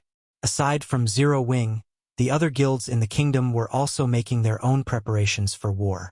After all, nobody knew for sure what Heaven's Burial was actually trying to do.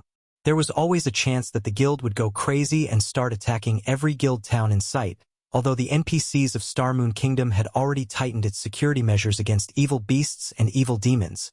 If players wanted to have the kingdom's armies mobilized to assist them in dealing with these monsters, they needed to provide concrete proof that these monsters had actually appeared. Only then would the kingdom's armies move out. Moreover, the kingdom's armies would need some time to get to the battlefield. If their guild towns failed to hold out until the kingdom's armies arrived, then there would be no point in notifying the kingdom. Hence, the various large guilds had all started building up the defenses of their respective towns. Meanwhile, back at the Darkness World, Shifeng had also started grinding Grand Lords with greater urgency. Now, he had 2 heroic spirits participating in the battle simultaneously. With the help of Anna and 3 Tier 3 demons, killing level 70 or so Grand Lords became significantly easier. However, Grand Lords still weren't available in great abundance after half a day or so of wanton slaughter. Shifeng had basically killed every Grand Lord present on the map he was currently in. Now, Shifeng had a total of 52 Darkness Stones and 386 Darkness Stone fragments, which was still some distance away from his target. Meanwhile, if he wished to find and kill more Grand Lords, he had only 2 options to do so. The first option was to wait for the Grand Lords he killed to respawn. However, Grand Lords generally took 2 or 3 natural days to respawn. Killing the Grand Lords too quickly had left him with no Grand Lords to grind. However, Shifeng couldn't do anything about this situation. Anna was simply too strong. The second option was to head to other maps. The Grand Lords of other maps remained untouched. They were all alive and kicking. The only problem was getting to other maps. The Darkness World was different from the continent of God's domain. On the continent of God's domain, players faced no hindrance when moving between maps. In the Darkness World, however, the maps had strict level restrictions preventing players from going wherever they wished. In a sense, the Darkness World was similar to the Ice Crystal World. Players needed to defeat the designated Guardian boss in order to proceed to other maps. Otherwise, they would be stuck in the same map forever. Generally, players that arrived at the Darkness World using the teleportation stones exchanged at the 7 Luminaries Temple would not think of heading to other maps, because the map they were teleported to was suitable for their level, and just surviving in the said map was already plenty difficult. They would not even have time to think about heading to other maps. Shifeng was definitely a unique case. It seems I have no choice but to force my way through, Shifeng thought as he looked at the 30-meter-tall monster sleeping inside the canyon ahead of him. He then advanced towards the monster together with Anna. Now that the evil demon and evil beast armies were invading Starmoon Kingdom, he naturally could not waste time waiting for the Grand Lords he had killed to respawn. His only choice was to head to another map and hunt the Grand Lords there. Chapter 1682, High Demon. Chapter 1682, High Demon. Inside the quiet canyon, when Shifeng got within 1,000 yards of the next map, he suddenly felt a powerful pressure washing over him. The pressure he felt now was completely different from what he experienced from the monsters he encountered before. In other words, there was a qualitative change to the pressure he felt currently. Shifeng had already reached Tier 2, yet the pressure still made him extremely uncomfortable. His body felt as if it was fully submerged in a pool of water. The pressure is so strong despite the 1,000 yards separating us. Shifeng stared at the massive figure displayed on his detection crystal ball in disbelief. The crystal ball showed a humanoid figure with the head of a goat sprawled across the ground before the canyon's exit. The figure also had a massive serpent for a tail and the bat-like wings commonly seen on demons. As the figure exhaled, flames surged out of its nostrils and scorched the ground before it. A high demon. Shifeng was dumbfounded as he looked at this figure. There were many demonic creatures in God's domain. Aside from having a difference in strength, these demonic creatures were also distinguished by lineage. In fact, the hierarchy among demons was largely determined based on lineage. Demons with noble lineages ruled over demons with ordinary lineages naturally. The nobler the lineage a demon possessed, the greater their potential for growth. In God's domain, most demons at the Demon King standard were high demons. It was very difficult for a demon with an ordinary lineage to grow into a Tier 5 Demon King, much less a Tier 6 demon. God demons with noble lineages were known as high demons. In terms of life rating, they were superior to even archaic species. At the same tier, only dragons or ferocious beasts would be capable of suppressing high demons. Needless to say, the ordinary demons Shurfeng summoned were no match for high demons. Nevertheless, the guardian boss stationed at the entrance to the next map was actually a high demon. Due to the extreme distance, the detection crystal ball couldn't detect the statistics of the high demon. However, when Shurfeng arrived within 600 yards of the high demon, its statistics entered his eyes. Baphomet, High Demon, Grand Lord. Level 73. HP 120, 000, 000/120, 000, 000. A level 73 Grand Lord? Shurfeng fell into deep thought as he looked at Baphomet's statistics. Compared to an archaic species of the same level, a high demon had much less HP. Even so, 120 million HP was still a horrifying amount for him to deal with. Just Baphomet's battle recovery alone allowed it to recover 1,200,000 HP every 5 seconds. If his DPS was lower than 240,000, Baphomet would be an invincible existence to him. The only stroke of luck was that Baphomet was a demon. So long as his opponent was a demon, the Bible of Darkness would be able to suppress it. Although he couldn't use the Bible of Darkness to turn Baphomet into his subordinate, he could greatly suppress the high demon's basic attributes. Moreover, this suppression was absolute. Its effects would not weaken in the slightest, unlike how magic arrays and the like did when the target monster was too strong. All the same, a high demon was still a high demon. Baphomet wasn't just strong in terms of basic attributes.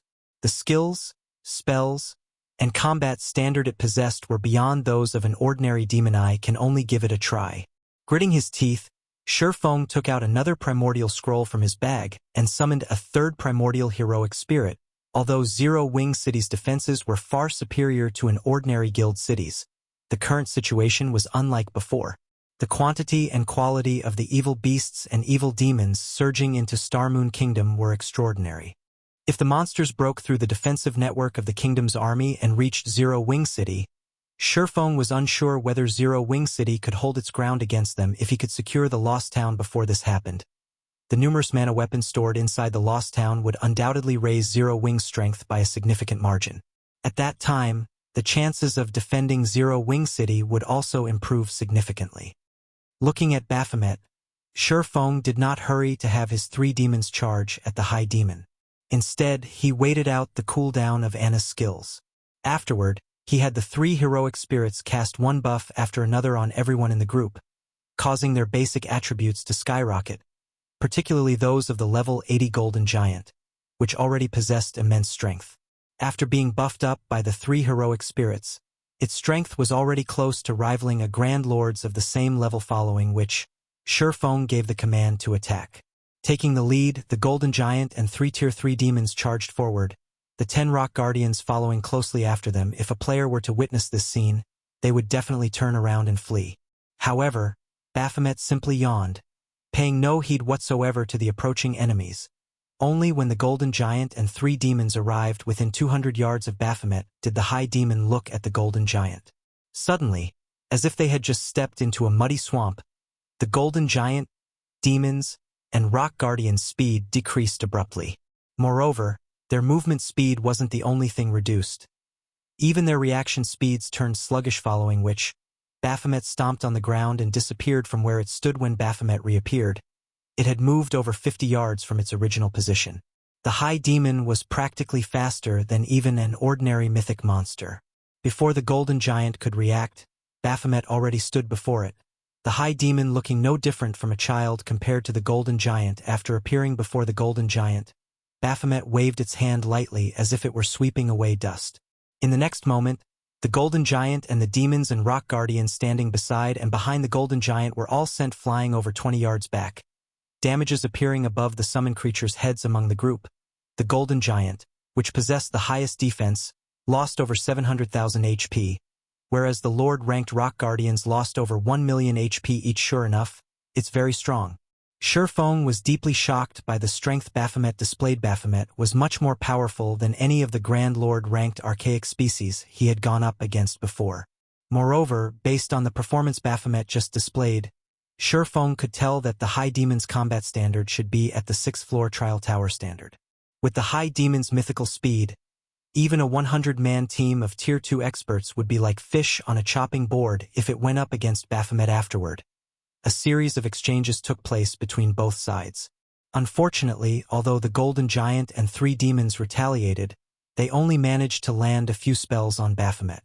Relying on its mythical speed, the High Demon easily dodged every normal attack sent at it. In contrast, despite being healed by Tier 3 heroic spirits, the Golden Giant and demons still continually lost HP.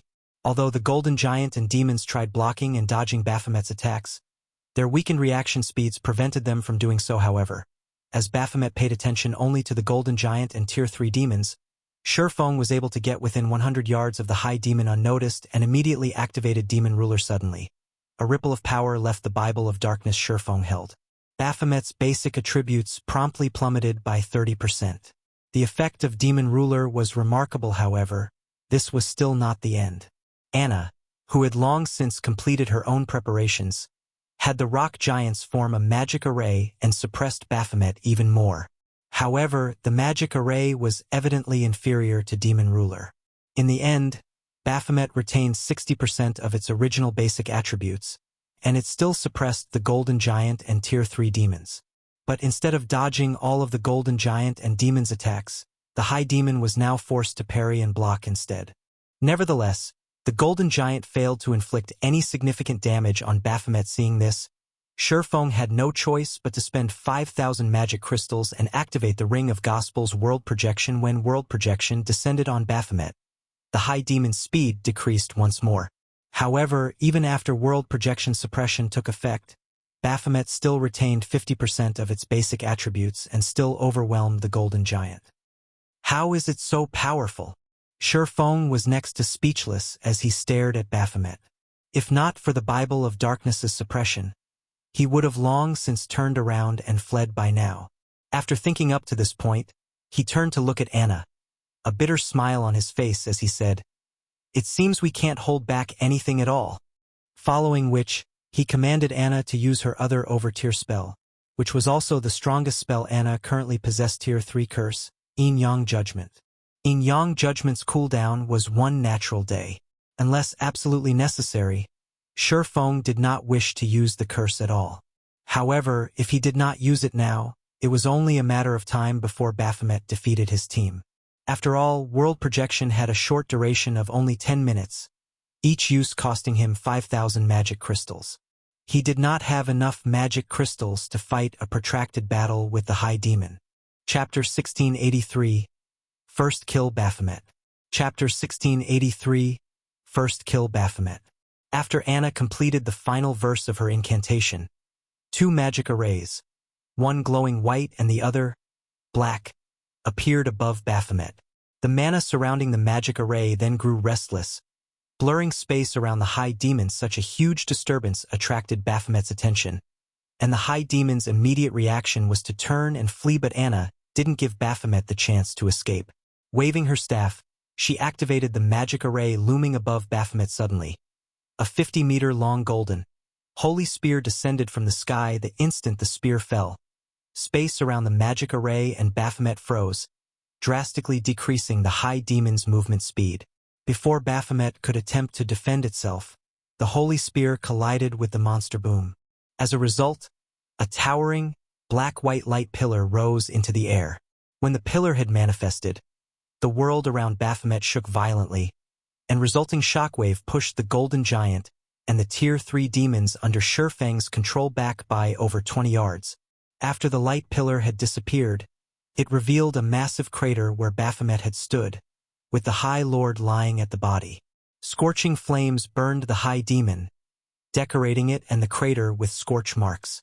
Dark blue blood seeped from the numerous wounds covering Baphomet's body. However, compared to Baphomet's miserable appearance, the damage it had taken was truly terrifying. For 175, a damage of over 4 million appeared above Baphomet's head.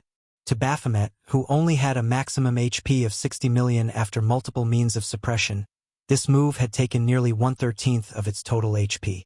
The might of Yin-Yang Judgment completely exceeded Shifeng's expectations. Moreover, Baphomet had been heavily injured when the Tier 3 curse had struck, significantly decreasing its combat power with no intentions of letting Baphomet recover. Shifeng ordered all of the summoned creatures to use their strongest moves, holding nothing back, following which, Tier 2 and Tier 3 skills and spells bombarded the High Demon. One after another, the injured Baphomet wasn't able to dodge any of the incoming attacks, and every skill and spell that had been sent slammed into the High Demon. Each attack dealt a minimum of minus 500,000 damage, depleting Baphomet's HP by a significant chunk: 80%, 75%, 70%. Although Baphomet eventually recovered from its mental shock and resumed its retaliation, the Golden Giant was more than enough to keep the High Demon busy with its weakened combat power. This prevented Baphomet from blocking Anna, the Tier 3 demons, and heroic spirits attacks. Of course, Shifeng didn't hold back, either. After activating Heavenly Dragon's power, followed by Phantom Kill, he charged forward 9 dragons slash, Shadow Blade, Lightning Flash, Purgatory Pentaslash, Thunder Flame Explosion, Flame Burst. Thanks to Killing Ray, every one of Shifeng's skills dealt double damage to Baphomet, and damages in the tens of thousands appeared above the boss's head. Although his damage was no match for the Tier 3 demons, who weren't suppressed by the Darkness World, it was still considerable: 50%, 40%, 30%. As time passed and Baphomet's HP continuously decreased, it continued to recover. Gradually, its reaction speed recovered, and eventually, the level 80 Golden Giant wasn't able to keep up with its attacks. This forced the heroic spirits at the rear line to shift their focus from offense to healing. Once Baphomet's HP fell to 20%, the High Demon revealed a sinister grin. It began to swipe its claws at the air around it, sending powerful gales at Shifeng and his team before Shifeng and the others could launch another assault. Baphomet had finished chanting an incantation. The ground before the High Demon then cracked and shattered as towering, pitch-black flames spewed from the cracks. When the flames had dissipated, a crimson longsword engraved with pitch-black runes had taken their place. The moment the longsword appeared, Shifeng felt the surrounding power of darkness surge towards the weapon. The concentrated power of darkness became a black mist that circulated the crimson blade, releasing the one-handed sword in its right hand. Baphomet grabbed the crimson longsword. The moment the High Demon touched the weapon, black flames danced along the sword's blade. Soul fire? Shifeng's expression darkened when he saw the flames. The punishment for challenging it is actually this severe. Although he had known that a High Demon would have powerful attack methods, he hadn't expected Baphomet to use soul fire in battle. This was a player's nightmare. Soul fire was capable of burning souls, and not even players' immortal souls were immune to its effects. If players were killed by soul fire, not only would their death penalty increase, but they would also be prevented from logging into God's domain for multiple days. Of course, this mechanic had likely been created to prevent players from challenging the Guardian boss a second time within a short period. However, Shifeng didn't want to waste too much time in the Darkness World. If he suddenly couldn't log into the game for several days, Zero Wing would be finished without waiting for Shifeng to respond. Baphomet stomped its hoofs on the ground and vanished. It then reappeared before the Golden Giant, cutting down at the Great Lord with its flaming longsword. Failing to react in time, the Golden Giant succumbed to Baphomet's attack, a damage over minus 1,300,000 appearing above its head.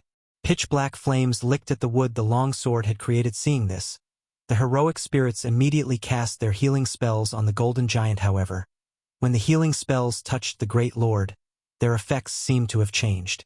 Not only did the Golden Giant still sport the wound, but the pitch-black flames also burned with their original vigor. In fact, the Golden Giant had only received 30% of the spell's normal healing.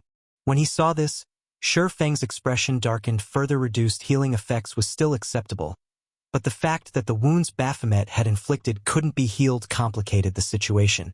As the Golden Giant accumulated more injuries, it would suffer a heavily injured state sooner or later. If that happened, its combat power would fall, and it would be helpless against the High Demon. If the Golden Giant couldn't deal sufficient damage, it would lose Baphomet's aggro. The High Demon would then be free to target someone else quick. Attack it with everything you've got. Feng commanded Anna. At the same time, he took 2 Tier 3 magic scrolls from his bag and activated them, one after another holding nothing back. Anna activated Yin Yang power, her mana overflowing from her body 1 Tier 3 spell after another bombarded Baphomet. However, even after noticing the incoming spells, Baphomet simply revealed a sneer as it lightly swung its crimson longsword, sending a wave of black fire to devour the approaching spells. The pitch-black flames corroded the Tier 3 spell's power relentlessly. By the time the spells actually reached Baphomet, they were weaker than Tier 2 spells. Baphomet then swung its longsword again and easily crushed the incoming attacks. Fortunately, although Baphomet had superior strength, it couldn't completely dodge the Tier 3 demon's attacks. Although its HP fell much slower than before, it still decreased at a steady rate after using the 2 Tier 3 magic scrolls. Feng proceeded to activate Blade Liberation currently. Both Baphomet's defense and reaction speed were recovering, and as a result, it continued to take less damage despite bombarding Baphomet with a series of powerful attacks. They had only reduced Baphomet's HP to 12%. In contrast, the Golden Giant had become heavily injured after receiving 10 hits from the High Demon's Crimson Longsword, and it could no longer serve as a proper MT. Baphomet then turned its attention to the Tier 3 demons. If this continued, it was only a matter of time before they team-wiped after activating Blade Liberation.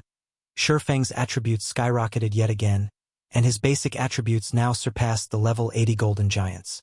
Following which, Feng activated Instant Strike and appeared before Baphomet's sword's orbit. Dang! Dang! Dang! Unfortunately, Baphomet managed to block the majority of Feng's slashes. Only the occasional slash slipped past the High Demon's guard and dealt a little over -100,000 damage.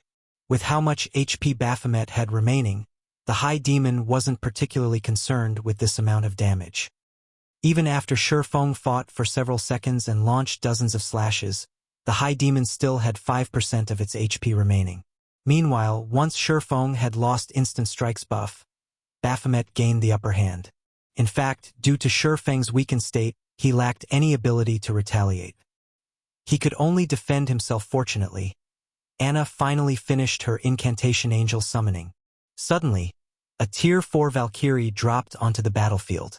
Taking a step forward, the Valkyrie instantly appeared before Baphomet and swung her holy spear. Despite being a high demon, the impact still sent Baphomet flying back over 20 yards, robbing it of its defensive stance. Immediately, the Valkyrie threw her holy spear, which easily pierced through the defenseless high demon and dealt over -4 million damage. In the blink of an eye, Baphomet's HP fell below 1,000,000. Taking advantage of this opportunity, Feng activated Divine Providence and pointed Killing Ray at Baphomet Flame Domain. Lightning Edge. Under Feng's command, a raging inferno and countless sword lights devoured Baphomet. Damages of over -200,000 appeared above Baphomet's head, one after another, tearing what little remained of the High Demon's HP away. Baphomet then died and collapsed to the ground, following which, Feng watched his experience bar increase rapidly. At the same time, the sound of a system notification reached his ears. System. Congratulations! You have obtained the first kill on Baphomet, the guardian boss of Dark Sin Canyon. Rewards doubled. Acquired High Demon's Soul. Chapter 1684. Repairing the Bible of Darkness. Chapter 1684. Repairing the Bible of Darkness. After watching Baphomet die, Feng breathed a deep sigh of relief despite the fact that the Darkness world reduced Feng's EXP gain. His experience bar had risen by 7%, pushing him to 62% of level 65. If not for the 95% reduction in EXP gain, he definitely would have climbed to level 66 with the High Demon's death. Loot rained down from above, creating a dazzling sight to behold. If the various superpowers learned of this, they'd die from envy. The Darkness world's monsters already dropped excellent loot. And as a map's guardian boss, Baphomet's loot was far better than the map's other monsters. Including the first kill bonus, one could just imagine how bountiful the High Demon's loot was. Giving the loot a rough glance, Feng estimated that there should be over 100 items. As items rained from the sky, a crystal, radiating a golden glow, landed before Feng. His curiosity piqued, Shifeng promptly picked up the crystal and inspected it. High Demon Soul, Epic Rank Consumable. Sacrifice magic crystals to create a new body for High Demon Baphomet. Spend 2,000 magic crystals to create a Tier 3 body that is 10 levels higher than the user. 5,000 magic crystals to create a Tier 4 body that is 15 levels higher than the user. Can be used 3 times cooldown, 5 minutes. Current usage count, 0. What a powerful epic consumable. Shifeng was stunned as he read the crystal's introductory text. Epic consumables were incredibly rare in God's domain, and each one was incomparably powerful. Take the Demon King's Horn, for example. It had enabled Shifeng to destroy a city's defensive magic array instantly. Meanwhile, the High Demon Soul was similarly extraordinary at this stage of the game. A Tier 4 High Demon was practically invincible to players. Moreover, Shifeng could use the item 3 times. Also, the High Demon Soul was different from the Divine Beast's Descent magic array. In the latter's case, if the magic array's operation were interrupted, the summoned Divine Beast would disappear. In the case of the High Demon Soul, the summoned High Demon would only be cancelled if the owner were killed. It was a perfect tool of war. Shifeng then stored the High Demon Soul and collected the loot scattered across the ground. In total, Baphomet had dropped 154 items, including 45 epic materials and 31 magic scrolls.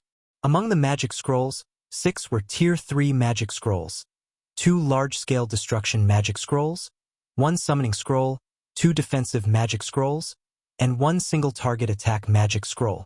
There was also 1 Tier 4 large-scale destruction magic scroll. The Guardian boss had dropped 1 Grandmaster and 33 Master-ranked potions, as well. The Grandmaster potion was a growth potion that, when consumed, would temporarily increase the user's potential and forcefully elevate them by a single tier. This potion wasn't particularly useful to Tier 1 players, but to Tier 2 players and above. This potion's effects were even stronger than a Berserk skill. A Berserk skill only granted players additional basic attributes. However, this growth potion elevated players by a single tier.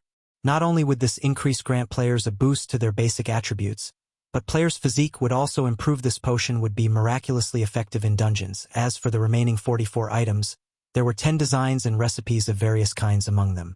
There was even a Master-ranked potion recipe and a Master-ranked engineering design. The Master-ranked potion in question was the Life Potion. Not only would this potion heal players for 70% of their maximum HP instantly when consumed, but it would also grant an hot buff that recovered 2% of the user's HP every second for 10 seconds. In addition, it healed any heavy injuries and replenished 10% of the player's stamina and concentration. Unfortunately, the potion had a 5-minute cooldown, so it could only be used once or twice in most battles. Even so, it was much stronger than any advanced ranked recovery potion available on the market currently. Aside from the HP regeneration it provided, the fact that it could heal heavy injuries and replenish stamina and concentration made it extremely valuable. The potion would be particularly effective when players fought intense battles and when their stamina and concentration were nearly exhausted. The potion would also be very useful against bosses that increased stamina and concentration consumption. Although the life potion only recovered 10% of the player's stamina and concentration, it could save the player's life or help the team defeat a powerful boss if used during a critical moment. When the life potion had been introduced to the market in Shifeng's previous life, each bottle had easily sold for 5 gold. However, the life potion recipe was extremely rare, and even the various superpowers had only acquired a few copies after going to great lengths. Each copy of the recipe could easily sell for an exorbitant 8,000 gold if put up for auction. As for the master-ranked engineering design Baphomet had dropped, it was the hang glider design. Like its real-world counterpart, the hang glider allowed players to glide through the air. Moreover, the hang glider was much faster than any mount. The master-ranked hang glider provided a 350% movement speed increase. Since there weren't usually obstacles in the air, players could also traverse longer distances in a straight line. However, the hang glider had 3 flaws. The first was that players needed to take off from a sufficiently high location. The second was that the environment would affect the hang glider. If players tried to glide through a storm, the consequences would be severe. They might even be blown out of the sky and fall to their deaths. The third flaw was that hang gliders were consumables and could not be repaired. They would disappear once their durability had been exhausted. Meanwhile, even a common hang glider cost around 18 gold to produce. They weren't much cheaper than common mounts, which players could use indefinitely. However, to players who valued time and speed, these flaws did very little to stop them from using the hang gliders in the past. Many experts had opted to use hang gliders whenever they could to save on travel time. They paid no attention to the cost as Sherfong gazed at the hang glider design. His eyes sparkled with joy since mounts weren't yet popular in God's domain. Players' demand for hang gliders would be intense if he sold them. At this point, the various large guilds were starting to shift the focus of their development to neutral maps between kingdoms and empires. After a situation where no one had obtained a town building order or town migration order, players were forced to walk to these neutral maps. In addition, neutral maps themselves were very large. Even with a mount, players would need a considerable amount of time to explore the map fully. However, players could save a lot of time if they had a hang glider. If the Candlelight trading firm introduced the hang glider to the market now, it would definitely be well received. In addition, since Candlelight would have the monopoly over the hang gliders, it would make a fortune off of the transportation tool. The extra funds would help Zero Wing City's development tremendously. Meanwhile, among the other 8 recipes and designs Baphomet had dropped, there was also an advanced hang glider design. Although the advanced hang glider was inferior to the master hang glider, it still increased players' movement speed by 300%. It seems I'll have to find some time to grind hang glider recipes, Sherfong thought to himself. Although the master hang glider was super rare, the advanced version wasn't. Level 70 plus Grand Lords and above all had a chance of dropping the recipe. The field bosses of a few particular maps even higher drop rates. In the past, the various large guilds had generally opted to grind those field bosses to obtain more advanced hang glider recipe. Zero Wing's main force was already considerably strong. With the help of his Bible of Darkness, they could definitely grind for more advanced hang glider recipes. After storing the master hang glider design, Sherfong shifted his sight to a tattered page in his bag. The words on the page had long since become indiscernible. However, the page still radiated a faint trace of divine might. Moreover, the surrounding power of darkness gathered around the page when he pulled it from his bag. When Sherfong inspected this page, he became indescribably excited. This was because this page was actually part of the Bible of Darkness. Despite repairing the Bible of Darkness's core, it wasn't complete.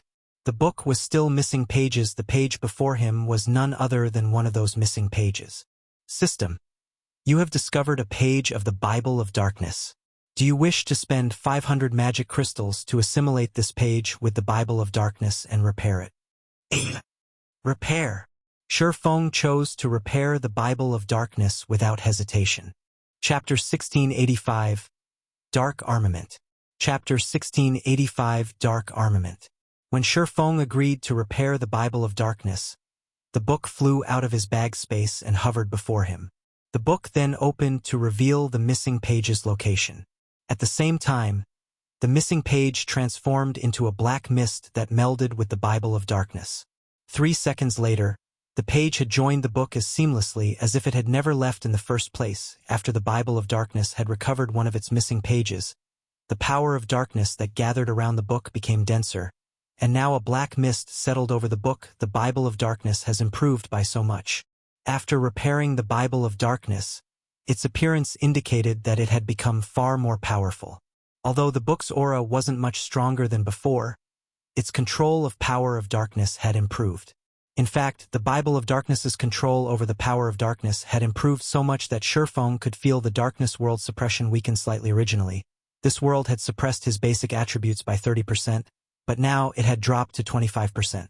The suppression on his senses had also decreased from 50% to 40%. Unfortunately, his EXP gain was still reduced by 95%. Immediately, Sherfong inspected the repaired Bible of Darkness. Bible of Darkness. Fragmented legendary item. The Bible of Darkness had been destroyed during the Great Destruction. The core magic array has since been repaired using the source of spacetime thus far. If one can gather the other fragments, they can restore the Bible's power, gaining dominance over all demonic creatures, and become the Lord of Demon Skill 1. Demon Summoning. Summons the demon gate with the power of darkness, calling forth a random demon that is no higher than 1 tier and 15 levels than the summoner. Maximum tier cannot exceed tier 5. Holder of the Bible of Darkness can command the summoned demon for up to 6 hours cooldown. 2 hours 30 minutes. Skill 2. Gate of Darkness.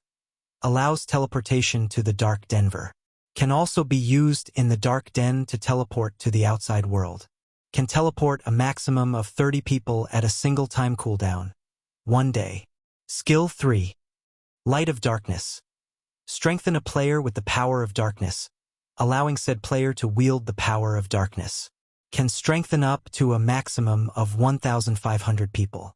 Every player strengthened provides one source of darkness to the wielder of the Bible of Darkness. Skill 4. Power of Darkness. Fill your body with the power of darkness, increasing all attributes by 120%, decreasing cooldown of all skills by 30%, and increase damage by 50%. Duration will be equal to number of source of darkness *0. 5 seconds. Power of Darkness cannot stack. Can only strengthen players up to a maximum of Tier 5 classes. Cooldown, 5 hours. Skill 5. Demon Ruler. Passive effect. Increases the attributes of demonic creatures under user's control by 35%. Forcibly decreases the attributes of all enemy demonic creatures within a 1,000-yard radius by 30%. Active effect. When activated, there is a 12% chance to control a demonic creature that is no higher than 2 tiers and 30 levels than the user for 2 hours. Can control up to Tier 5 creatures. Can control up to a maximum of 3 creatures at a time cooldown. 5 minutes. Skill 6. Dark Armament.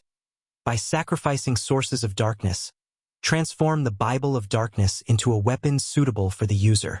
Duration is equal to number of source of darkness *3 seconds.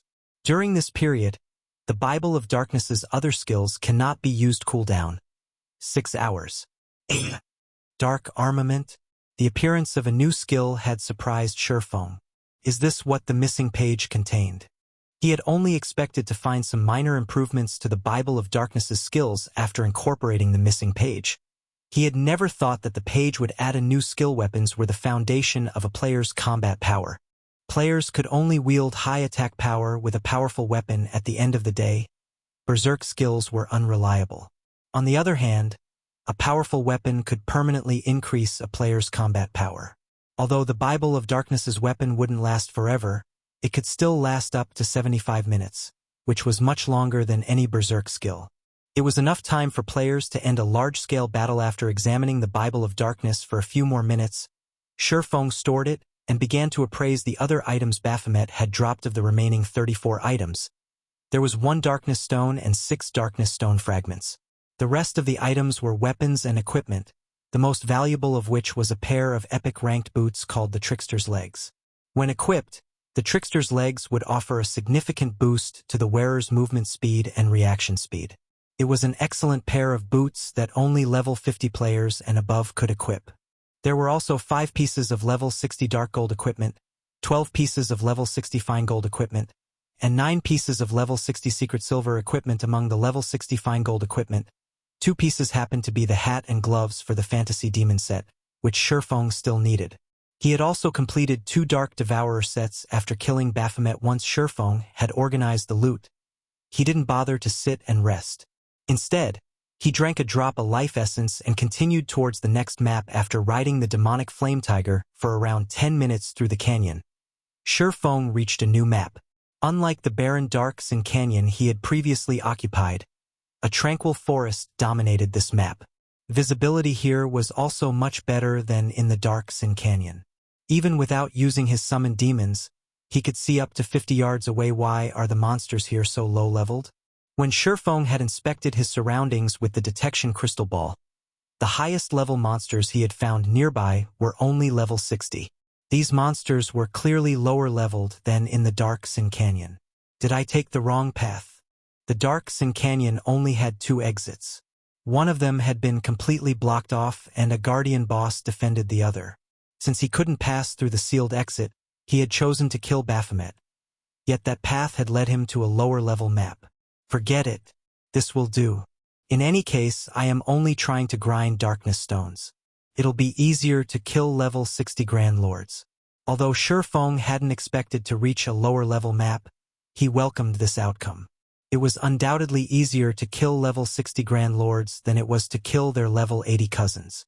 Furthermore, he wasn't able to do much fighting since he was in a weakened state due to activating his twofold berserk during the fight with Baphomet. For a short period, he wouldn't be able to add adequate combat power to his team. Shurfeng then proceeded to lead Anna towards one of the Grand Lords he had discovered with the detection crystal ball with 3 level 80, tier 3 demons and 1 level 80 golden giant, whose strength rivaled a Grand Lord of the same level. Defeating a level 60 Grand Lord would be a piece of cake. With Anna and the 3 heroic spirits' assistance, the fight against the Grand Lord ended quickly. Shurfeng hadn't even needed to do anything throughout the fight. Time passed quickly, and before Shurfeng had realized it, he had grinded in the tranquil forest for over a day and wiped out all of its Grand Lords. Now, he had 93 Darkness Stones and 847 Darkness Stone fragments. With the Philosopher's Stone's 100% synthesis success rate, he would have no problems collecting 100 Darkness Stones. The full day of grinding had also pushed Shurfeng to 84% of level 65. If not for the reduced EXP gain, he would have long since reached level 66. Even so, his leveling speed was incredibly efficient, but compared to his leveling speed, the loot he had acquired from the bosses he had killed was truly amazing. Although he had not obtained any epic items, he had collected 17 pieces of level 50 dark gold equipment, 52 pieces of level 50 fine gold equipment, and 276 pieces of level 50 secret silver equipment. The number of weapons and equipment he amassed by himself in a single day could almost rival a first-rate guild's acquisition. Of course, a large part of the reason for his success was the help of Icarus's heart, the monstrous Anna, and the Bible of Darkness. Without them, he never would have collected so many top-tier weapons and equipment in the Darkness world so easily. Now that I've collected the Darkness Stones I need, it's about time I return. Shurfeng smiled at the Darkness Stones in his bag. With this, he had completed his quest to obtain the Lost Town. Following which, Shurfeng took out a White River City return scroll and activated it. After 20 seconds, Shurfeng transformed into a streak of white light and departed from the Darkness world. Chapter 1686. Stoneclaw Mountains Sealed. Chapter 1686. Stoneclaw Mountains Sealed. Starmoon Kingdom, White River City. After Shurfeng left the teleportation hall, he immediately noticed far fewer players on the street than before. Moreover, when players noticed the zero-wing emblem pinned on Shurfeng's black cloak, they gave him unusual looks. When independent players on the streets had noticed Zero-Wing's emblem previously, they had gazed at the player wearing it with envy and admiration, but now, they looked at Shurfeng with sympathy in their eyes. Shurfeng was confused. He had only been away from White River City for a few days, yet the city had changed so massively. What happened here? Shurfeng began to pay closer attention to the players walking down the street. He soon discovered that independent players weren't the only ones behaving oddly. When players from small guilds noticed him, they revealed ridiculing expressions. This confused Shurfeng even further. No matter what was said or done, Zero-Wing was Starmoon Kingdom's publicly acknowledged #1 guild. Even if the Zero-Wing's development had suffered lately due to the war with Heaven's Burial, the guild hadn't fallen so far that even small guilds member would look down on it. Shurfeng had even dealt Heaven's Burial a severe blow recently. Now that Heaven's Burial had lost its income from ancient Rock City, the guild's development potential had plummeted, could no longer compete with Zero-Wing's growth. Look, that guy's wearing Zero-Wing's bronze emblem. He should be one of Zero-Wing's experts, yet he still has time to wander aimlessly. I bet he ran back here once he realized that victory isn't possible. Heaven's Burial's latest strategy is too ruthless. Zero-Wing is almost guaranteed to lose Stone Forest Town, and all of the various large guilds are fending for themselves. Heaven's Burial even declared that any guild that offers Zero-Wing assistances will join its hit list, and any of Zero-Wing's members that withdraw will be spared its wrath. That's right. Who would have imagined that Heaven's Burial would close off the Stoneclaw Mountains map with such a powerful barrier? Not only has all communication been cut off, but they've also disabled return scrolls. Moreover, the barrier only has one exit. Based on what I've heard, a large army of evil demons and evil beasts guard that exit, and Heaven's Burial isn't letting any player leave the map, keeping players from notifying the kingdom's armies. Heaven's Burial isn't letting any player leave the map to notify the kingdom's armies. The Stoneclaw Mountains map has been locked down for nearly 7 hours now. With Heaven's Burial's strength, it should have already captured Stone Forest Town. I'm not sure. Based on the information Stone Forest Town's players are sharing via offline communication, the battle between Zero Wing and Heaven's Burial has become intense, with both sides constantly losing players. But Zero Wing's players haven't been able to break through to the barrier's exit. In contrast, more players from Heaven's Burial are gathering in the Stoneclaw Mountains by the minute. The same is true for the evil beasts and evil demons. Heaven's Burial is amazingly capable. With their almost complete control of all information relating to the siege, Zero Wing can't reach the kingdom's armies to ask for help. Meanwhile, trying to get into the barrier is a suicide mission. If Heaven's Burial wishes it, it could kill the players trapped inside as many times as it wants, and those players will have no hope of escape. Logging off inside the barrier will also incur a severe penalty. Besides, if Zero Wing's members log out of the game, Stone Forest Town will be as good as lost. As the players who rested in the bars and restaurants along the street watched Shurfeng, they began to discuss the recent events in the Stoneclaw Mountains. They all admired Heaven's Burial's prowess. Although Zero Wing was impressively powerful, Heaven's Burial was a step ahead of its rival. The Stoneclaw Mountains have been sealed? Shurfeng could not help his surprise. He had seen guilds seal off maps before, but those seals had only blocked communication and disabled return scrolls. Based on what he had just heard, the seal on the Stoneclaw Mountains even prevented players from leaving on foot. This was an extremely difficult feat. Not even he could accomplish the same effect in the past.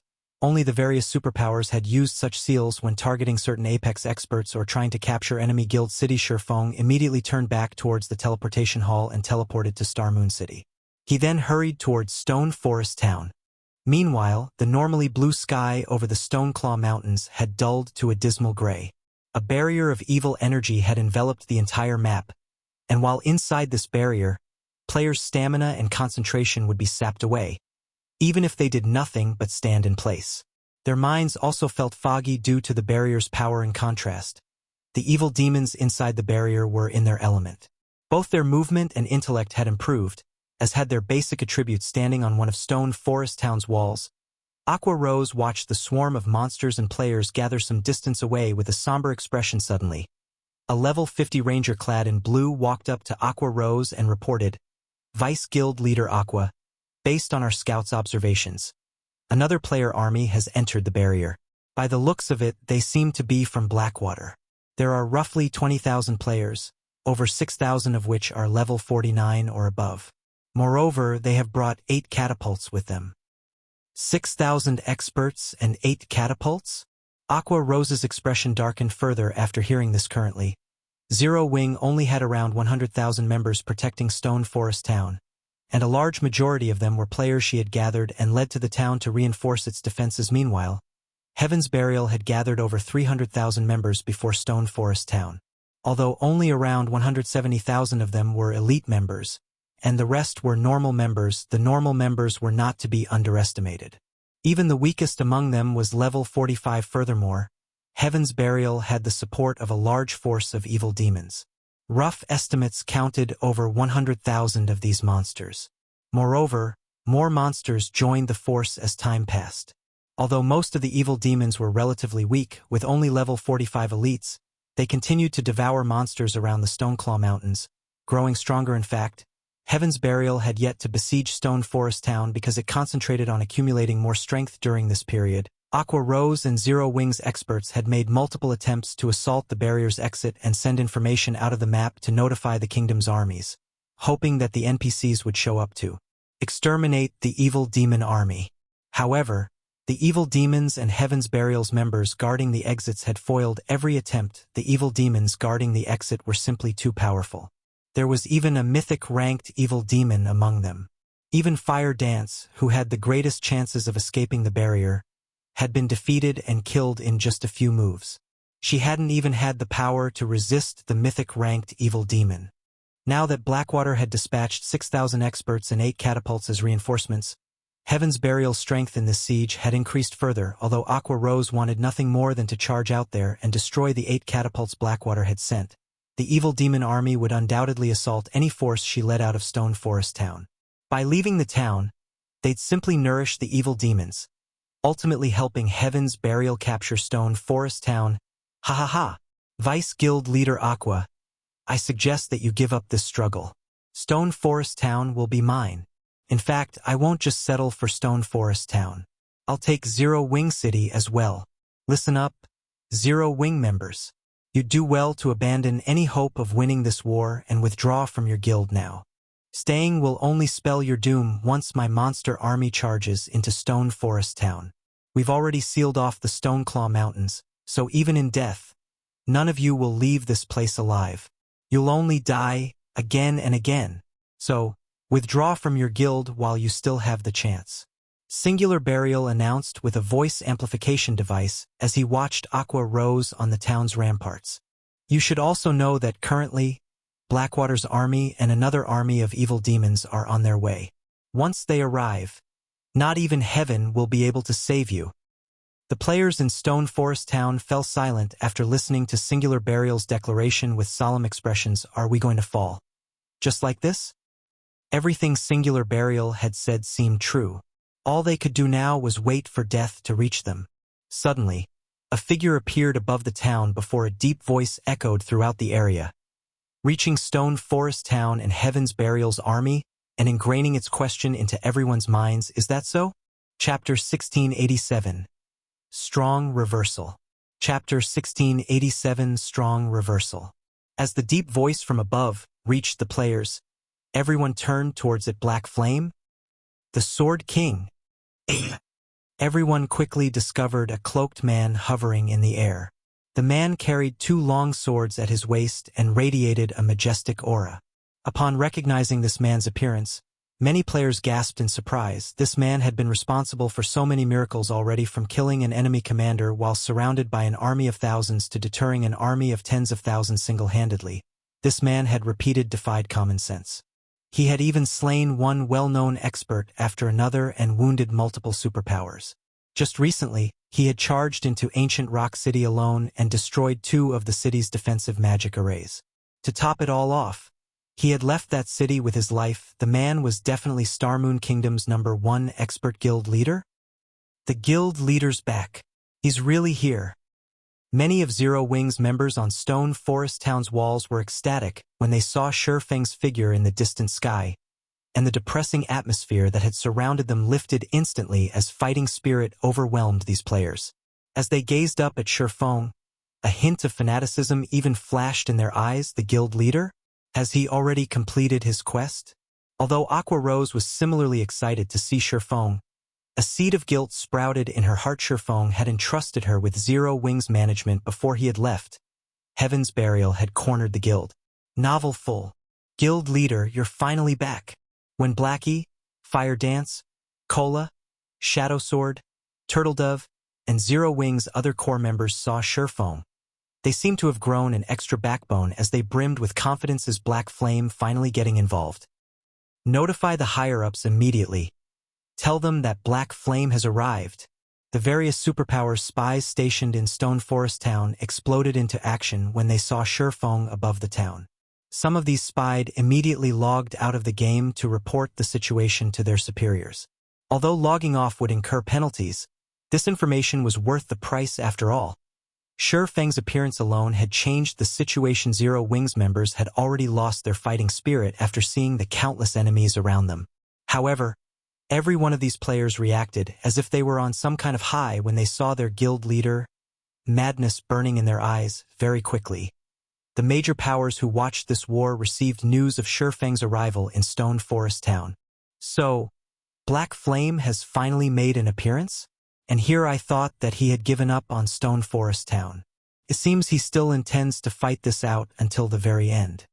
When Galaxy Past, who rested the Star Alliance's residence in Starmoon City, received the latest report from his subordinate, he could not help but shake his head and sigh. Heaven's Burial had thrown everything it had into this last assault. The guild had clearly stopped holding back. Even if Stone Forest Town's defenses were very powerful, the evil demon army was no laughing matter. Unlike evil beasts, evil demons were intelligent. They also had faster reaction speeds. They wouldn't succumb to the town's static defenses as easily as the evil beasts. Moreover, based on the information they had collected thus far, any player killed an evil demon killed inside the barrier would become a sacrifice, turning into a new evil demon for Heaven's Burial very quickly. Just thinking about it made Galaxy Past shudder with fear. One could not forget the reinforcements Blackwater had sent. Either 8 catapults could inflict devastating damage to Stone Forest Town. Not only did they deal high damage, but they also had an extremely long attack range. Even Zero Wing's movement-type defensive magic array would only last a few hits from these weapons of war. Meanwhile, in a high-class restaurant in the Black Dragon Empire. Interesting.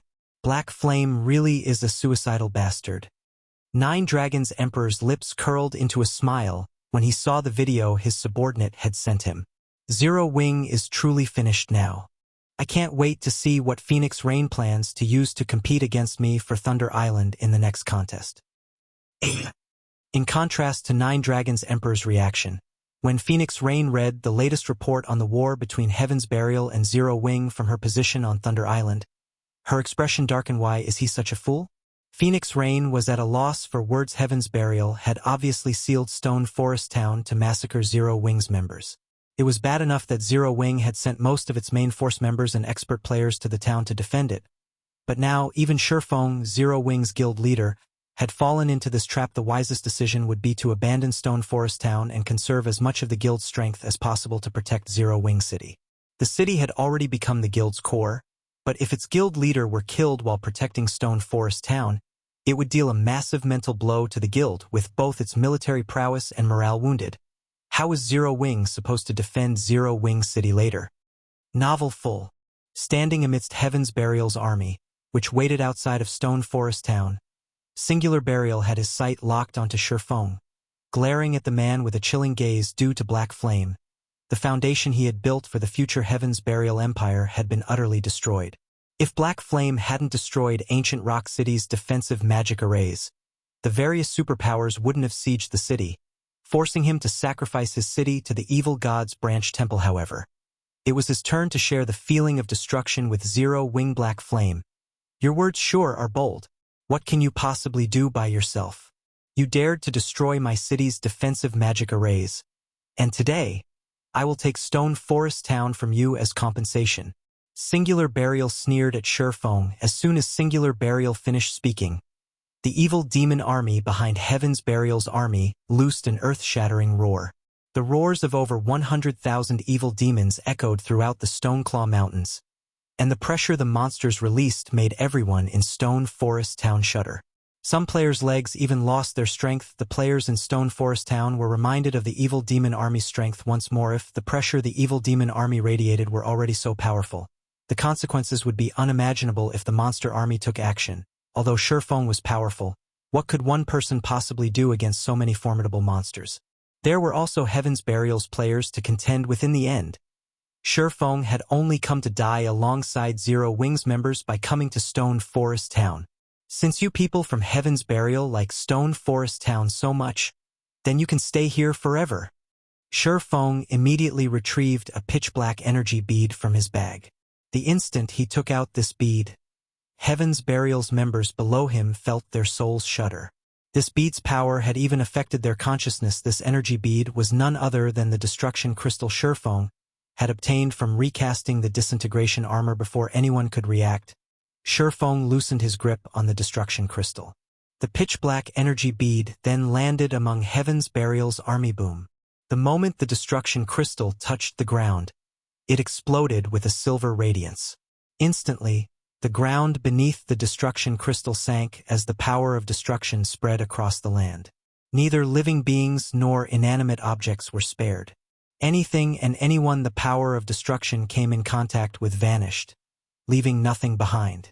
Not even the weapons and equipment players had dropped as they had died had survived the blast. Everything had happened so quickly that before Heaven's Burial's members could even react, an empty plot of land had been created amidst their massive army. For a time, silence descended on Heaven's Burial's forces as if time itself had frozen. Zero Wing's members, who stood on Stone Forest Town's walls, were just as stupefied by the scene that had just occurred. They hadn't expected Feng to make such a sudden move, not even giving Heaven's Burial's members a second to react. And the results of his attack were even so horrific. Chapter 1688. Strength of One Person. Chapter 1688. Strength of One Person. The Destruction Crystal had a 1,000-yard radius. The AoE could rival a Tier 5 large-scale destruction spell, however. Unlike Tier 5 large-scale destruction spells, the Destruction Crystal destroyed everything it touched on a fundamental level. It did not rely on great power to destroy its targets, and even a small fraction of the power of destruction would destroy any player's body it encountered. It would even damage their immortal souls and corrode them to a certain extent. Unfortunately, the power of destruction would weaken at the edges as it spread. Most of the players 500 yards or more from the explosion's epicenter were still alive. Some of them were even still standing. Only, they had all been contaminated to varying degrees from their contact with the power of destruction. This contamination had significantly decreased their basic attributes, and their HPs slowly depleted over time. As for their stamina and concentration, they steadily lost both. Although these players were technically still alive, they could no longer add to the force's combat power. In addition, every player within the radius had lost a drastic amount of their weapons and equipment's durability. All mysterious iron weapons and equipment had turned into dust the moment the power of destruction had touched it, regardless of how little or how much power of destruction they had come into contact with. Not even secret silver equipment would survive within 300 yards of the epicenter. Only fine gold equipment had any hope of surviving the contamination within this range. Only dark gold equipment or better would have survived the contamination within 100 yards of the epicenter. Even so, dark gold weapons and equipment within this radius had still lost over 1/3 of their durability. All of this had happened in a mere instant, and Heaven's Burial hadn't had any time to react. The sudden development hadn't only stunned Heaven's Burial's members, but players within Stone Forest Town also gaped at the result. Heaven's Burial's members were all level 45 and above. If they died and lost a level, they'd have a challenging time recovering their losses. However, players that had been caught in the blast hadn't only lost levels, but their equipment and weapons had been destroyed as well. This loss was far more severe than losing a single level. When Heaven's Burial's surviving members saw their weapons and equipment, they nearly fainted. Zero Wing is really doomed now. The spectating players in Stone Forest Town could not help but gasp. Feng's attack had certainly been extraordinary. With just one attack, he had dealt a heavy blow to Heaven's Burial, killing over 5,000 players and 3,000 evil demons. However, the fact remained that Zero Wing had no escape. Feng had only dumped oil on the raging flame of Heaven's Burial's hatred. Singular Burial, who stood among his army, glared at Feng, radiating killing intent.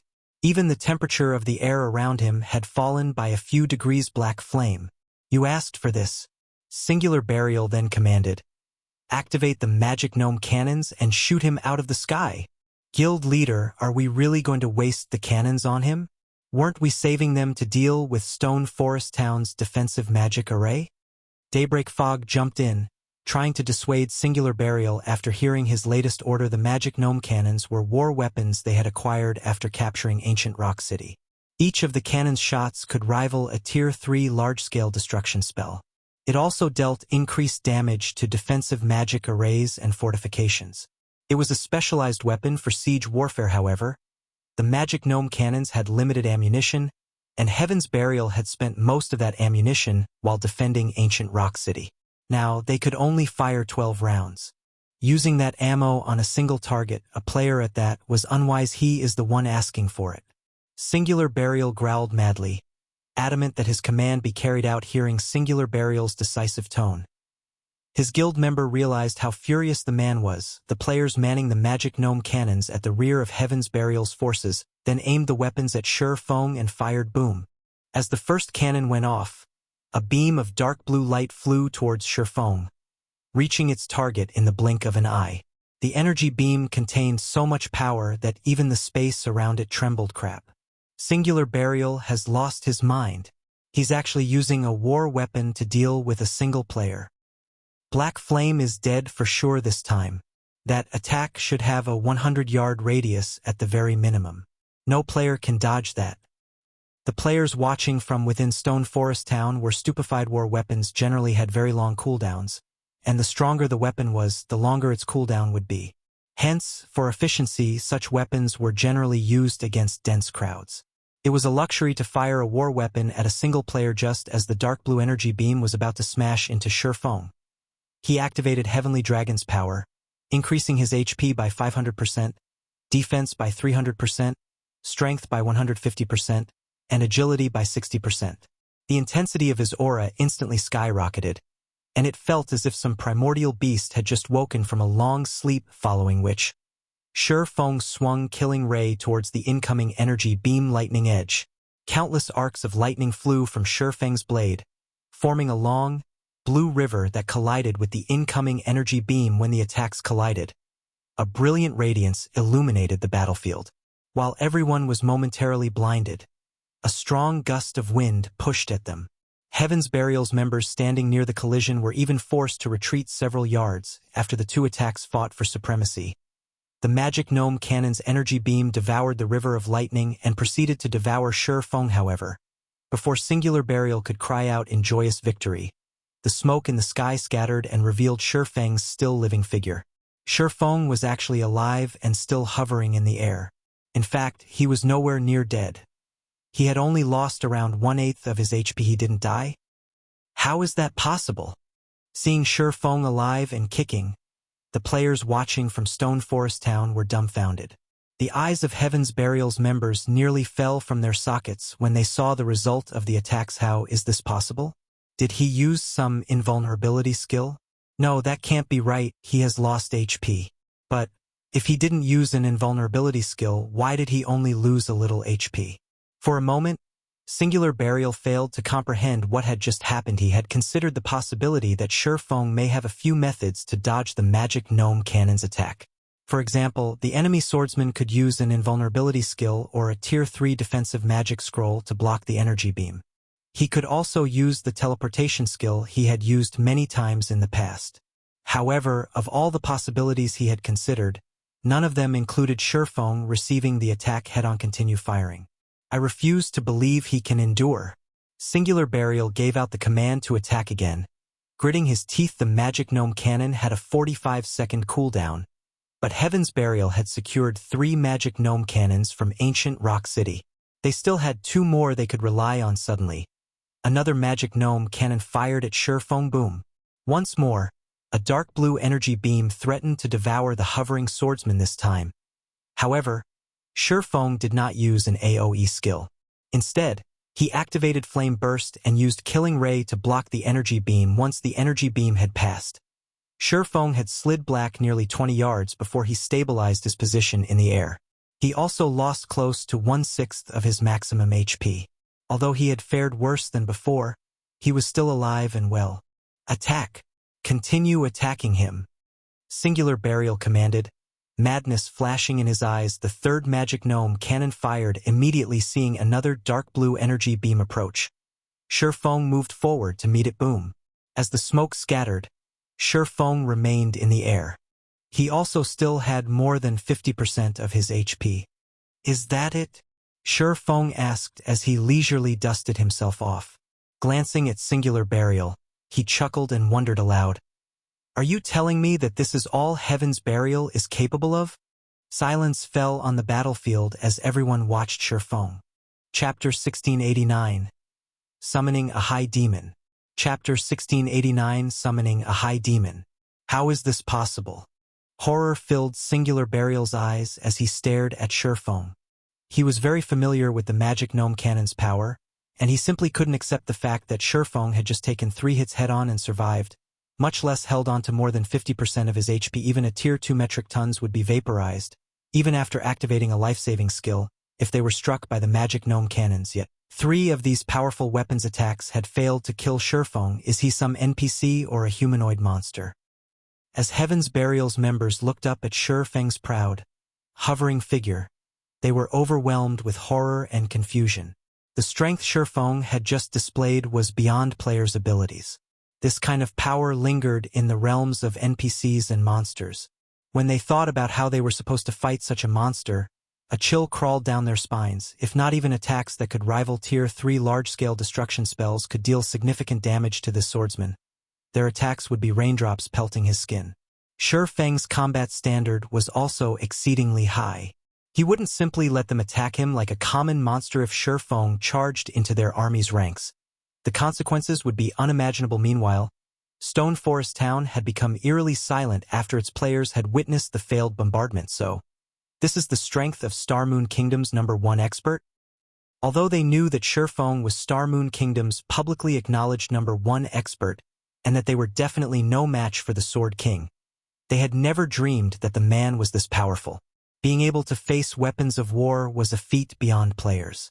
Shurfeng, without a doubt, was a bona fide monster. After witnessing this, the experts that had planned to challenge Shurfeng and claim the title as Star Moon Kingdom's #1 expert smiled in self-ridicule as they realized how comical their idea was. When Shurfeng swept his gaze over Heaven's Burial's members below him, noticing their shocked expressions, his lips curled into a smile. Although sufficient strength was important in a guild war, a guild's morale was just as important. Players plagued by fear and worry wouldn't be able to fight to their full potential, and they'd make senseless mistakes. In contrast, if a guild's morale were high, its players would exhibit their full potential and perform better than normal. Trying to defeat an enemy while outnumbered wouldn't be entirely impossible. It seems that it was quite effective. Shurfeng was very satisfied with his performance when he saw his enemies' overwhelmed expressions. While war weapons were indeed powerful, they were not unstoppable. Current players were simply too weak to take a hit from such weapons. Tier 3 large-scale destruction spells could certainly kill Tier 1 players, and not even Tier 2 players could normally survive such an attack. But what about Tier 3 and Tier 4 players? Once players reached Tier 3 large-scale destruction spells would only pose a threat. They wouldn't be unstoppable. After reaching Tier 4, players could even shatter a Tier 3 large-scale destruction spell. The reason Shurfeng had dared to face the Magic Gnome Cannon's attacks was due to his sufficiently high basic attributes and magic resistance. In addition, Heavenly Dragon's power increased his HP and defense by a significant margin. Most importantly, the Disintegration Armor's disintegration field could weaken skills and spells above Tier 2 by 60%. With all of these factors in play, he had chosen to receive the Magic Gnome Cannon's energy beams head-on. Even so, he had still received a considerable amount of damage. However, if anyone else stood in his place, even with the help of the disintegration field, they'd either die or barely cling to life after a single attack. Although it appeared that he had only lost a small fraction of his HP, he had boosted his HP by 500% with one of his skills. Losing 1/6 of that HP was the equivalent to losing as much HP as he normally possessed. Moreover, receiving Tier 3 large-scale destruction spells head-on was a considerable burden on his equipment's durability. After 3 shots from the gnome cannons, his dark gold equipment's durability had fallen by nearly 1/4. If he received another dozen or so energy beams, all of his items would be destroyed. Aside from his epic and fragmented legendary items, seeing that Heaven's Burial's members panic, Shurfeng promptly took the Tier 4 large-scale destruction magic scroll, which he had obtained after killing Baphomet, from his bag and activated Idior Force spell, Dark Prison. Before Heaven's Burial's members could recover from their shock, a pitch-black ball appeared among the army. This pitch-black ball then expanded, quickly and silently enveloping a 500-yard radius. After remaining motionless for 2 seconds, the black ball burst, and a towering pillar of black light took its place instantly. All players who had failed to activate invulnerability skills died as they were caught within the light pillar. With this single attack, Heaven's Burial had lost an additional 6,000+ members. Zero Wing, heed my command. Leave town and wipe out Heaven's Burial. Leave none of them alive. Bring the miniature ballistas and movement-type defensive magic array. Shurfeng shouted from his position in the air, his voice echoing across the battlefield upon hearing Shurfeng's command. Zero Wing's members' blood boiled as they roared with power. Under Aqua Rose and the other core members' command, everyone charged out of Stone Forest Town and dashed toward Heaven's Burial's 300,000-strong army.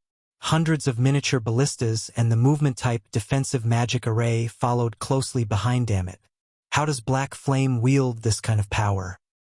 We can't win. Black Flame is a monster. I don't want to die. Compared to the physical destruction from Shurfeng's Tier 4 large-scale destruction magic scroll, the mental blow had been crippling. After seeing so many more of their companions instantly die, many of Heaven's Burial members turned and fled. Shurfeng had just used 2 large-scale destruction spells with such horrific power in a row. Who knew if he had more in store? Moreover, seeing how miserably their guild members had died had truly terrified them. This was especially true for the first group of players that had fallen to the destruction crystal. The attack had even obliterated most of those players' equipment. Shurfeng was basically immortal in their eyes. They couldn't bear to remain in this nightmare for a moment longer. Black Flame. Singular Burial frowned as he watched his army descend into chaos.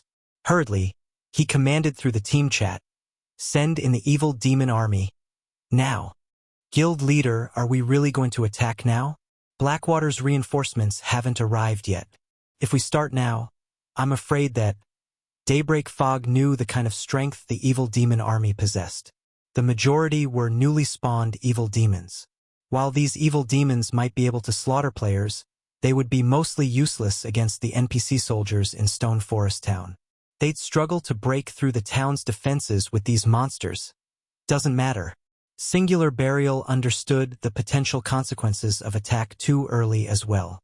However, if they did nothing to recover from the mental blow Zero Wing had just dealt, facing the enemy guild would become even more difficult. However, very quickly, Singular Burial revealed a sneer as he said, "Zero Wing's members have taken the initiative to leave the town. This is the perfect opportunity to annihilate them. Notify Flame Blood to send in the mythic ranked evil demons and beasts." Understood. Daybreak Fog recognized Singular Burial's reasoning. Immediately, she contacted Flame Blood and ordered him to take action immediately. A commotion occurred within the nearby forest. Within seconds, 1 level 80 mythic ranked evil demon and 4 level 80 mythic ranked evil beasts emerged.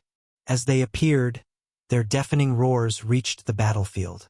The pressure they exuded even stole the breath from the nearby Heaven's Burial members. The sudden inclusion of these mythic-ranked evil beasts and demon discouraged Zero Wing's members. In contrast, some of Heaven's Burial's morale returned. Black Flame, "It's time to pay for your arrogance." Singular Burial smirked when he saw that Zero Wing's army had already moved a considerable distance away from Stone Forest Town. With a wave of his hand, he commanded the mythic-ranked evil beasts and evil demon to charge into Zero Wing's rank. Shurfeng then returned to the ground. Once he landed, he pulled a crystal ball with a golden glow from his bag. "Come, Baphomet," Shurfeng shouted. At the same time, 5,000 magic crystals vanished from his bag space. Chapter 1690 Mythic Showdown. Chapter 1690 Mythic Showdown. After sacrificing 5,000 magic crystals to activate the High Demon Soul, a gigantic magic array formed before Shurfeng. However, unlike other magic arrays, this one did not absorb mana from its environment. Rather, power of darkness gushed from the array and flooded its surroundings. As if it were a portal to the darkness world, the dense power of darkness quickly formed a layer of dark mist around the magic array. It was so dense that it even dispersed the ambient evil energy after 3 seconds of this process.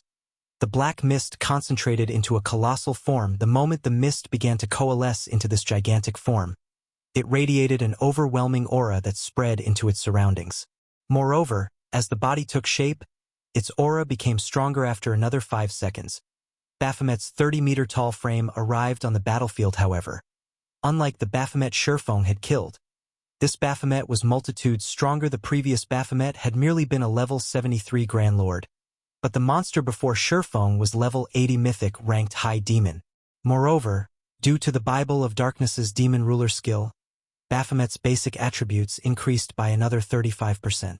Baphomet, High Demon, Mythic, level 80, HP 324, 000, 000/324, 000, 000. When the evil demon army was within 100 yards of Zero Wing's army, Baphomet stopped the ground lightly and disappeared. The High Demon instantly reappeared before the evil demons before swiping one of its clawed hands at the monster army. Boom. Suddenly, all evil demons within 20 yards of Baphomet flew backward. All elite and special elite ranked evil demons within Baphomet's attack range were instantly obliterated. Even the chieftain-ranked evil demons clung onto life with a small strand of HP. So strong! Zero Wings members, who were charging into battle, could not help but gasp when they saw this. It was obvious that the swipe had been one of Baphomet's normal attacks. The High Demon hadn't used an AoE skill, yet it had instantly destroyed several dozen evil demons. The resulting impact had even flattened the previously uneven ground before the High Demon naturally. Baphomet didn't give its enemies the time to react as it swung its other clawed hand boom. Once more, dozens of evil demons died. Several Lord-ranked evil demons flew through the air as they sustained heavy injuries. For a time, Baphomet continued on an unstoppable rampage. The High Demon massacred the evil demons as if it were squashing on ants. Although the nearby evil demons had tried to retaliate, Baphomet had barely taken damage. The chieftain-ranked evil demons only dealt around -300 damage to the High Demon, whereas the Lord-ranked evil demons dealt around -1000 damage. These attacks weren't even a scratch to Baphomet. With its battle recovery, Baphomet regained 3,240,000 HP every 5 seconds. Furthermore, the evil demons didn't have long-ranged attacks. At most, they could launch a few mid-ranged attacks. Although Baphomet was massive, only 200 or so evil demons could attack it at one time. Even if Baphomet stood there and did nothing, the evil demons couldn't kill it. In the few seconds since Baphomet had joined the battlefield, the High Demon had killed hundreds of evil demons. Among them, over 24 had been chieftains, and one had been a lord, although the loss was insignificant compared to Heaven's Burial's 100,000-strong force of evil demons. Singular Burial's expression twisted as he watched the High Demon slaughter. He had never expected Zero Wing to have a trump card like this. He had assumed that Zero Wing would summon divine dragons as it had during their previous war. If that were the case, he intended to sneak the mythic-ranked evil demons past Zero Wing's defenses to target the magic array that summoned the dragons directly. However, it was a different story if Shurfeng summoned a mythic monster with an item. Dealing with Baphomet wouldn't be easy. Send 2 mythic evil beasts to hold that demon back. The mythic evil demon will go after Black Flame. I want to see how Zero Wing intends to defeat us. Singular Burial commanded evil demons were best against players. Although Shurfeng was not an easy target, he was a small pest, slightly larger than his companions. Before a mythic-ranked evil demon, 2 of the 4 mythic-ranked evil beasts turned toward Baphomet, whereas the mythic-ranked evil demon charged at Shurfeng. However, before the evil demon could reach Shurfeng, a gigantic figure intercepted it. This figure belonged to none other than Baphomet. Baphomet was 30 meters tall, and the mythic-ranked evil demon was only 5 meters tall. The High Demon loomed over the evil demon like a building. Do you think you can stop it? Singular Burial sneered. A mythic-ranked evil demon's combat standards were even superior to ordinary experts, and its strength was higher than a mythic-ranked evil beast's. Its only weakness was its low 150 million HP. Against players, however, this much HP was more than enough. Without hesitation, the mythic-ranked evil demon brandished one of its claws at Baphomet. As its claw moved, gray mist rapidly enveloped it. Space tore as the claws passed Tier 3 skill, Dark Annihilation Claw. Although the attack was only a Tier 3 skill, the evil demon's overwhelming strength and speed improved it. Seeing the approaching attack, Baphomet swung one of its own clawed hands to meet the attack, rather than try to dodge. Boom. When the 2 claws collided, space around them shattered. The ground below the collision sank, while nearby evil demons were thrown through the air. Evil demons below chieftain rank and within 20 yards of the impact died instantly from the resulting shockwaves. After the 2 demons pushed against each other for a few seconds, the Dark Annihilation Claw's effects vanished, and the mythic-ranked evil demon was forced back by 5 steps before it stabilized itself. The difference between the 2 monsters' strength was obvious at a glance. The Heaven's Burial members that had brimmed with fighting spirit were stupefied, especially Singular Burial. How is any of this possible? How can that thing stop the evil demon's Tier 3 skill with a normal attack? Singular Burial simply could not understand how a demon could possess such horrific strength that not even a mythic-ranked evil demon could compete with it. However, Singular Burial quickly recovered his senses. Baphomet was only one creature, and he had a total of 5 mythic monsters under his command. Even if Baphomet were more powerful, it couldn't stop 5 mythic monsters at once. As long as they killed Shurfeng, Baphomet would vanish. Singular Burial immediately contacted Flame Blood, who controlled the mythic monsters in secret, and instructed him to send all 5 to kill Showdown. He also told Flame Blood to keep the other evil demons away from Baphomet as much as possible, focusing on Zero Wings members, as Singular Burial had expected. Although Baphomet was powerful, it couldn't stop 5 mythic monsters of the same level. It took everything the High Demon had to pin down 1 evil demon and 2 evil beasts. However, Zero Wings' army had arrived on the battlefield, and the movement-type defensive magic array enveloped Showdown in its protection. Meanwhile, several hundred ballistas launched their payloads simultaneously. The scene of hundreds of exploding arrows flying towards their targets was spectacular. The Explosion 7 halted the mythic-ranked evil beasts' advance for a moment. The weaker evil demons began to die in droves. A single volley of arrows had claimed several hundred evil demons' lives. However, the evil demon army launched its own assault against the movement-type magic array. From time to time, the 2 mythic-ranked evil beasts, which had avoided Baphomet's care, snuck past the High Demon to land 1 or 2 attacks on the magic array. Heaven's Burial also continued to bombard the array with the magic gnome cannons. With so many attacks against it, cracks began to surface on the magic array's barrier. Fortunately, the array quickly repaired itself, and after this continued for several minutes, Zero Wing had no choice but to replenish the movement-type defensive magic array's energy reserves. It still standing? Envy flashed in Singular Burial's gaze as he watched the movement-type defensive magic array. Although it wasn't as strong as the barrier around a city, it could be reactivated the moment after it shattered. So what if you can withstand the evil demon army for now? How many magic crystals can you afford to spend? Heaven's Burial, charge. Zero Wing won't last much longer. Singular Burial shouted. Heaven's Burial's members could also see that, although Black Flame's previous performance had been stunning, Zero Wing couldn't avoid annihilation. When Zero Wing's members heard Singular Burial's shout, their expressions darkened. The evil demon was already a formidable force. If Heaven's Burial's players joined the fray, sure enough, I'm pushing my luck by relying on 1 Baphomet. The battle's current state didn't particularly surprise Showdown. Fortunately, Zero Wing City had accumulated quite a number of magic crystals lately, following which, he retrieved the High Demon's soul from his bag and sacrificed another 5,000 magic crystals to it. Another gigantic magic array joined the battlefield, and after a few seconds, a new Baphomet manifested within the movement-type defensive magic array. Black Flame can summon another one. This is some trick, right? As Heaven's Burial's members began their charge, they slid to a halt as they gaped at the new Baphomet in utter shock. Chapter 1691. Chaotic Battlefield. Chapter 1691. Chaotic Battlefield.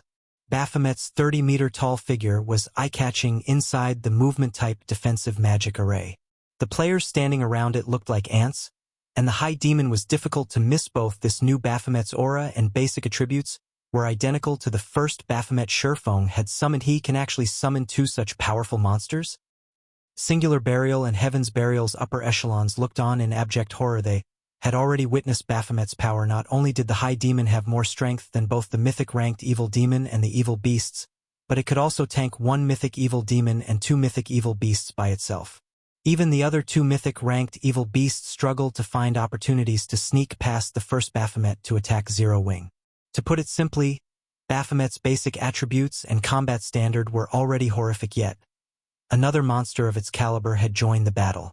This raised Zero Wing's combat potential to the next level when the second Baphomet had manifested. Some of Zero Wing's members, who had begun to despair, cheered. The 2 mythic-ranked evil beasts were the biggest problem they faced, but now that a second Baphomet had joined them, they wouldn't need to worry about any of the mythic monsters. With all 5 of Heaven's Burial's mythic monsters at bay, they could rely on their defensive magic array and miniature ballistas to give Heaven's Burial's demon army the fight of its lifetime. Novel full. Suddenly, the second Baphomet vanished and reappeared before one of the 2 unhindered mythic-ranked evil beasts. Baphomet then swung its clawed hand at the evil beast's boom. The impact forced the level 80 mythic evil beast to retreat several steps. Noticing the new, powerful foe, the other mythic evil beast turned and headbutt Baphomet. Rather than dodge the incoming attack, Baphomet stomped the ground and swung its other claw, easily stopping the evil beast's all-out attack. The resulting impact pushed the evil beast back by several steps. The difference in strength between both sides was obvious at a glance. For a time, the two Baphomets pinned down Heaven's Burial's 5 mythic monsters, giving the monsters no opportunity to attack the movement-type defensive magic array. As a result, Heaven's Burial's damage against the array drastically decreased. Even with the rest of the evil demon army attacking desperately, the depletion of the magic array's energy reserves slowed. Now, it would take far more time to drain the defensive magic array's energy. Furthermore, Zero Wings members could replenish the reserves at any given moment. This allowed the miniature ballistas and ranged players in the defensive magic array to attack without restraint. Each volley from the miniature ballistas contained several hundred exploding arrows. Although a single volley was not enough to kill the chieftain rank and above evil demons, the weaker demons turned to ash instantly. Amazing. So, this is Zero Wings' foundation. Even if the guild didn't have those 2 mythic monsters, Heaven's Burial would still find its members difficult to annihilate. The spectating players inside Stone Forest Town were stunned by the spectacular sight of several hundred miniature ballistas launching simultaneous attacks. Meanwhile, Singular Burial, who commanded the battle from afar, glared at Shurfeng. He felt as if someone thrust a blade into his heart with each exploding arrow volley from the miniature ballistas. He had sacrificed 400,000 players to obtain these evil demons, and to convince his players to offer a portion of their immortal souls willingly. Heaven's Burial had offered them significant compensation, yet, in the few short minutes since the battle had begun, over 20,000 evil demons had fallen. In contrast, Zero Wing had yet to suffer a single casualty as the impenetrable defensive magic array protected its members. After a short moment, Zero Wing had regained the advantage. Guild leader, we are dealing too little damage to Zero Wing's defensive magic array. At this rate, Zero Wing will annihilate our forces before we can even deplete the magic array's energy reserves, Daybreak Fog said, frowning as she watched volley after volley of exploding arrows rain down on Heaven's Burial's armies. Aside from the 2 Baphomets, the several hundred miniature ballistas were plenty of trouble. Their combined attacks could rival a Tier 4 large-scale destruction spell in both power and range. Even though evil demons were stronger than players, they couldn't survive a bombardment of multiple Tier 4 large-scale destruction spells. Novelful. Haven't Blackwater's reinforcements arrived yet? Singular Burial could practically feel his heart bleed. The losses the evil demon army was suffering were severe, but his player army's losses were worse. Players didn't have as much HP as the evil demons, and every attack from the 2 Baphomets and the miniature ballistas could one-hit his players. Thus far, Heaven's Burial had lost over 30,000 players. Many of them were the guild's elite members. Meanwhile, the Mythic Evil Demon and Mythic Evil Beast's performance wasn't nearly as powerful as he had expected. On the contrary, the 2 Baphomets had them thoroughly suppressed, and they steadily lost HP. Singular Burial regretted his decision to begin the battle against Zero Wing so soon. Had he known that Shurfeng could summon 2 Baphomets, he definitely would have waited until Blackwater's reinforcements had arrived. With Blackwater's catapults, destroying Zero Wing's defensive magic array would be much easier. Once they depleted the magic crystals Zero Wing had on hand, the guild's members would be fish on a chopping board. They almost here. They'll arrive in 6 or 7 minutes. Daybreak Fog reported after contacting one of Blackwater's representatives. 6 or 7 minutes. Singular Burial made some quick calculations in his head. At the rate the battle was developing, Heaven's Burial should have no problems lasting for another half an hour or so. All right, but tell them to hurry. Tell them that Zero Wing is much stronger than we had anticipated. Daybreak Fog immediately relayed Singular Burial's message to Blackwater's army. Zero Wing can actually dominate the evil demon army? It's no wonder why such an insignificant guild dares to provoke Blackwater. Falling Fire, who wore a set of crimson mage robes, was surprised after he learned of Heaven's Burial's current predicament. However, that was all he felt. He wasn't worried in the slightest that they would fail to capture Stone Forest Town. Singular Burial had stated that his forces could hold out for another 30 or so minutes, and his group would arrive in around 7. Meanwhile, standing at the forefront of Zero Wing's army, Shurfeng spent another 5,000 magic crystals to summon a 3rd Baphomet. Once the High Demon Soul's cooldown ended, the instant the 3rd Baphomet manifested, the battlefield fell silent. It was as if time had frozen before Heaven's Burial's members could react to the new Baphomet. Feng had the freshly summoned High Demon charge into enemy ranks. Executing one skill after another, a Tier 4 High Demon possessed many skills and spells, and all of them were capable of killing dozens, even hundreds of players. Damn it. How is this possible? Shock and confusion overwhelmed Singular Burial as he stared at the third Baphomet. He could not figure out how Feng had summoned such powerful monsters, one after another. However, Singular Burial quickly calmed himself and pushed this thought out of his mind as he turned to Daybreak Fog and commanded, "Fog, contact Falling Fire and tell his group to hurry. Tell him to bring the 1 mythic evil demons and the 2 mythic evil beasts guarding the exit." Daybreak Fog knew how precarious their situation was now, as well. She notified Falling Fire, telling him to increase his force's speed and transfer more monsters to the battlefield. However, shortly after Daybreak Fog ended the call, Feng pulled a Summon Guard scroll from his bag and activated it suddenly. A lithe, captivating figure appeared before Feng naturally. This figure belonged to Anna. Following Anna's arrival, a level 80 Great Lord ranked Golden Giant and 10 level 80 Lord ranked Rock Guardians joined the battlefield. This instantly elevated Zero Wing's destructive power to a whole other level. Anna, in particular, performed as well as the Baphomets. She controlled numerous holy spears to attack the enemy players, each wave killing dozens or even over 100 players. Any Tier 1 player these spears struck died instantly. After summoning Anna, Feng had the 3 Baphomets use their strongest skill. Each of the Baphomets then summoned their crimson longswords enveloped in pitch-black fire. Not only did the crimson longswords significantly increase the Baphomet's attack range, but those who fell to these weapons would also find their souls burning in the soul fire in 1 minute. Heaven's Burial's 300,000-strong player army was reduced to just 200,000. Meanwhile, there were less than 50,000 surviving evil demons.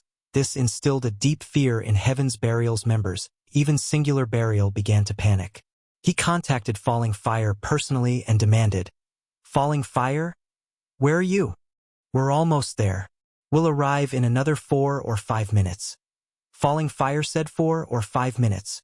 That long? Singular Burial paled as he gazed at the scorched, corpse-laden battlefield before him. Chapter 1692, Army Shattered. Chapter 1692, Army Shattered. Long. Falling Fire was confused by Singular Burial's comment. This was the time they had previously agreed upon. His arrival hadn't been delayed in the slightest. In fact, he had even increased his army's pace while disregarding their stamina consumption. Moreover, a battle of hundreds of thousands couldn't end in 4 or 5 minutes. These battles normally drug on for several hours before reaching a conclusion. The battle is intense. I can buy at most 5 more minutes. In any case, you need to hurry over here as soon as possible. Otherwise, the battle's outcome won't be certain, Singular Burial said, gritting his teeth. In reality, he wanted to tell the man that if his group didn't arrive in the next 5 minutes, their siege on Stone Forest Town would likely fail. Zero Wing is actually that strong. Singular Burial's response confused Falling Fire further. Although Heaven's Burial had incurred heavy losses while defending ancient Rock City, its remaining combat power could not be underestimated. Heaven's Burial also had command of over 100,000 evil demons. However, Falling Fire did not bother to ruminate over the matter as he nodded and said, "All right, I'll increase my force's speed to its maximum. We'll arrive in 4 minutes at most." 4 minutes. Singular Burial breathed a sigh of relief. If he organized his current forces, they should still have enough strength to defeat Zero Wing's army and capture Stone Forest Town. Singular Burial immediately disconnected the call and commanded his armies to retreat from the battlefield slowly. At the same time, he ordered some of his players to use magic arrays to buy time. He even used the 6 Tier 3 summoning scrolls and a large number of Tier 3 control magic scrolls. Heaven's Burial had gone to great lengths to collect to stop the 3 Baphomet's rampant slaughter. Although Tier 3 control magic scrolls could not stop Tier 4 mythic monsters completely, Singular Burial could use them to limit the monster's mobility as the Tier 3 control magic scrolls activated. One after another, magic arrays began to appear above and below the 3 high demons. Barriers, vines, and chains then emerged and restricted the Baphomet's strength and mobility. Black Flame. I'll admit that you are amazing to have forced me to use all of Heaven's Burial's trump cards. But in another 4 minutes, Zero Wing will meet its doom. Singular Burial shot Shifeng a cold glare as he watched Zero Wing's army push forward. The strength Zero Wing had displayed in this battle had greatly exceeded his expectations. Had he known that Zero Wing could summon monsters of Baphomet's strength, he would have had Flame Blood mobilize every mythic monster under his command.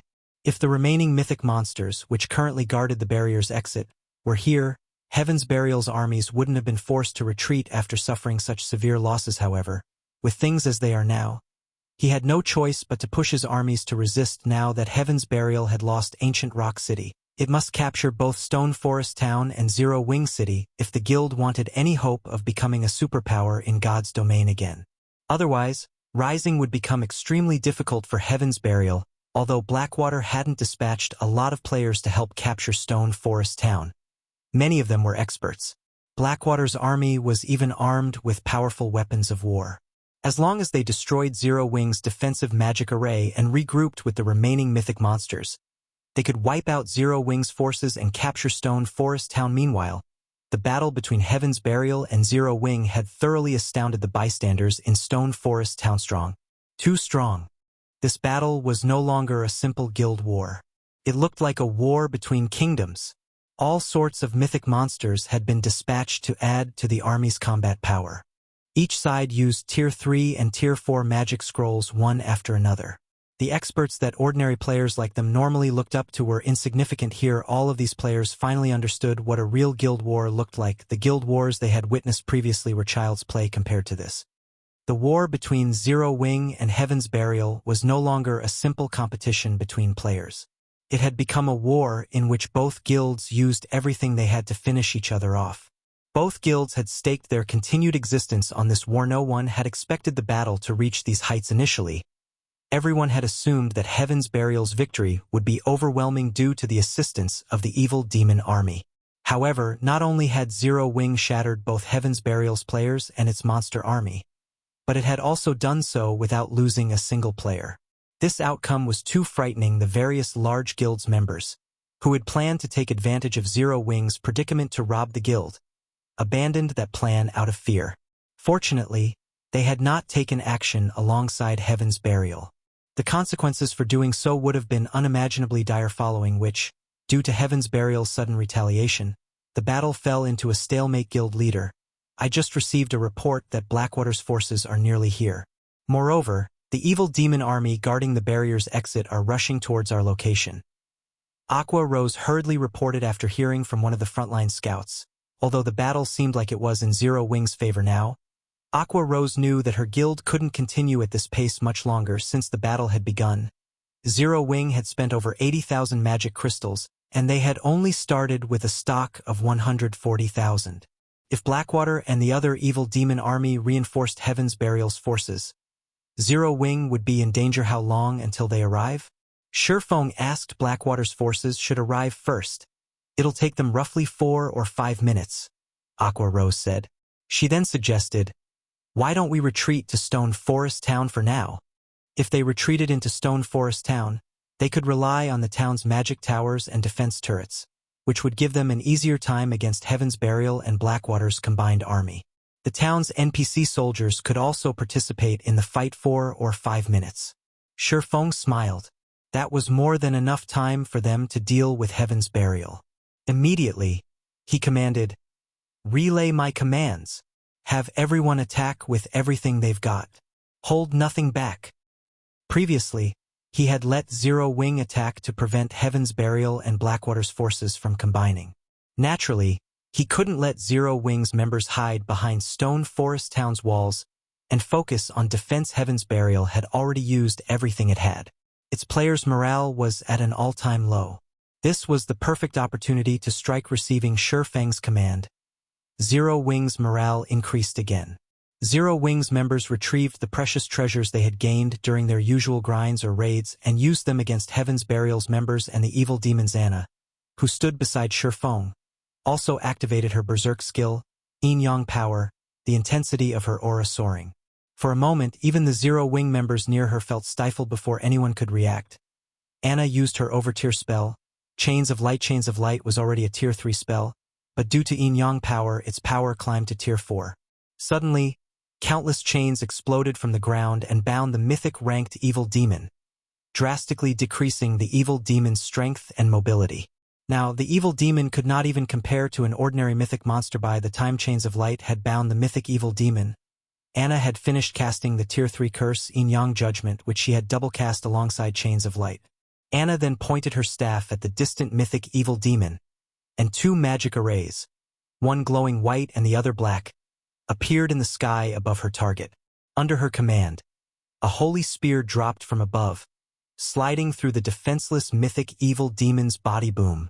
The world shook as a brilliant, black-white pillar devoured the evil demon. 451.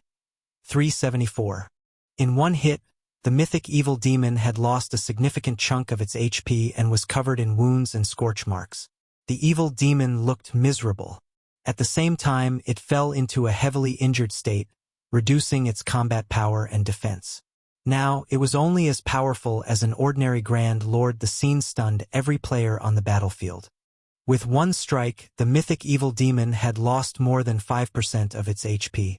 At this point, Shurfong commanded the two Baphomets that fought near the mythic evil demon to use the Tier 4 skill, Dimensional/2 streaks of black light, then cut down the heavily injured mythic evil demon. 613 for 74. Minus 9,576,174. Two frightening damages appeared above the mythic evil demon's head simultaneously, instantly lowering the evil demon's HP to under the 60% threshold. Damn it! Heal it, quickly. Do not let the mythic evil demon die. Singular Burial paled when he saw the mythic ranked evil demon's HP plummet. He had never thought that Zero Wing would still have such a hand to play regardless of how much Singular Burial shouted at his team. The mythic evil demon's HP continued to decrease. Heavily injured, the evil demon even struggled to block Anna and the two Baphomet's attacks. Meanwhile, each Baphomet easily dealt over 1 million damage with their normal attacks, and if the high demons used Tier 3 or Tier 4 skills, they'd deal several millions of damage. Heaven's Burial's healers simply couldn't keep up. Nearly 30 seconds later, the mythic evil demon fell to Anna's holy light spear and dropped over a dozen items. When they saw the items, many players wanted to charge in and claim the loot for themselves, but with the two Baphomets standing guard, they quickly dismissed the thought. Using this opportunity, Shurfong quickly made his way to the loot and collected the dropped items without sparing them a second glance. Once the mythic evil demon was dead, the battle turned for the worst for Heaven's Burial. Without the mythic evil demon, Anna and the three Baphomets overwhelmed the remaining 4 mythic evil beasts. They also had cover fire from the miniature ballistas. Despite Singular Burial's command for the mythic evil beasts to retreat from the battlefield, one of the monsters fell less than a minute after the evil demon had died. Seeing this, Singular Burial was unable to utter a single word for some time. Falling Fire, where are your forces? Daybreak Fog asked desperately after contacting Falling Fire. We're almost there. We'll reach the battlefield in another minute. Falling Fire replied. 1 minute? That long? Daybreak Fog could not help but sigh when she heard Falling Fire's reply. Glancing around at the remaining mythic ranked evil beasts, she shook her head and said, "Forget it. You are better off not coming. The battle here is over. We'll regroup at the barrier's exit." The battle's over? What is the meaning of this? Falling Fire demanded. Shocked we lost. Daybreak Fog answered after mustering her final strand of willpower. She then disconnected the call. Chapter 1693. Stay here. Chapter 1693. Stay here. Heaven's Burial lost? How did it happen so quickly? Falling Fire was stupefied when he heard Daybreak Fog's final sentence. He simply could not fathom how such an outcome had occurred. Heaven's Burial had sent over 300,000 players and 100,000 evil demons to siege Stone Forest Town. The army had even included 5 mythic ranked monsters. With such a force, even capturing a guild city should be a problem, much less a guild town. Furthermore, the battle at Stone Forest Town had begun and ended in less than half an hour. Even killing 400,000 common monsters would take more time than that. Yet he had just learned that Heaven's Burial had lost in such a short time. No matter how he thought about it, he simply couldn't bring himself to believe Daybreak Fog's claim. Moreover, Singular Burial had confidently assured him that they could last another 5 minutes. But only 3 minutes had passed since that conversation, and the battle was over. For a moment, he even wondered if Singular Burial was toying with him. However, with how much Heaven's Burial had riding on this battle, Falling Fire doubted that Singular Burial would make such a joke. If Singular Burial were really joking, only Heaven's Burial would suffer for it. Should we retreat? Qin Muyun, the woman beside Falling Fire, asked. She wore a suit of silver plate armor and carried a buckler engraved with divine runes. No. How can we possibly just leave after spending all of that time and effort to get this far? Even if Heaven's Burial is heavily wounded, Zero Wing shouldn't fare much better. Let's go and take a look.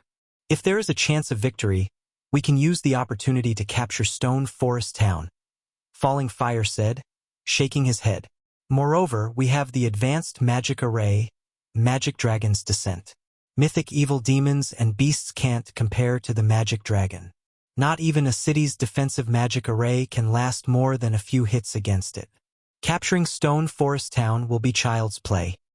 Qin Muyun nodded her agreement. This time, their superiors had instructed them to show Zero Wing and everyone else in God's domain the consequences for provoking Blackwater. Although Heaven's Burial's swift defeat had been a surprise, it was not exactly impossible. The majority of Heaven's Burial's evil demon army consisted of recently spawned demons, which still sorely lacked strength. Meanwhile, Heaven's Burial's player army only had around 170,000 elite members, while the rest were normal guild members. As for the guild's experts, Heaven's Burial had only dispatched around 5,000 due to the losses the guild suffered in Ancient Rock City. On the other hand, Blackwater had dispatched over 6,000 experts and 10,000 elite players.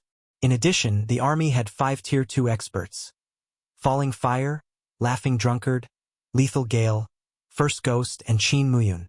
With their arrangement of 1 Tier 2 Shield Warrior, 2 Tier 2 Berserkers, and 1 Tier 2 Assassin, they could offer the support to allow Falling Fire to display the full strength of a Tier 2 Elementalist.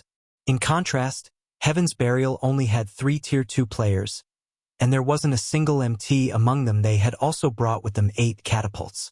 Even if they had to face 2 or 3 mythic monsters, they had a high chance of victory. Falling Fire and Blackwater's forces immediately increased their pace toward Stone Forest Town. After running for nearly 1 minute, the army arrived at the top of a slope some distance away from Stone Forest Town. However, as Falling Fire began to organize his troops and advance on the town, he heard the sound of a massive explosion.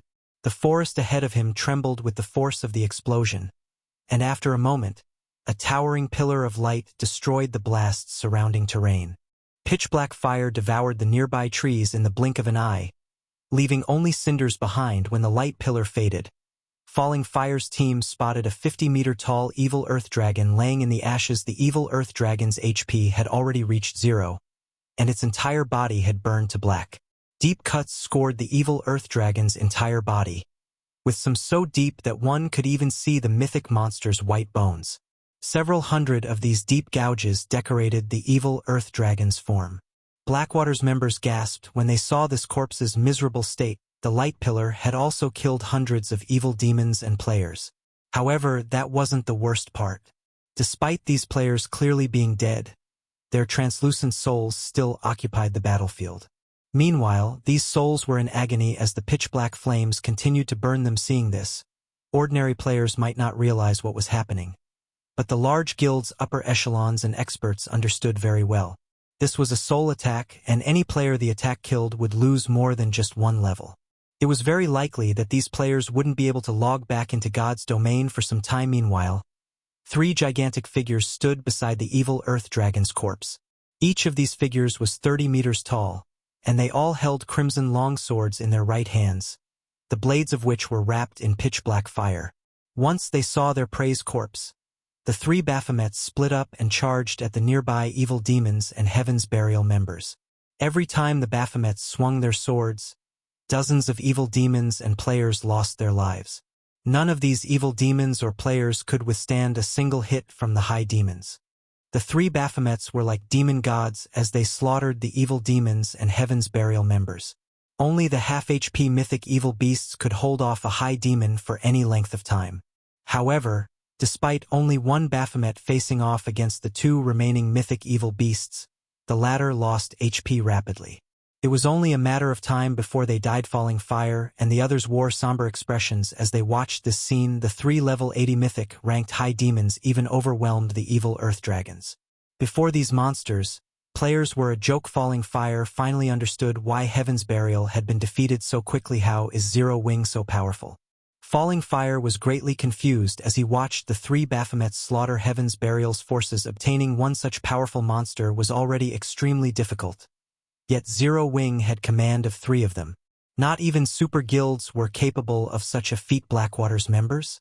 Shurfeng, who stood some distance behind the Baphomets, quickly noticed the spectating crowd on a distant hillside.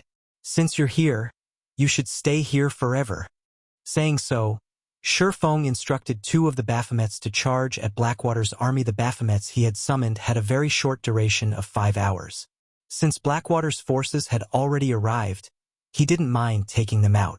Fortunately, Heaven's Burial was no longer a threat to Zero Wing.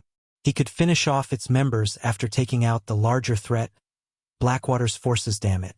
Falling Fire shouted. Watching the 2 Baphomets dash towards them, Falling Fire could easily guess what Shurfeng had in mind.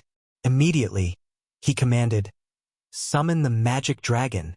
Activate the defensive magic array." Agreeing with Falling Fire's decision, Qin Muyun notified the players responsible for the 2 magic arrays. She had already witnessed the Baphomet's strength. If 2 of these monsters were allowed to charge into Blackwater's ranks, the consequences would be unimaginable. The only way to stop the 2 approaching high demons was to summon the magic dragon and use their defensive magic array. Suddenly, a colossal, silver magic array appeared in the sky. A moment later, a dragon covered in pitch-black scales and silver runes manifested before Blackwater's army. Magic Dragon Clan, High Inferior Dragon, Mythic, Level 75, HP 420, 000, 000/420, 000, 000. The Magic Dragon's aura was visibly stronger than that of ordinary mythic monsters. It could basically rival a mythic-ranked archaic species of the same level. The level 80 evil earth dragons simply couldn't compare to this monster. This was also why Falling Fire was confident in capturing Stone Forest Town despite Heaven's Burial's defeat when the magic dragon joined the battlefield. 100 players in Blackwater's army spread out along the army's edges before activating a defensive magic array. A magic barrier then formed and enveloped the army. A moment after Blackwater's army deployed its offensive and defensive measures, the 2 Baphomets reached the army like a powerful gale. One of the 2 Baphomets then leaped into the air, transforming into a blur as it arrived before the magic dragon. The high demon then swung down its crimson longsword, and the weapon tore apart space as it moved down towards the high inferior dragon's head. Although Clan tried to block the attack with one of its claws, it was repelled the moment its claw met the blazing crimson longsword. The crimson longsword then proceeded to smash into the magic dragon's head and slam it straight toward the ground, the resulting impact carving out a huge crater in the earth below. Meanwhile, the other Baphomet arrived before Blackwater's defensive magic array. As the high demon raised its long sword, the pitch-black flames along the blade flared as the Baphomet commanded. A raging pillar of black fire descended on Blackwater's magic barrier. When the flames met the barrier, the attack formed a massive slice across it. Smaller, web-like cracks began to spread out around the cut, crawling across the entire magic barrier. Chapter 1694. One hit to destroy a magic array. Chapter 1694. One hit to destroy a magic array. In the dense forest some distance away from Stone Forest Town, under Singular Burial's command, Heaven's Burial's members had scattered and fled into the forest. By doing so, more members would escape with their lives. Zero Wing's members could only operate within the movement-type defensive magic array, and only the 3 Baphomets were truly capable of giving chase. Why are Blackwater's people here? Daybreak Fog, who maneuvered around the forest, was confused to see Falling Fire's group on a distant hillside. Have they lost their minds? They actually came. She had clearly told Blackwater not to come and to regroup at the barrier's exit. They'd only stand a chance against Zero Wing once they combined their forces. Foolish. Absolutely foolish. How can Blackwater employ such fools? Singular Burial could not help but curse out loud when he saw Falling Fire's distant figure. He had already gotten a taste of Zero Wing's true strength. He had hoped to regroup with Blackwater's army and the evil demon army guarding the barrier's exit before resuming their battle against his hateful enemy. However, the fools from Blackwater had refused to listen to his advice and continued towards the battlefield. If Zero Wing decimated Blackwater's forces now, this war was as good as over. Heaven's Burial would lose all hope of capturing Stone Forest Town before Singular Burial could contact Falling Fire and demand an explanation from the foolish elementalist. He noticed 2 of the rampaging Baphomets leave the battlefield and charge straight for the hillside Blackwater's army resided on. Seeing this, Singular Burial fell into a thorough despair. However, before the 2 Baphomets had reached Blackwater's army, a mythic-ranked magic dragon descended from the sky.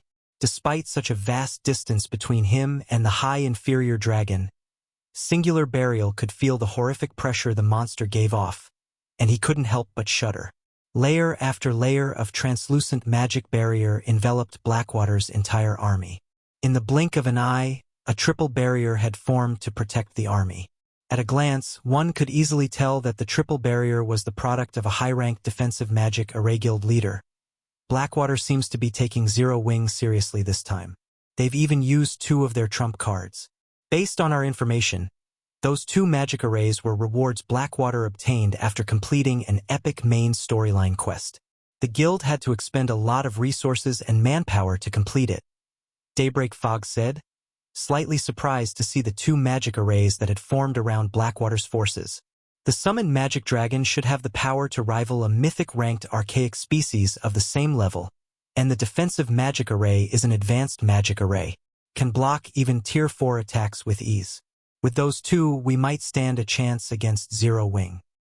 Some of Heaven's Burial's upper echelons breathed a sigh of relief when they heard Daybreak Fog's explanation. Singular Burial's eyes shone with joy. If they had a mythic-ranked archaic species on their side to fight with their forces and the 2 remaining evil earth dragons, they should be able to keep Zero Wing at bay for quite some time. Once the other evil demon army arrived, it might even be possible to suppress the 3 Baphomets. Moreover, the Baphomets wouldn't be able to clash their armies for some time with the advanced defensive magic array to protect them. They could then use the opportunity to bombard Zero Wing's defensive magic array with Blackwater's 8 catapults. Zero Wing's defensive magic array wouldn't last long against Thema's Singular Burial prepared to order his scattered forces to regroup with Blackwater. Something unbelievable occurred. One of the 2 Baphomets that had assaulted Blackwater's army had sent the level 75 magic dragon crashing, face first, into the ground with a single attack. Meanwhile, the other Baphomet released a powerful strike against Blackwater's defensive magic array. Although the triple barrier did not fall, cracks webbed the entire barrier. For a moment, the world seemed to have fallen silent. How is this possible? Even Falling Fire and his Blackwater companions were dumbfounded, not to mention Singular Burial and his upper echelons. Their eyes bulged as they stared at the damage a monster that rivaled a mythic-ranked archaic species had been thrown, face first, to the ground. A mythic-ranked archaic species was practically invincible to current players. However, that wasn't what shocked them most. The Baphomet's ability to damage an advanced defensive magic array's barrier so severely with a single attack was unbelievable. Falling Fire and the other Blackwater members even wondered if the system had tricked them, awarding some cheap knockoff.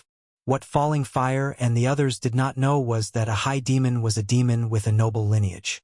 High demons were akin to emperors among demons, and their life ratings were even higher than archaic species.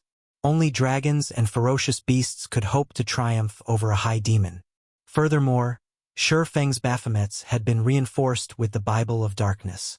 Their strength was far higher than the mythic-ranked magic dragons, and in a frontal clash it was only natural that the Magic Dragon clan had lost. The advanced defensive magic array was indeed capable of blocking a normal Tier 4 attack, but the attack Baphomet had used had been a Tier 4 taboo skill. Including the Bible of Darkness's buff, the Tier 4 taboo skill could rival a Tier 5 attack, which was already far beyond the defensive magic array's endurance limit. It's not broken. What a powerful defensive magic array. Shurfeng was slightly surprised as he watched Blackwater's defensive magic array slowly mending itself. He had never thought that Blackwater could acquire such a powerful advanced magic array. However, Falling Fire and his companions were truly shocked Not only had Baphomet's attacks severely damaged their defensive magic array, but the players maintaining the magic array had also lost 1/3 of their mana pools. Unlike Zero Wing's movement-type defensive magic array, which was machine-operated, their players had to maintain their magic array. Hence, the energy needed to mend and maintain the array came from the player's mana. If even one of these players ran out of mana, the magic array would stop working and disappear. Players could only rely on mana recovery potions to replenish their mana stores. However, mana recovery potions had considerably long cooldowns, and they only restored a small amount of mana. Meanwhile, after seeing its first attack failing, the Baphomet attacking the defensive magic array promptly followed up with another Tier 4 skill. Although the skill was no match for a Tier 4 taboo skill, it still drained a significant amount of mana from the players maintaining the magic array. Meanwhile, the other Baphomet continued to bombard the magic dragon, pushing it back and tearing. One pained cry after another from the monster. At this point, Falling Fire snapped out of his daze and hurriedly commanded, "Attack! Fire the catapults!" The players controlling the catapults immediately aimed and fired at the Baphomet attacking their magic barrier. The catapults were extremely powerful, and with normal ammunition, their attacks had the power of Tier 4 strikes. If loaded with special ammunition, the war weapons attacks would reach the peak of Tier 4. These attacks could even heavily injure mythic monsters, and their only downside was their long, 2-minute cooldown. Suddenly, 8 gigantic, flaming boulders flew towards the Baphomet attacking the defensive magic array. Just before one of the flaming boulders, decorated with divine runes, struck the high demon, the latter lightly swung its crimson longsword. Boom. The moment the edge of blade met the flaming boulder, Baphomet was forced to take 3 steps back as a damage of over -100,000 appeared above its head. However, the clash had failed to inflict any negative effects, such as a temporary numbing. Following which, Baphomet rapidly brandished its longsword to strike down the rest of the incoming boulders, one after another.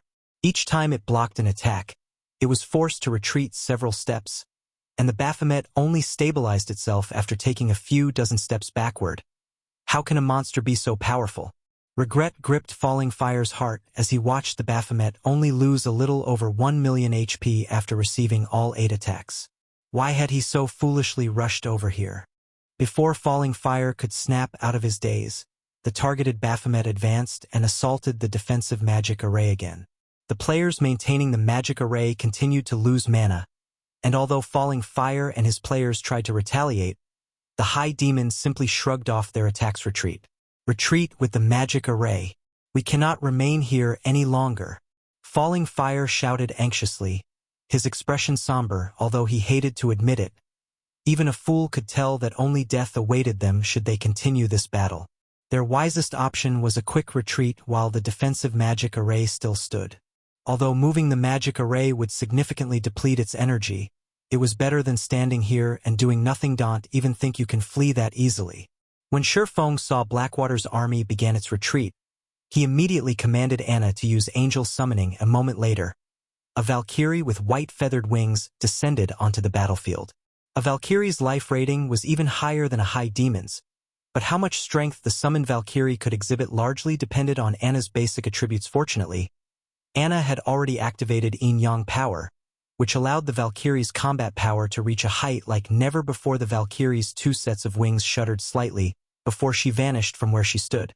A second later, she reappeared before Blackwater's army, radiating a horrific aura that was even stronger than the 2 Baphomets. Suddenly, a spear of thunder formed in the Valkyrie's hand before she tossed it at Blackwater's magic barrier. Pong!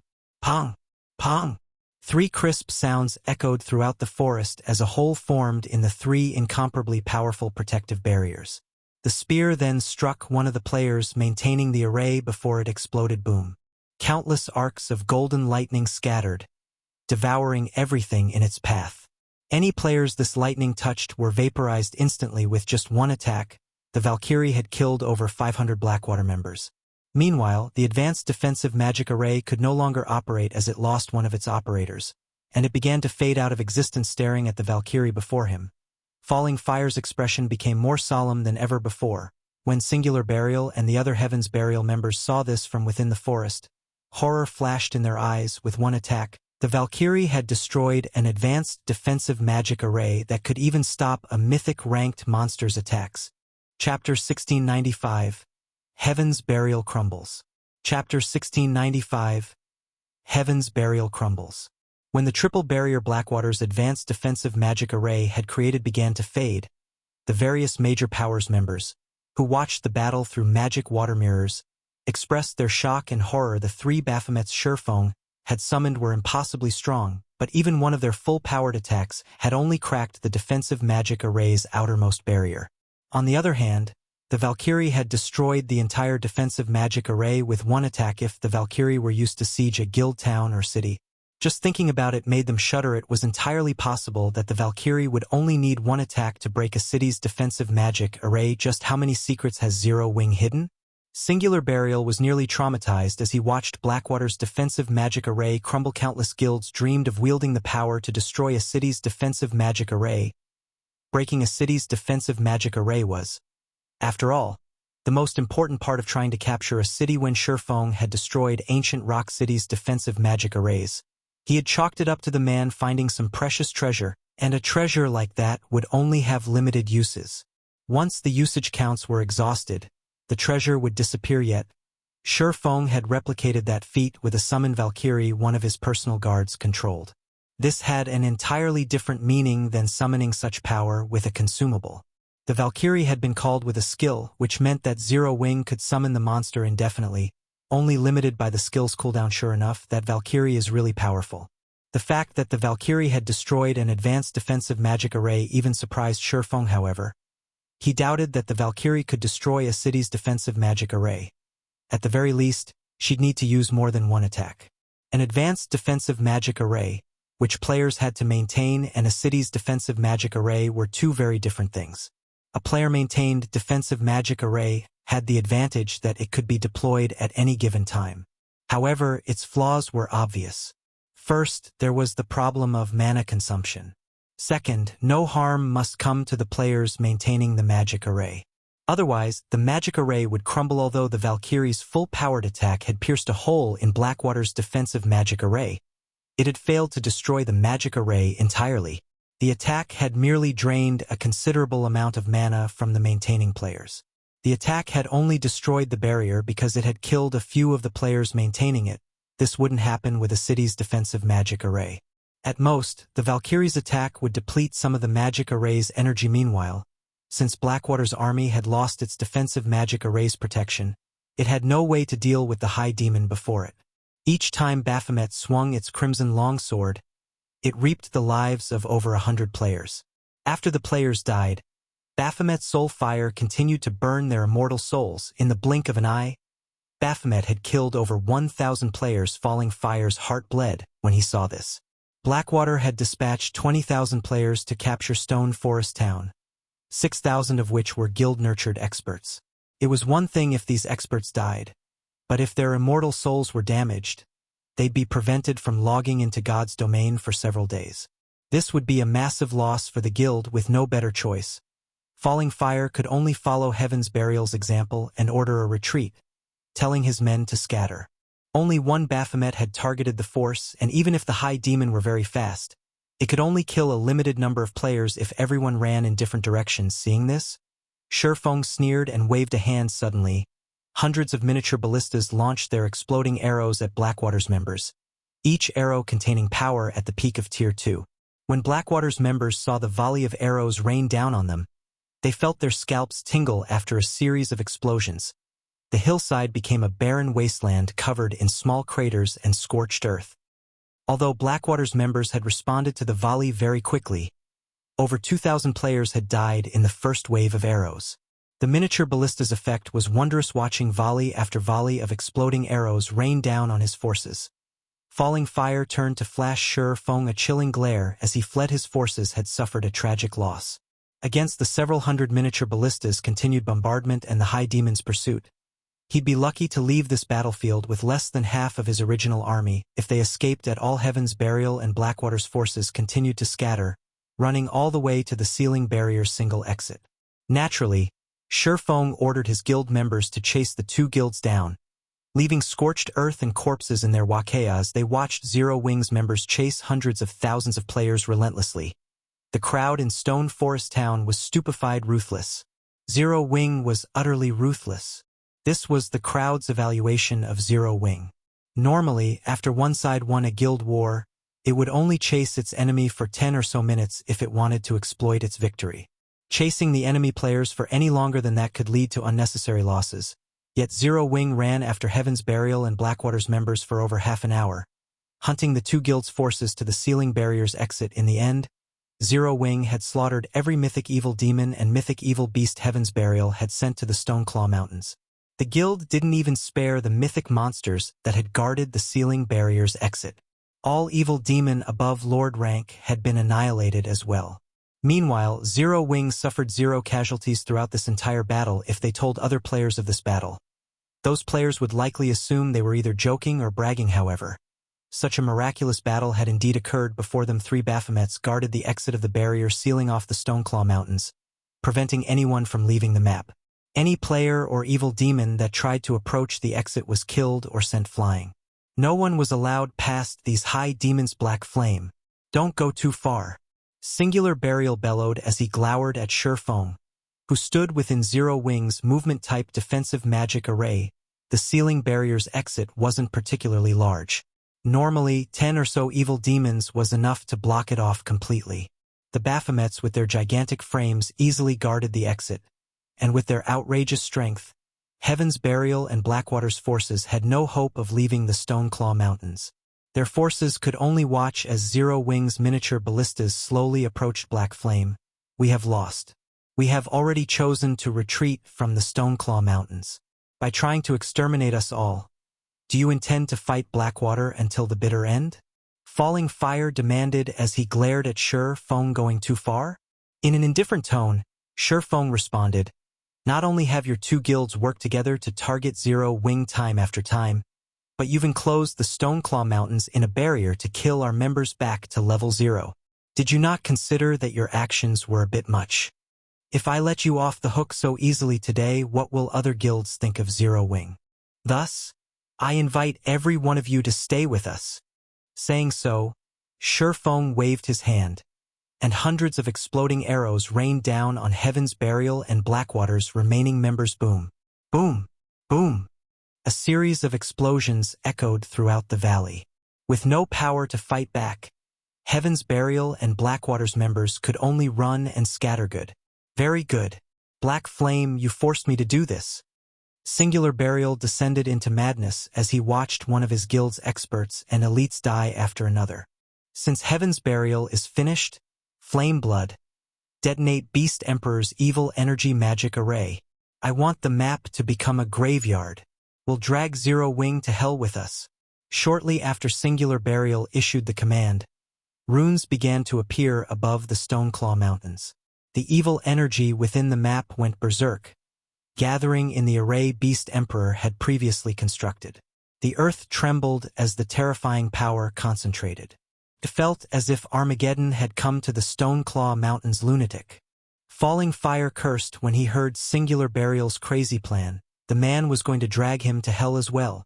Because of this turn of events, Zero Wing's members wore somber expressions. They could all feel the horrific power concentrating at the gigantic magic array near the exit of the Sealing Barrier. If the magic array exploded, the consequences would be dire. Singular Burial began to laugh maniacally when he saw the fear on Zero Wing's faces. Once the magic array was set to detonate, it would transform everything within a 5,000-yard radius into a land of dead. Moreover, evil energy would corrupt players' souls after they died in the explosion. Even if some players survived, evil energy would contaminate their being, and they'd suffer a weakened state.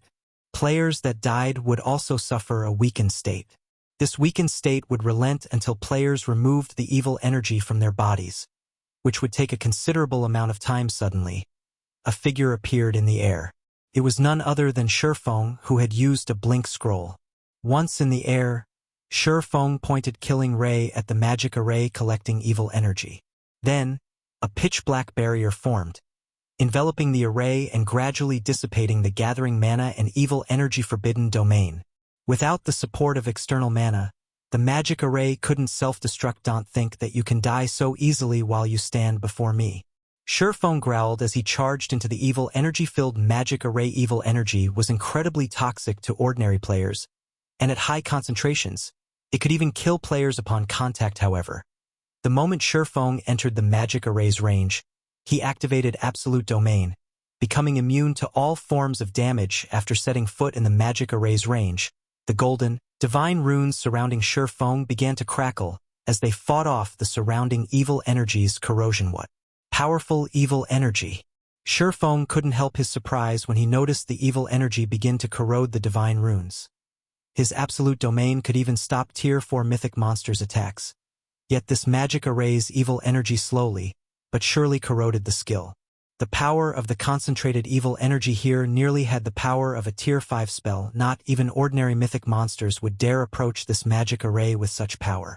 Only evil beasts and evil demons had any hope of survival within it. The evil energy's corrosion increased as time passed.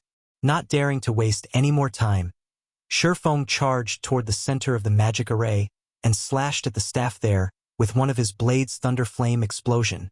Boom!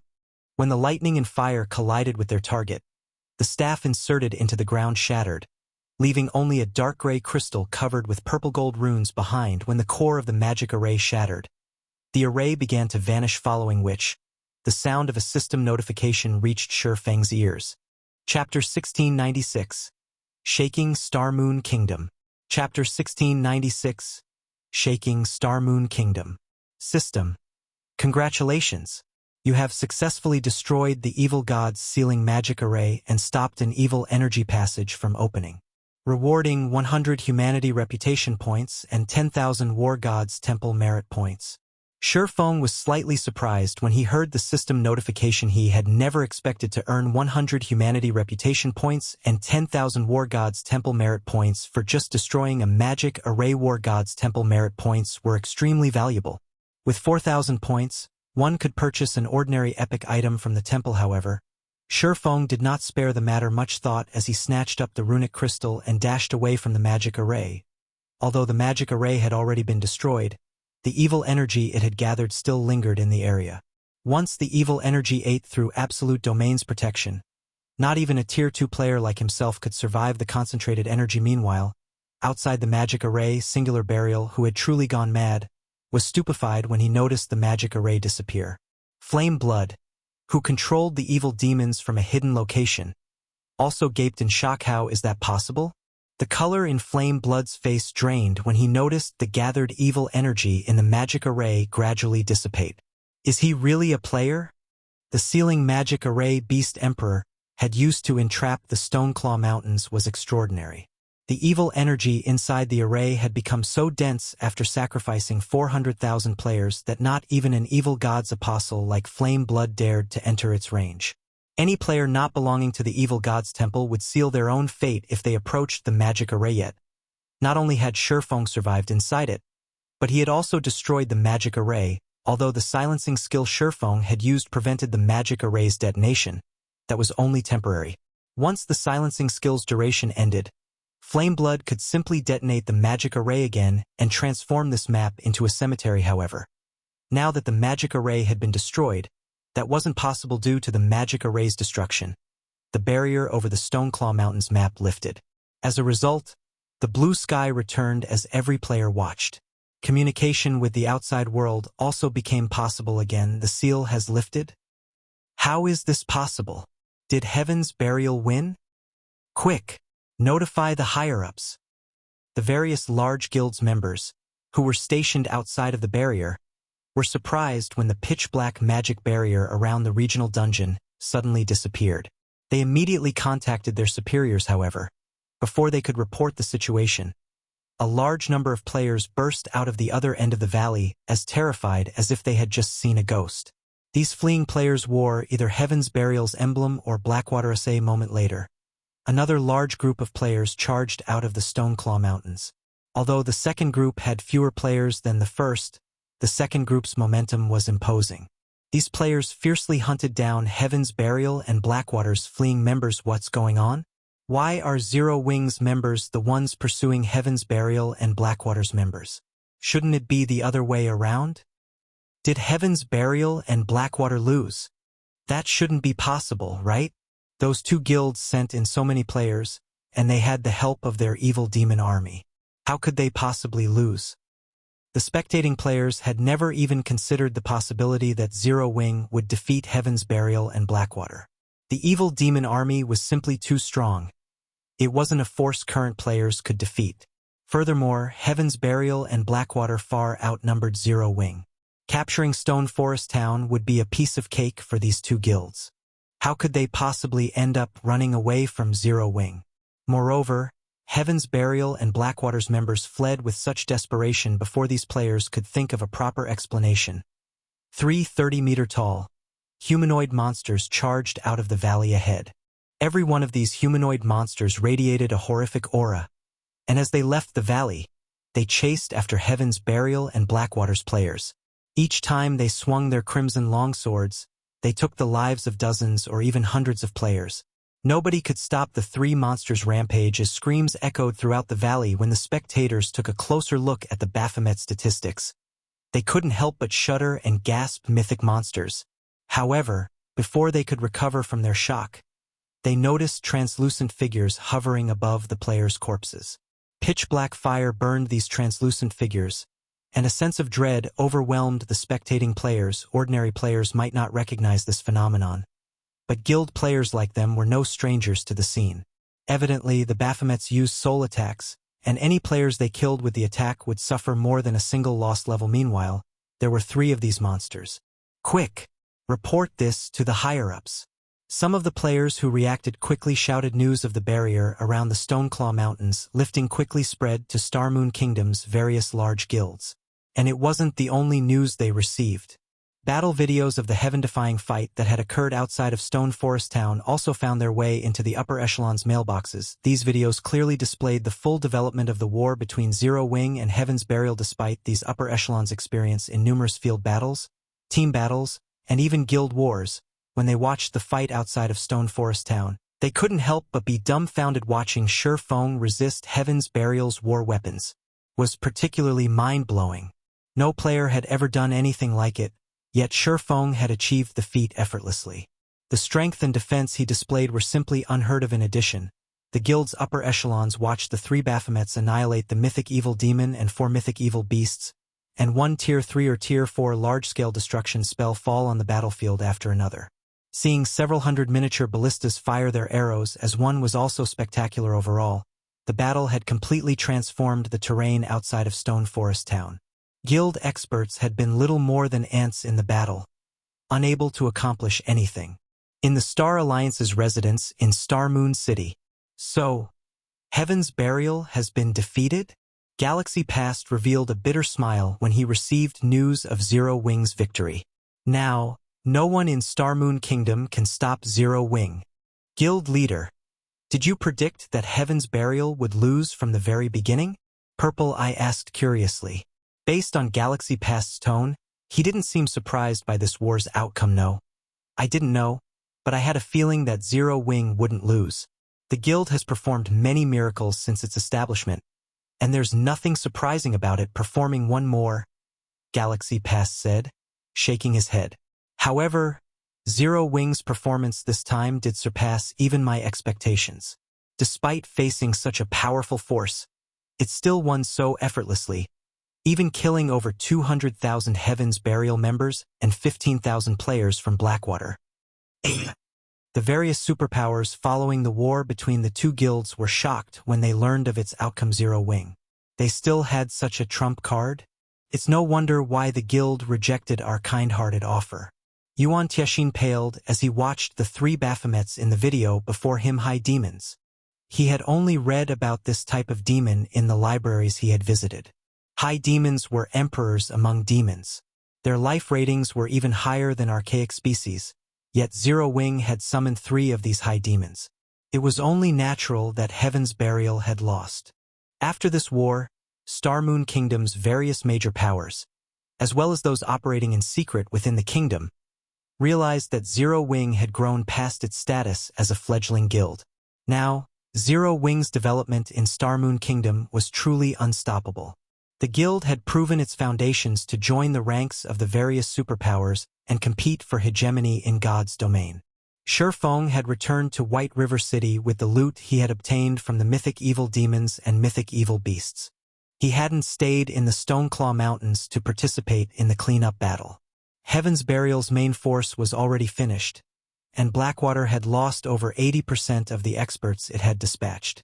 Baphomet's soul fire had even claimed many of them. Once the resurrected and could log back into the game, they'd be essentially crippled for a considerable time. From today onward, neither of these two guilds would find any success in Starmoon Kingdom. In fact, Heaven's Burial might even have trouble continuing in the game at all after returning to White River City. Shifeng retrieved his latest bounty, looking through the items with shining eyes. This was especially true when his gaze fell on the dark gray crystal covered in runes. When he had picked the crystal up earlier, he had still been surrounded by dense evil energy. He hadn't had the time to inspect his harvest properly. Now, however, he could feel how frightening this dark gray, runic crystal truly was. The concentrated energy within was astonishing, even surpassing the mana within 7 Luminaries crystals. Comparing a 7 Luminaries crystal's energy levels to this dark gray crystal was like comparing a candle flame to a forest fire. It felt as if this single crystal contained the power of an entire world. What is this thing? Shifeng muttered curiously as he inspected the item. Chapter 1697. Miniature World. Chapter 1697 Miniature World. When Shifeng tried inspecting the dark gray crystal, the result he got was simply a bunch of unknown. In fact, he didn't even get the name of the crystal. It can't be inspected? Shifeng grew even more curious upon receiving this result. He immediately activated Omniscient Eyes and appraised the crystal. Aside from weapons and equipment, cases where an item could not be inspected were rare. In such rare cases, the reason for such an outcome was either a frightening origin or damage beyond repair. After Shifeng activated Omniscient Eyes and used them on the dark gray crystal, a loading bar appeared before him. 22 seconds. What an amazing item! Shifeng's eyes glowed with excitement when he saw the time needed to appraise the crystal. Normally, even epic items needed only a dozen seconds or so to appraise. For the crystal before him to need 22 seconds, this proved that the crystal was much more valuable than even epic items. However, after giving the matter some thought, Shifeng found it reasonable. An item capable of serving as the core of the magic array that sealed the entire Stoneclaw Mountains naturally couldn't be an ordinary item. Even the defensive magic arrays used to protect cities required an extremely strong power source to operate. A barrier that could seal a map as large as the Stoneclaw Mountains would need an extremely frightening amount of energy. Finally, after 22 seconds had passed, the attribute panel of the dark gray crystal was no longer filled with unknown. Evil God's Eye. This is an item created by the evil god for the specific purpose of opening up a path through a world's barrier. The inside of the evil god's eye contains a sealed miniature world. The evil god's eye can be used as a conduit to transfer the power of the entire miniature world to the outside world. However, as the conversion equipment has been damaged, the evil god's eye is no longer able to supply any power to the outside world. There's a miniature world inside this thing? Heaven's Burial really is generous to actually use such a treasure to seal the Stoneclaw Mountains. Shifeng was dumbstruck after reading the evil god's eye's introduction. It was no wonder he couldn't inspect the item before. It was only natural for him not to be able to inspect the information of a miniature world using normal means. As far as Shifeng knew, miniature worlds were extremely rare in God's domain. Only the ancient gods could create items with miniature worlds sealed inside them. Meanwhile, items containing miniature worlds all possessed extraordinary power. Moreover, if players controlled an item containing a miniature world, they could enter said miniature world any time they wanted to. Although miniature worlds were no match for other worlds in terms of size, they were roughly similar existences. However, owners of miniature worlds had complete control over them, unlike other worlds, and could harvest the resources inside the miniature worlds at their leisure. Other worlds, on the other hand, required players to manually obtain the resources they wanted. Of course, miniature worlds did not possess as many resources as other worlds did. Controlling a miniature world was akin to gaining control of an or vein. Players could harvest various kinds of rare resources periodically from the miniature world they controlled. Meanwhile, The most precious resource one could obtain from a miniature world would be power, or was an excellent support material produced by concentrating the energy of the entire miniature world. Typically, a support material that could increase the forging success rate of dark gold equipment by 5% would already be considered a miraculous item.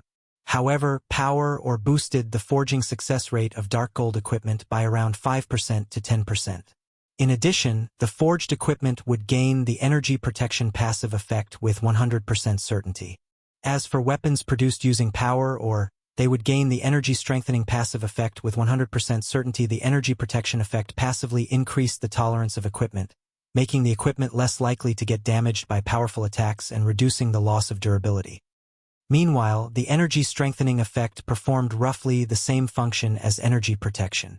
It decreased a weapon's chances of suffering wear and tear when striking at tough opponents or blocking powerful attacks. Players might not find these effects particularly useful during the early stages of God's domain. But at higher levels, these effects would start to become important because the more players fought against powerful monsters, the more frequently they would come across monsters capable of severely damaging weapons and equipment. It might be fine if the weapons and equipment players used were of high quality, but those at fine gold rank and below could end up a pile of scrap after going through a battle against a powerful monster. Due to this reason, as players reached higher levels, their thirst for high-ranking weapons and equipment would likewise become increasingly greater. It was also due to this reason that, in Shurfeng's previous life, the market had never become saturated with weapons and equipment in the 10 years of God's domain's operation, because even epic items could be destroyed. Hence, the various large guilds had actively nurtured their own lifestyle players in the past. This was especially true for lifestyle players capable of producing weapons and equipment. The further guilds progressed into the game, the greater their need for weapons and equipment.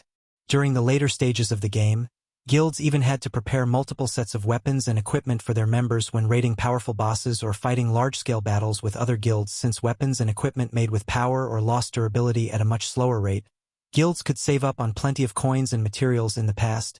Any power or sold on the market would be bought almost immediately, so long as the price was reasonable. The various large guilds had also expended a ton of effort on the acquisition of power. Unfortunately, power was extremely rare. In fact, the continent of God's domain didn't produce power. Players could obtain power only from miniature worlds and certain unstable other worlds. Hence, the various large guilds had constantly contested over other worlds that produced power areas for owning a miniature world that could provide a stable supply of power. This was something that most guilds could only dream of. As far as Shurfeng knew, only a few super guilds and super first-rate guilds had managed to get their hands on a miniature world.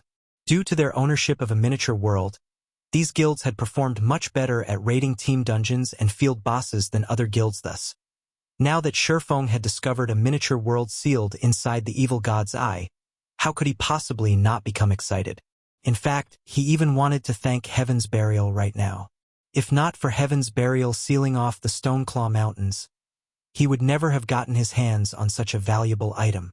Had Heaven's Burial offered to trade the evil god's eye for Stone Forest Town, Shurfeng might even have accepted the offer. All that trouble just to capture Stone Forest Town would have been unnecessary. However, had Heaven's Burial truly known the value of the evil god's eye, the guild definitely wouldn't have done something as foolish as using it as a power source for a magic array. I wonder if the War God's Temple can repair this thing? Shurfeng muttered to himself as he looked at the crystal in his hands. Although the evil god's eye was damaged, it was not irreparable. It should be possible for the War God's Temple, which was familiar with the evil god's temple, to repair the evil god's eye. After thinking up to this point, Shurfeng stored the evil god's eye and started looking through the other items he obtained from the war. The loot dropped by the mythic evil demons and mythic evil beasts was considerably good. 2 pieces of epic growth type equipment dropped this time. A top for magical classes and a pair of boots for MTs. The rest were level 70 plus dark gold and fine gold equipment. To current players, these things were still too high-leveled and useless for now. Aside from weapons and equipment, the mythic monsters also dropped an evil god crystal, which was an unexpected harvest for Shurfeng. In addition, he had obtained over 10,000 evil energy crystals from all the lower-ranked evil demons his summoned creatures and Zero Wings members had killed. If he sold all these evil energy crystals, he could definitely make a huge fortune. However, Shurfeng had no intention of selling these evil energy crystals. Instead, he planned to use them to upgrade the evil god's tablet, was only the existence of the Evil Gods tablet that allowed Zero Wing's battle arena in Stone Forest Town to have advanced combat rooms. Meanwhile, these advanced combat rooms were the reason behind the popularity of Stone Forest Town's battle arena among expert players. Unfortunately, the Evil Gods tablet had a limited AoE, supporting the operation of only a few advanced combat rooms at a time, which limited the attraction the battle arena held for expert players. If Sherfong could increase the number of advanced combat rooms, then Stone Forest Town's battle arena would become more attractive to expert players. Consequently, Zero Wing could recruit more expert players now that he had 10,000 evil energy crystals.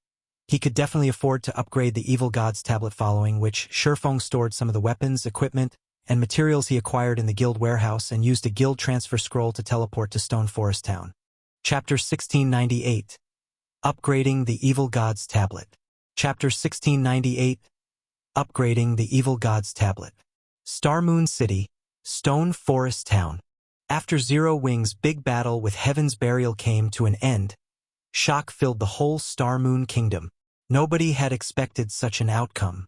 In this battle, not only was Heaven's Burial defeated, but the guild's entire main force was practically crippled.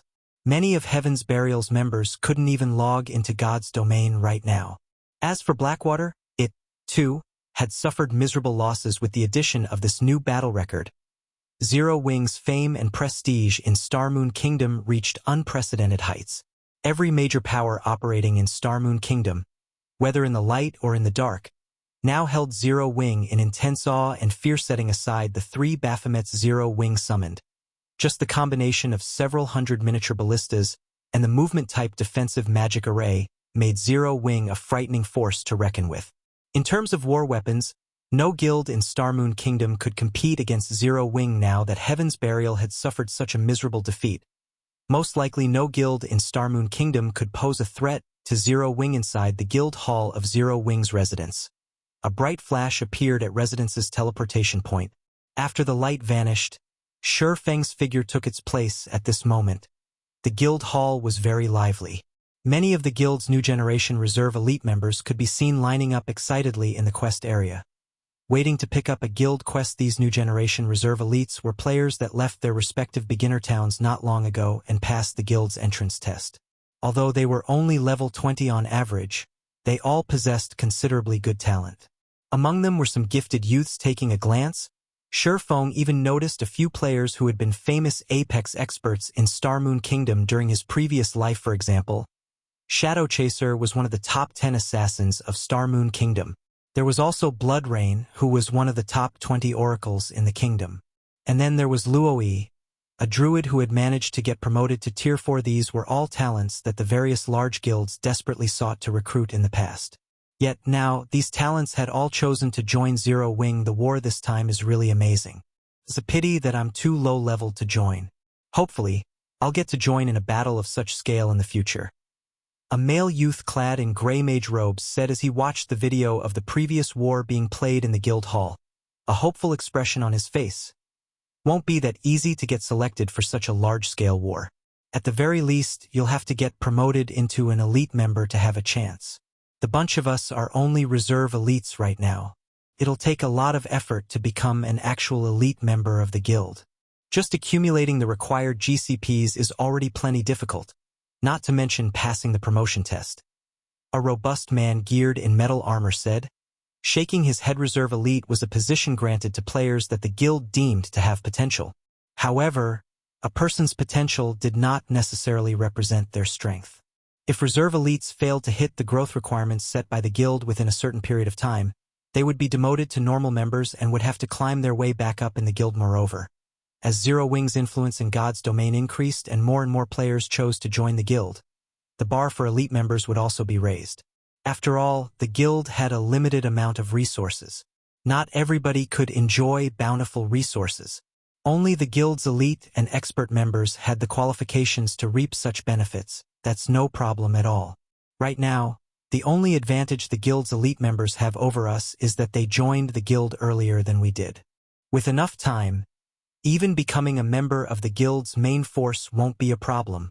A teenage girl with an oval face and a graceful body clad in black leather armor said with a grin on her face.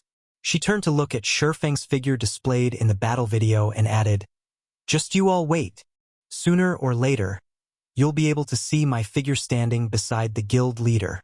You're dreaming too much. Why don't you take a look and see who's standing beside the guild leader?" Commander Fire Dance and Vice Guild Leader Aqua Rose are both experts who can go toe-to-toe with even the peak experts of super guilds. Someone in the crowd around the teenage girl retorted only. As soon as this person said so, he was immediately given a fierce glare by the teenage girl. These reserve elites did not rein in their volume when they spoke. Even ordinary players standing several dozen yards away could hear their conversation clearly, let alone Shifeng. A player who possessed an extraordinary physique, however. Shifeng simply chuckled in regard to the conversation of these reserve elites. He had never thought that his existence would spur guild members to improve themselves nonetheless. After taking a look at these reserve elite members, Shifeng felt that there was a need to expand the guild once again. Previously, due to Zero Wing's shallow foundations and funding problem, the guild could afford to make only a limited number of reserve elites after the war with Heaven's Burial, though that was no longer a problem. Setting aside the items Zero Wing obtained from the evil demons killed, just the weapons and equipment the guild got from killing Heaven's Burials and Blackwater's members were already enough for several mass recruitments. Meanwhile, during the next expansion, Shifeng planned to lure in experts from neighboring kingdoms as well. After all, the scale of the war between Zero Wing and Heaven's Burial had been massive. Not to mention, Heaven's Burial was the previous ruler of ancient Rock City. Hence, the players of Starmoon Kingdom weren't the only ones that had paid attention to the war. Even players in neighboring kingdoms knew about it. Now that Zero Wing had thoroughly crushed Heaven's Burial, the players in the neighboring kingdoms would naturally try to get a better understanding of Zero Wing.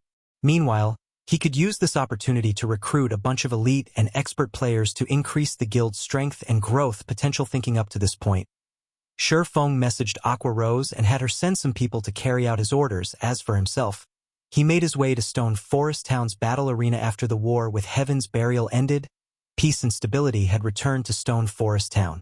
As a result, the number of players gathered at Stone Forest Town was continuously increasing. Among the players visiting the town, there was no lack of guild experts and independent experts. After watching the battle between Zero Wing and Heaven's Burial, everyone had realized one thing, and that was the fact that even players could go up against war weapons, but sufficient strength was needed to do so. Meanwhile, if they wanted to improve their strength, getting promoted to Tier 2 was undisputedly the fastest method to do so. However, aside from needing good weapons and equipment, sufficiently high combat standards were also necessary to clear the Tier 2 promotion quest. Training at Stone Forest Town's battle arena was undoubtedly the fastest way to improve one's combat standards. Although training at the Trial Tower was also an option, not everybody could afford the fee of 1 magic crystal per attempt. By the time Shifeng entered the battle arena, its lobby was already overflowing with players. Many experts belonging to the various large guilds could be seen arranging matchups with each other. There were also players hosting private duels or competitions with attractive rewards. However, out of all the available attractions inside the battle arena, the advanced combat rooms were no doubt the most popular. The reason for this was the advanced combat rooms' facilitation of improvement in players' skill completion rates. The higher one's skill completion rate, the stronger their skills would become. This could be said to be the most intuitive way for expert players to raise their strength. However, as there were simply too few advanced combat rooms available, despite Judy, the NPC Shifeng had tasked with the battle arena's management, having already raised the rental fee to 4 magic crystals per 30 minutes, demand for the advanced combat rooms still exceeded the supply. When Shifeng took a look at the battle arena's earnings report, he discovered that most of the magic crystals the battle arena earned came from the advanced combat rooms. The popularity of the advanced combat rooms far exceeded Shifeng's expectations. He waited for the current batch of players using the advanced combat rooms to come out, then closed the advanced combat rooms temporarily and retrieved the Evil God's tablet. Immediately after he did so, a commotion occurred inside the battle arena. What's going on? Why can't the advanced combat rooms be used? I've waited a long time for my turn. Yet, now that my turn has finally arrived, they're actually not letting us use the advanced combat rooms? Is this a scam? The players waiting to use the advanced combat rooms kicked up a fuss right away. However, everyone received a quick reply from the NPC staff stating that the advanced combat rooms were undergoing some upgrades and that they needed to wait a short while for the upgrades to be completed. System: detecting more than 10,000 evil energy crystals on your person. Do you wish to spend 10,000 evil energy crystals to further upgrade the evil god's tablet? Holding the evil god's tablet, Shifeng was startled to receive the system notification. Previously, he had to manually select to upgrade the tablet. This time, however, the system actually took the initiative to ask him, however. He did not dwell on the matter but immediately clicked Agree. Chapter 1699. God's item inside the quiet storage room. The evil god's tablet began to transform after Shifeng had agreed to feed it 10,000 evil energy crystals. It had only been the size of a wash basin, but it gradually grew into a 3-meter-tall table. The blurry images and divine runes engraved on the tablet also became clearer as the divine runes and image sharpened. The divine might the tablet radiated increased until Shifeng couldn't even move. It felt as if time had stopped, only sparing his mind after 10 seconds or so. The divine might the tablet gave off disappeared. The tablet itself had also undergone a massive transformation. The originally dark gray tablet was now silver in color. The ambient mana also gathered around the tablet, increasing the mana density around it until it formed a white mist. This mist gradually spread and enveloped the storage room as a whole. What's going on with the mana? Shifeng was indescribably shocked as he looked at the white mist around him. Normally, mana that was so dense that formed a white mist felt incomparably pleasant to players.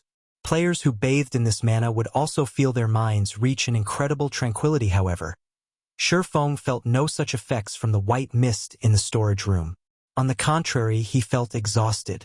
In fact, his body even felt heavier as if something was weighing on him. Although Shifeng's mental state was on the verge of crumbling, he mustered his spirit and inspected the evil god's tablet's recent changes. Third fragment of evil god's tablet. Fragmented legendary rank item. Active skill 1-. Illusory space. When activated, forms an illusory space of 200-yard radius. The illusory space will create a copy of any player that enters. Players can then fight their own copies. The illusory creature has all skills of the copied player and can achieve a 100% skill completion rate. Players can choose to challenge illusory creatures up to the dark gold rank. Duration 50 minutes. Cooldown 1 hour. Can be evolved. Requires 1 evil god crystal to evolve. Active skill 2-. Evil god domain. When activated, create a self-contained field around the tablet that is completely separated from the outside world. Time flows twice as fast inside the field than in the outside world. Mana density inside the field is triple that of the outside world. When evil god domain is active, illusory creatures will appear inside the space at fixed intervals. Every wave of illusory creatures killed will increase the mana density of the self-contained field slightly.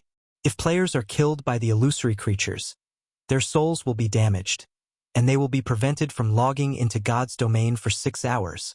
Can be evolved. Requires 3 evil god crystals to evolve. An item created by the evil god. Evil energy crystals can be used to repair the divine runes inside the tablet. Requires 200,000 evil energy crystals to upgrade. This tablet is amazing. Not even legendary items have this kind of ability.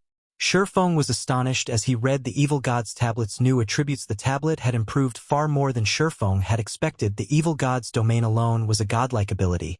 Not to mention how many more advanced combat rooms he could set up with the illusory space's increased radius regardless of how far players progressed in God's domain.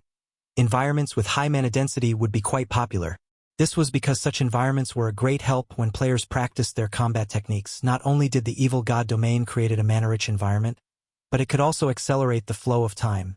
1 hour inside the evil god domain was only the equivalent of 30 minutes in the outside world. For players seeking to improve their combat standards without wasting too much of their precious time, the evil god domain was the perfect solution. While others spent 10 hours training in the outside world, players could achieve the same results in 5 hours within the evil god domain. If the various superpowers learned about the evil god's tablet, they'd definitely gang up and move against Zero Wing. Plenty of superpowers were already envious of the advanced combat rooms. They only refrained from taking action because the cost wasn't worth the potential gains. However, the evil god domain would certainly be the straw that broke the camel's back. The only downside was the illusory creatures that would appear inside the evil god domain. Based on the skill's introductory text, It was obvious that the illusory creatures would grow stronger. As a result, players could only train for a limited amount of time in the evil god domain. When players could no longer fend off the summoned illusory creatures, they'd be forced to leave. If they stayed, and the illusory creatures killed them, they'd suffer a huge loss. It seems I won't be able to let the guild's experts use this casually for a short time. Shifeng thought to himself as he reread the evil god domain's introductory text. Zero Wing already stuck out like a sore thumb in God's domain. If he allowed a large number of Zero Wing's experts train in the evil god domain, the news of it would quickly reach the various superpowers. Zero Wing had already grown to pose a threat to them, and it was normal that these superpowers would send undercover experts to spy on his guild. If the various superpowers learned about the evil god domain, Zero Wing would become embroiled in another struggle. The best course of action was only to allow Fire Dance, Blackie, and the guild's other core upper echelons to train in the evil god domain. Any more than that would be too risky. If he wanted all of his guild's experts to use the evil god domain, Zero Wing would have to become strong enough for the superpowers to acknowledge its rights to own the tablet. Unfortunately, gaining that recognition would involve a long, arduous process. However, Shifeng wasn't too disappointed. Although he couldn't let too many experts train in the evil god domain, he'd have no issues constructing more advanced combat rooms. Illusory space already had a 200-yard range. If the evil god's tablet were upgraded further, the skill's range would grow. At that time, the skill's range might even cover the entire floor. Although such an outcome would also make the various superpowers all the more jealous of Zero Wing, they wouldn't become so envious that they'd resort to cooperation to attack the guild. After all, the various superpowers all possessed extraordinary foundations. They had their own methods of helping their guild experts improve their skill completion rates. Only, those methods might not be as effective as the advanced combat rooms. The next upgrade costs 200,000 evil energy crystals. Shifeng frowned as he looked at the upgrade condition for the evil god's tablet. The cost is certainly getting harsher. Zero Wing had killed nearly 100,000 evil demons to collect 10,000 evil energy crystals. Moreover, the guild had only obtained such a harvest due to the fact that evil demons had a higher drop rate for evil energy crystals than evil beasts. However, players didn't often encounter evil demon armies. Collecting 200,000 evil energy crystals would require an insane amount of time, effort, and resources. Wait, it isn't exactly impossible. Shifeng suddenly remembered Ancient Rock City. At this point, Ancient Rock City had become an evil god's branch temple. Over 3 million evil beasts and evil demons fortified the city. If he could kill every one of those monsters, he should be able to collect nearly, if not more than, 200,000 evil energy crystals. If the various major powers and Beast Emperor knew that Shifeng played with the idea of attacking Ancient Rock City, they would most likely think he had lost his mind. While everyone else did their best to avoid the city, Shifeng actually planned to pick a fight with Ida's. Shifeng was thinking of ways to deal with the evil god's branch temple. A line of small, bracketed words in the evil god's tablet's attribute panel caught Shifeng's attention. These two skills can be individually upgraded. When Shifeng saw that he could upgrade the skills with evil god crystals individually, he was instantly ecstatic. Although evil god crystals were incomparably valuable, he only had one city that needed a power source. Immediately, Shifeng chose to upgrade illusory space. Suddenly, the evil god crystal in Shifeng's bag transformed into a streak of light that flowed into the silver tablet. In the next moment, the first of the 6 blurry images on the evil god's tablet became clear. The image depicted an ancient god fighting a 9-headed magic snake. The closer Shifeng examined the scene, the more immersed in the battle he felt. This is a tutorial for the realms of truth. As Shifeng continued to inspect the image, his heart began to pound. Chapter 1700. Guild's Foundation. Shifeng had already reached the realms of truth's Ascension realm. Hence, after examining the first image on the evil god's tablet, he was certain that it was a tutorial for the realms of truth. Moreover, the tutorial was extremely detailed that even Shifeng gained a lot of inspiration from it. What kind of treasure is this evil god's tablet? Curiosity filled Shifeng as he gazed at the evil god's temple. There was very little information on the realms of truth available in God's domain. If not for a fortuitous encounter some time ago, he wouldn't have learned about these realms, either. This was just like during his previous life, when he had only known that reaching the realms of refinement could sharpen one's 5 senses and help improve one's skill completion rates and combat technique learning efficiency. However, after grasping the principles behind the realms of truth, He had realized how important these realms truly were in fact.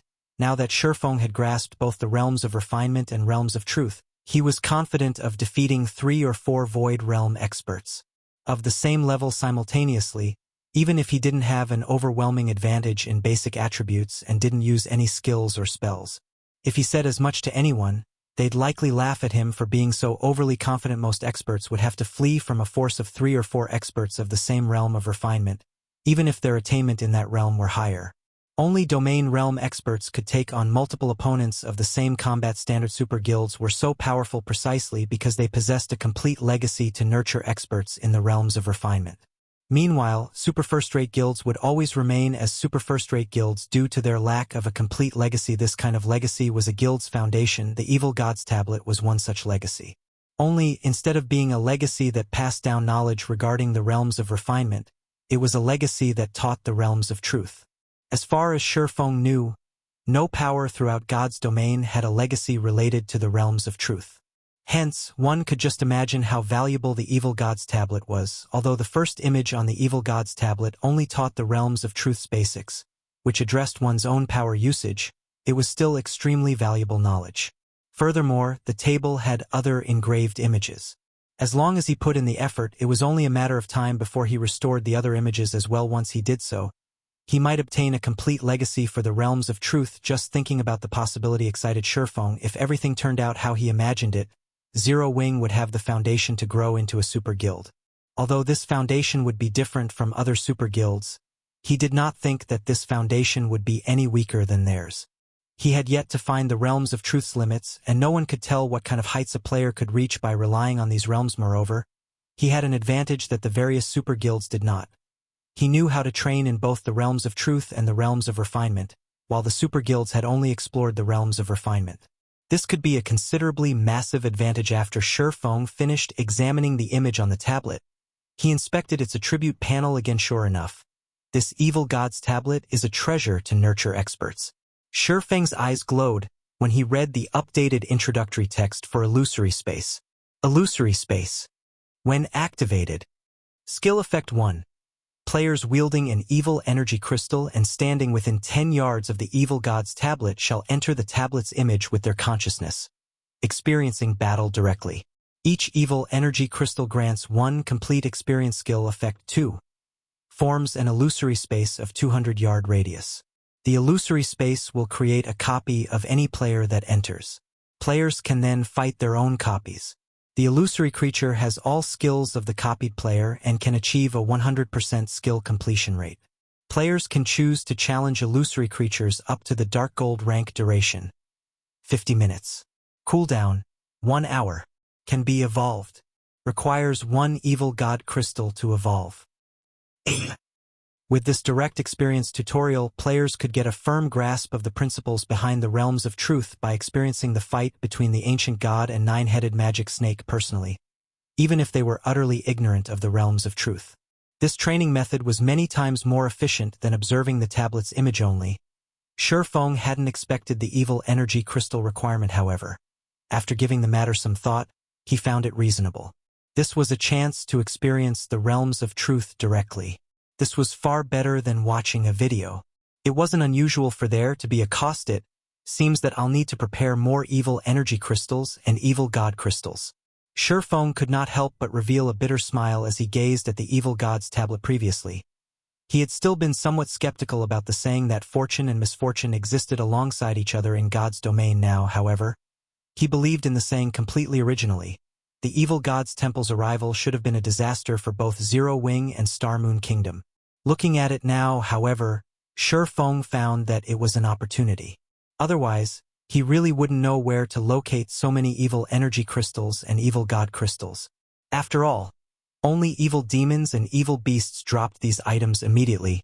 Shifeng took out an evil energy crystal and activated Illusory Space to test out the tutorial. Suddenly, the Evil Gods Tablet released a dazzling purple glow.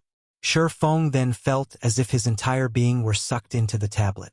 Following which, the scene before him underwent a heaven-defying transformation. By the time Shifeng realized it, he was standing in the middle of a primordial wasteland. Dark, rumbling clouds covered the sky above him. Meanwhile, Before him was a 500-meter-tall, 9-headed magic snake, which towered like a mountain that released a boundless aura. The power within its breath could likely kill a Tier 5 existence instantly. Each of the 9-headed magic snake's heads contained a different kind of power. When all 9 powers combined, the resulting power could be akin to a natural disaster. In the past, Shifeng had watched the battles of Tier 6 God-ranked experts, and he doubted that those Tier 6 players would even survive 2 or 3 hits from the 9-headed magic snake. Fortunately, the magic snake's horrific aura didn't affect Shifeng in the slightest right now. He could feel that his consciousness had entered the ancient god that had fought the 9-headed magic snake in the tablet's image. However, although that was the case, he could not move the body. He could only quietly observe and feel the ancient god's actions, following which the ancient god started his battle against the 9-headed magic snake. However, contrary to expectations, the struggle wasn't intense. Rather, it was a one-sided beating. The ancient god effortlessly evaded or blocked every attack the behemoth sent. Every move the ancient god executed looked like a profound and complex combat technique. Shifeng was utterly mesmerized by the way the ancient god fought. After 10 minutes or so, the tutorial came to an end. Before Shifeng even realized what was happening, his consciousness left the evil god's tablet and returned to his body. Amazing. So, these are the true realms of truth? Shifeng was at a loss for words. Reinbeck had acknowledged that he had grasped the basics of the realms of truth, but compared to the foundations the ancient god taught, the basics he had learned were mediocre at best. If he had to score the basics he had discovered and learned himself, they would only earn a passing mark of 60 out of 100. Meanwhile, the ancient god's basics would score a perfect 100. There were simply too many aspects he needed to improve. Although Shifeng wished to experience the tutorial again, he could only experience the tutorial once each time he activated illusory space. He had to wait until the cooldown was over. However, the 1-hour cooldown was too long for Shifeng. He still had many things he needed to take care of. He had no choice but to give up for now. Moreover, he had gained plenty of inspiration from his first visit. It would take him quite some time to digest all of the newfound information, following which Shifeng called Judy over to start rearranging the layout of the battle arena's 7th floor. Previously, the evil god's tablet had only had a 100-yard radius. Now, it had increased to a 200-yard radius. The total available area had essentially quadrupled. There was definitely a need to rearrange the floor's layout. After spending around 20 minutes or so deciding on the layout, they ended up squeezing in 40 advanced combat rooms into the evil god's tablet's range. That was more than 4 times of what had been previously available. With this, the battle arena could earn at least 4 times more income from the advanced combat rooms, but Shifeng still wasn't satisfied. He then instructed Judy to increase the advanced combat room's rent, pushing the original cost from 4 magic crystals to 10 magic crystals. Guild leader, I'm afraid that this price far exceeds what most experts can afford. If we go through with this price increase, many experts will give up on renting the advanced combat rooms. Aqua Rose anxiously said when she saw the new price Shifeng offered. Expert players were the advanced combat room's main customer. She had constantly been managing Stone Forest Town's candlelight trading firm and battle arena, so she had a clear grasp of the various experts' daily incomes. The previous price for magic crystals was already the limit for many experts. If the advanced combat room's rent increased to 10 magic crystals, even the experts from well-known adventurer teams would have a hard time affording it. If that were the case, these expert players would rather train in the Divine Coliseum instead. Don't worry. Limits are meant to be broken. Moreover, the new advanced combat rooms have a duration of 50 minutes instead of the previous 30 minutes. Shifeng said, chuckling. He did not bother to offer any further explanation. The upgraded evil god's tablet was nothing like it had been. He had experienced this personally. Meanwhile, after the NPC manager, Judy, published the advanced combat room's new rent, the players in the lobby were stunned. 10 magic crystals? Is Zero Wing trying to rob us? Chapter 1701. Hidden Dragon Rises. Chapter 1701. Hidden Dragon Rises. Zero Wing sure has guts to demand such a price. Do they really think the advanced combat rooms are the only things that can help players improve their skill completion rates? I can purchase a good piece of equipment or train in the Divine Coliseum 10 times with 10 magic crystals. Does Zero Wing think magic crystals are cabbages? When players saw the updated pricing for the advanced combat room on the large screens in the center of the lobby, Many expert players thought that Zero Wing had gone mad for magic crystals. Although current players had far more magic crystal sources now, they could still only earn a limited number. Moreover, there were many other things that required magic crystals. 10 magic crystals simply wasn't a tolerable price for expert players. Players weren't even guaranteed to earn so many after an entire day of hard work. How could they possibly spend all of their earnings on gradually training their skill completion rates? The only benefit was that there were 31 more advanced combat rooms available than before. With this, players would not have to wait in line as long. However, the various major powers experts still frowned on the new change. The advanced combat rooms' main customers were these experts. Although they could afford the current price, it would be a huge burden on their guilds. Their respective guilds also couldn't afford to send them to the advanced combat rooms as often. It was both unwise and not worthwhile. While fighting the illusory creatures in the advanced combat rooms would indeed help them improve their skill completion rates more efficiently, the higher their skill completion rate became, the less effective the advanced combat rooms were. For expert players like them, the improvement from a single training session wasn't worth 10 magic crystals. Unfortunately, there weren't any good alternatives once players reached their standards. One could say that this change put them in a very awkward position. Hold on a minute. They're updating the advanced combat room's introduction. As everyone discussed the new pricing, the Battle Arena's main screen revealed the new rules for the advanced combat rooms. First, the duration of each session had increased to 50 minutes. Second, Zero Wing's normal members would get a 10% discount to rent the advanced combat rooms, elite members would get a 20% discount, and core members would get a 30% discount. Moreover, 10 advanced combat rooms would be reserved for guild members. When these new rules were revealed, the crowd in the lobby went into an uproar once again. Meanwhile, the various major powers members turned to Zero Wing's members in envy over the benefits they got to enjoy with the discounts and extended duration. The rental fee Zero Wing's members had to pay was just slightly higher than before. Moreover, there were now exclusive advanced combat rooms for Zero Wing's members. Suddenly, independent experts started to leave the battle arena, one after another, and make their way toward Zero Wing's residence to apply to join the guild. Even many of the various major powers' elite and expert members hesitated.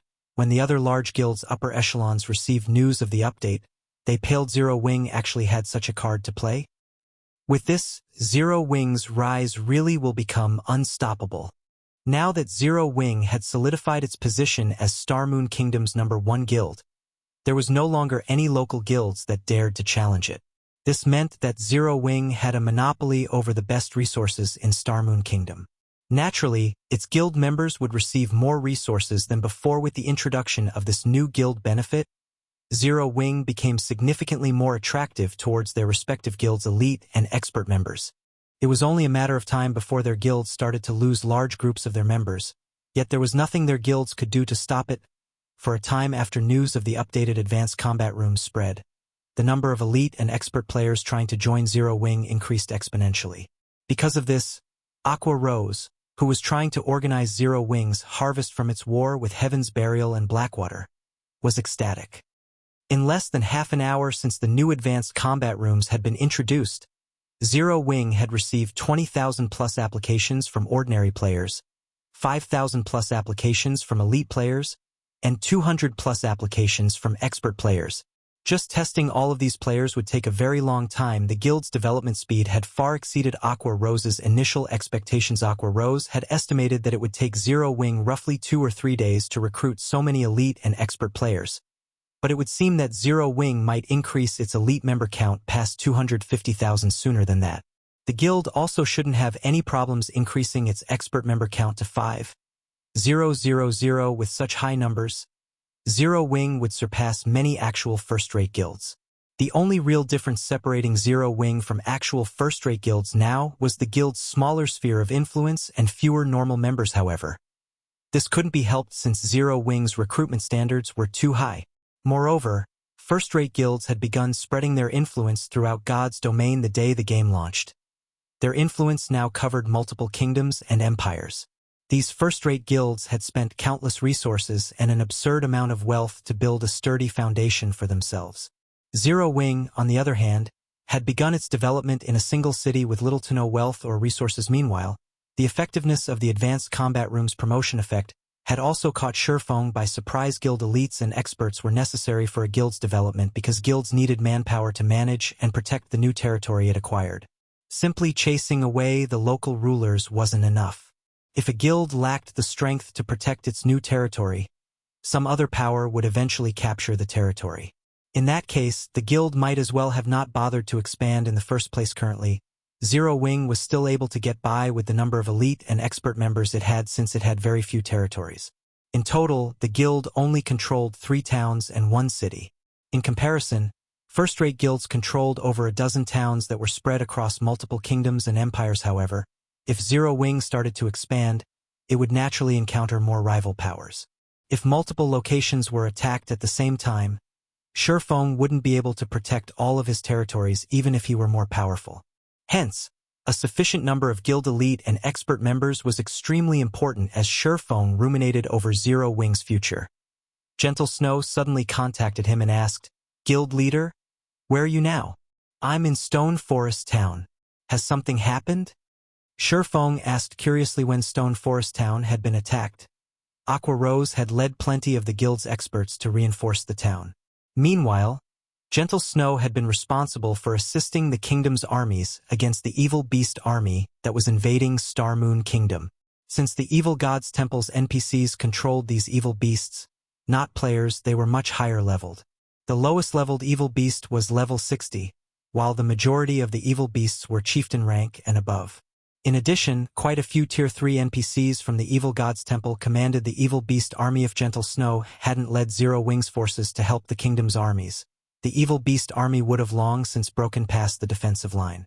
If that happened, the evil beasts would devour every resource in their path.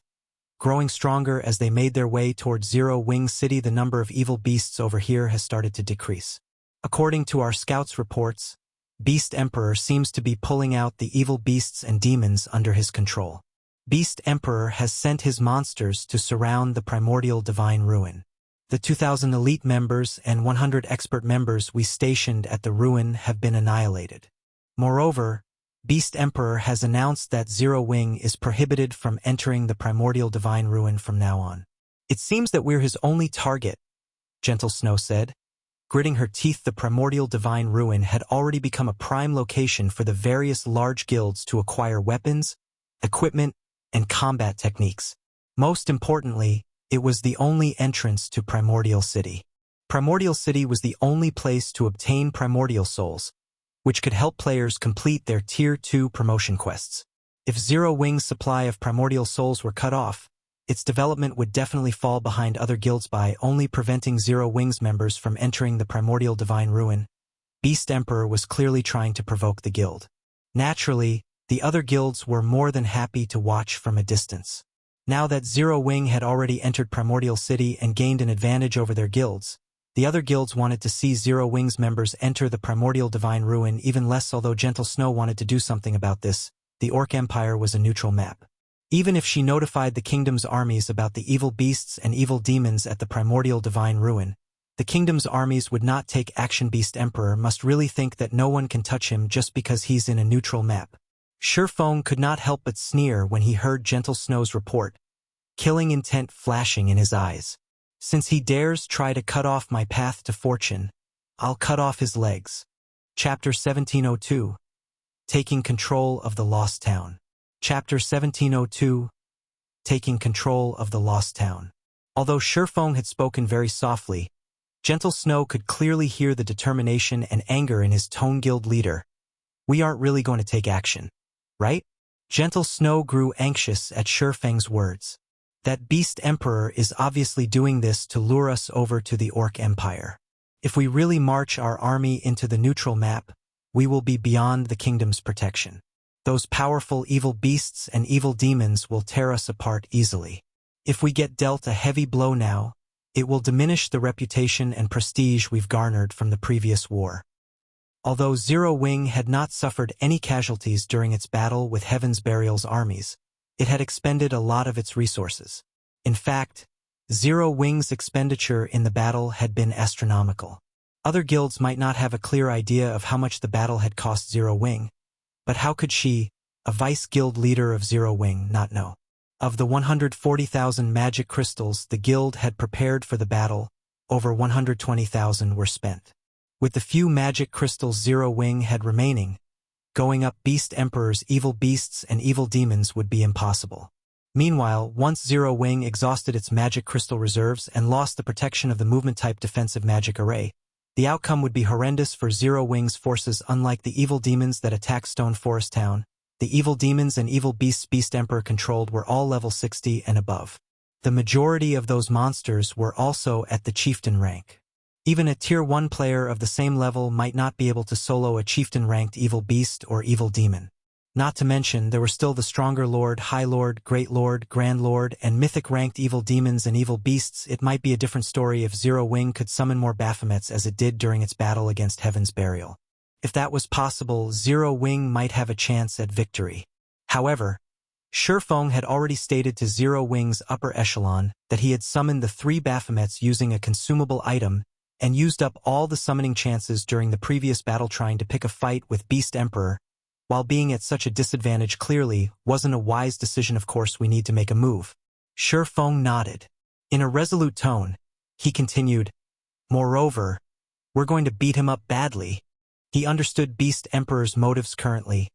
Zero Wing was like the midday sun in Star Moon Kingdom.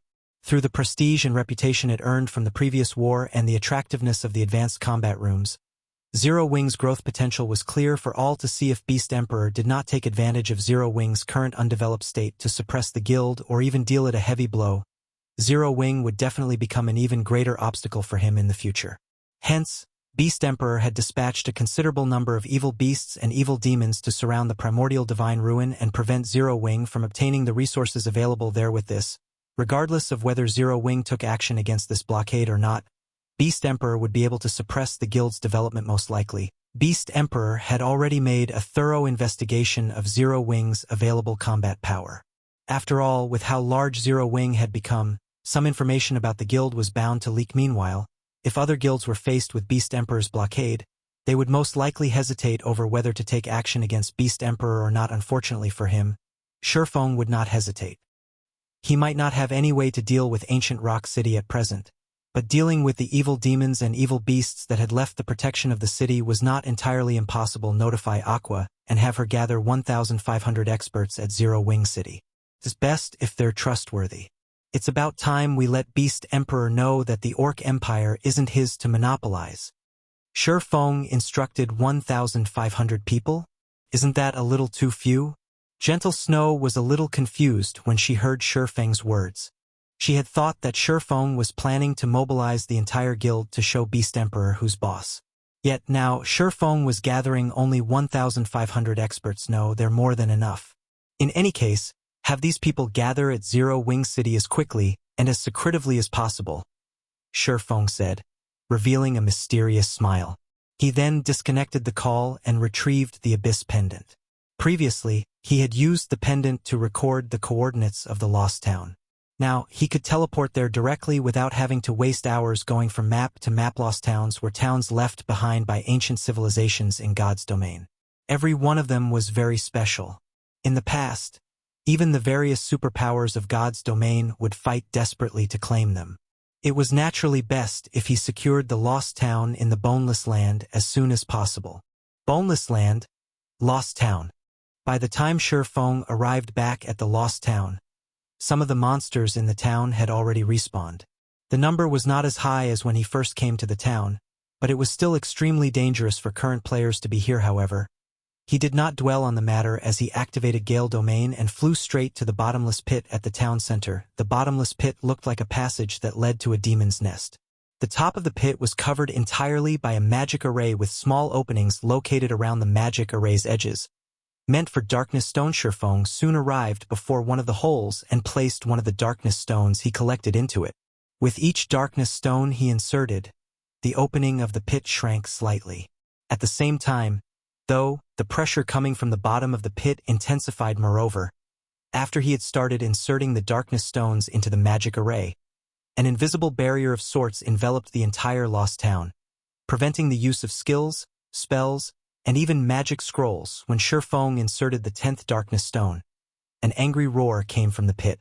Following which, a level 65, Tier 2 demon appeared before him. As he couldn't use any of his skills or spells at the moment, he had to rely on his basic attributes to defeat the Tier 2 demon. Fortunately, the Bible of Darkness's passive effects still worked, and so the Tier 2 demon had its basic attributes greatly suppressed. Coupled with the fact that Shurfeng's basic attributes far exceeded what an ordinary Tier 2 player at his level should possess, fighting the demon was a walk in the park. A few minutes later, the Tier 2 demon collapsed helplessly at his feet, following which, he continued inserting darkness stones into the magic array and defeating the demons that came out with every 10 darkness stones inserted. By the 70th darkness stone inserted, the demon that came out of the bottomless pit had become a level 65 Tier 3 Great Lord. However, with the help of the Bible of Darkness, Shurfeng still managed to overwhelm his opponent. When Shurfeng inserted the 80th darkness stone, the mental pressure the bottomless pit exerted on him caused even his consciousness to become a little blurry. If other players were standing in his place, they would have long since lost consciousness and been forcibly logged out of the game with the insertion of the final darkness crystal. A horrific aura surged out from the bottomless pit and washed over the entire lost town, paralyzing Shurfeng's body when it swept over him. Following which, the magic array covering the bottomless pit started rising into the sky and eventually vanished. Meanwhile, the top of the bottomless pit shrank rapidly, transforming into a small dot before disappearing without a trace as well. If other players were to visit the lost town in the future, they would not be able to tell that a massive hole had once existed in the middle of the town after the bottomless pit disappeared. The mental pressure it exerted also faded away. When Shurfeng's spirit had recovered, the sound of a system notification entered his ears. System. Congratulations! You have completed the epic ranked main storyline quest, Demon's Nest. Rewarding Lost Town's Town Order System. Congratulations! You have obtained the Lost Town's Town Order. Do you wish to bind the Lost Town to yourself and become its master? Upon hearing these system notifications, Shurfeng breathed out an involuntary sigh of relief.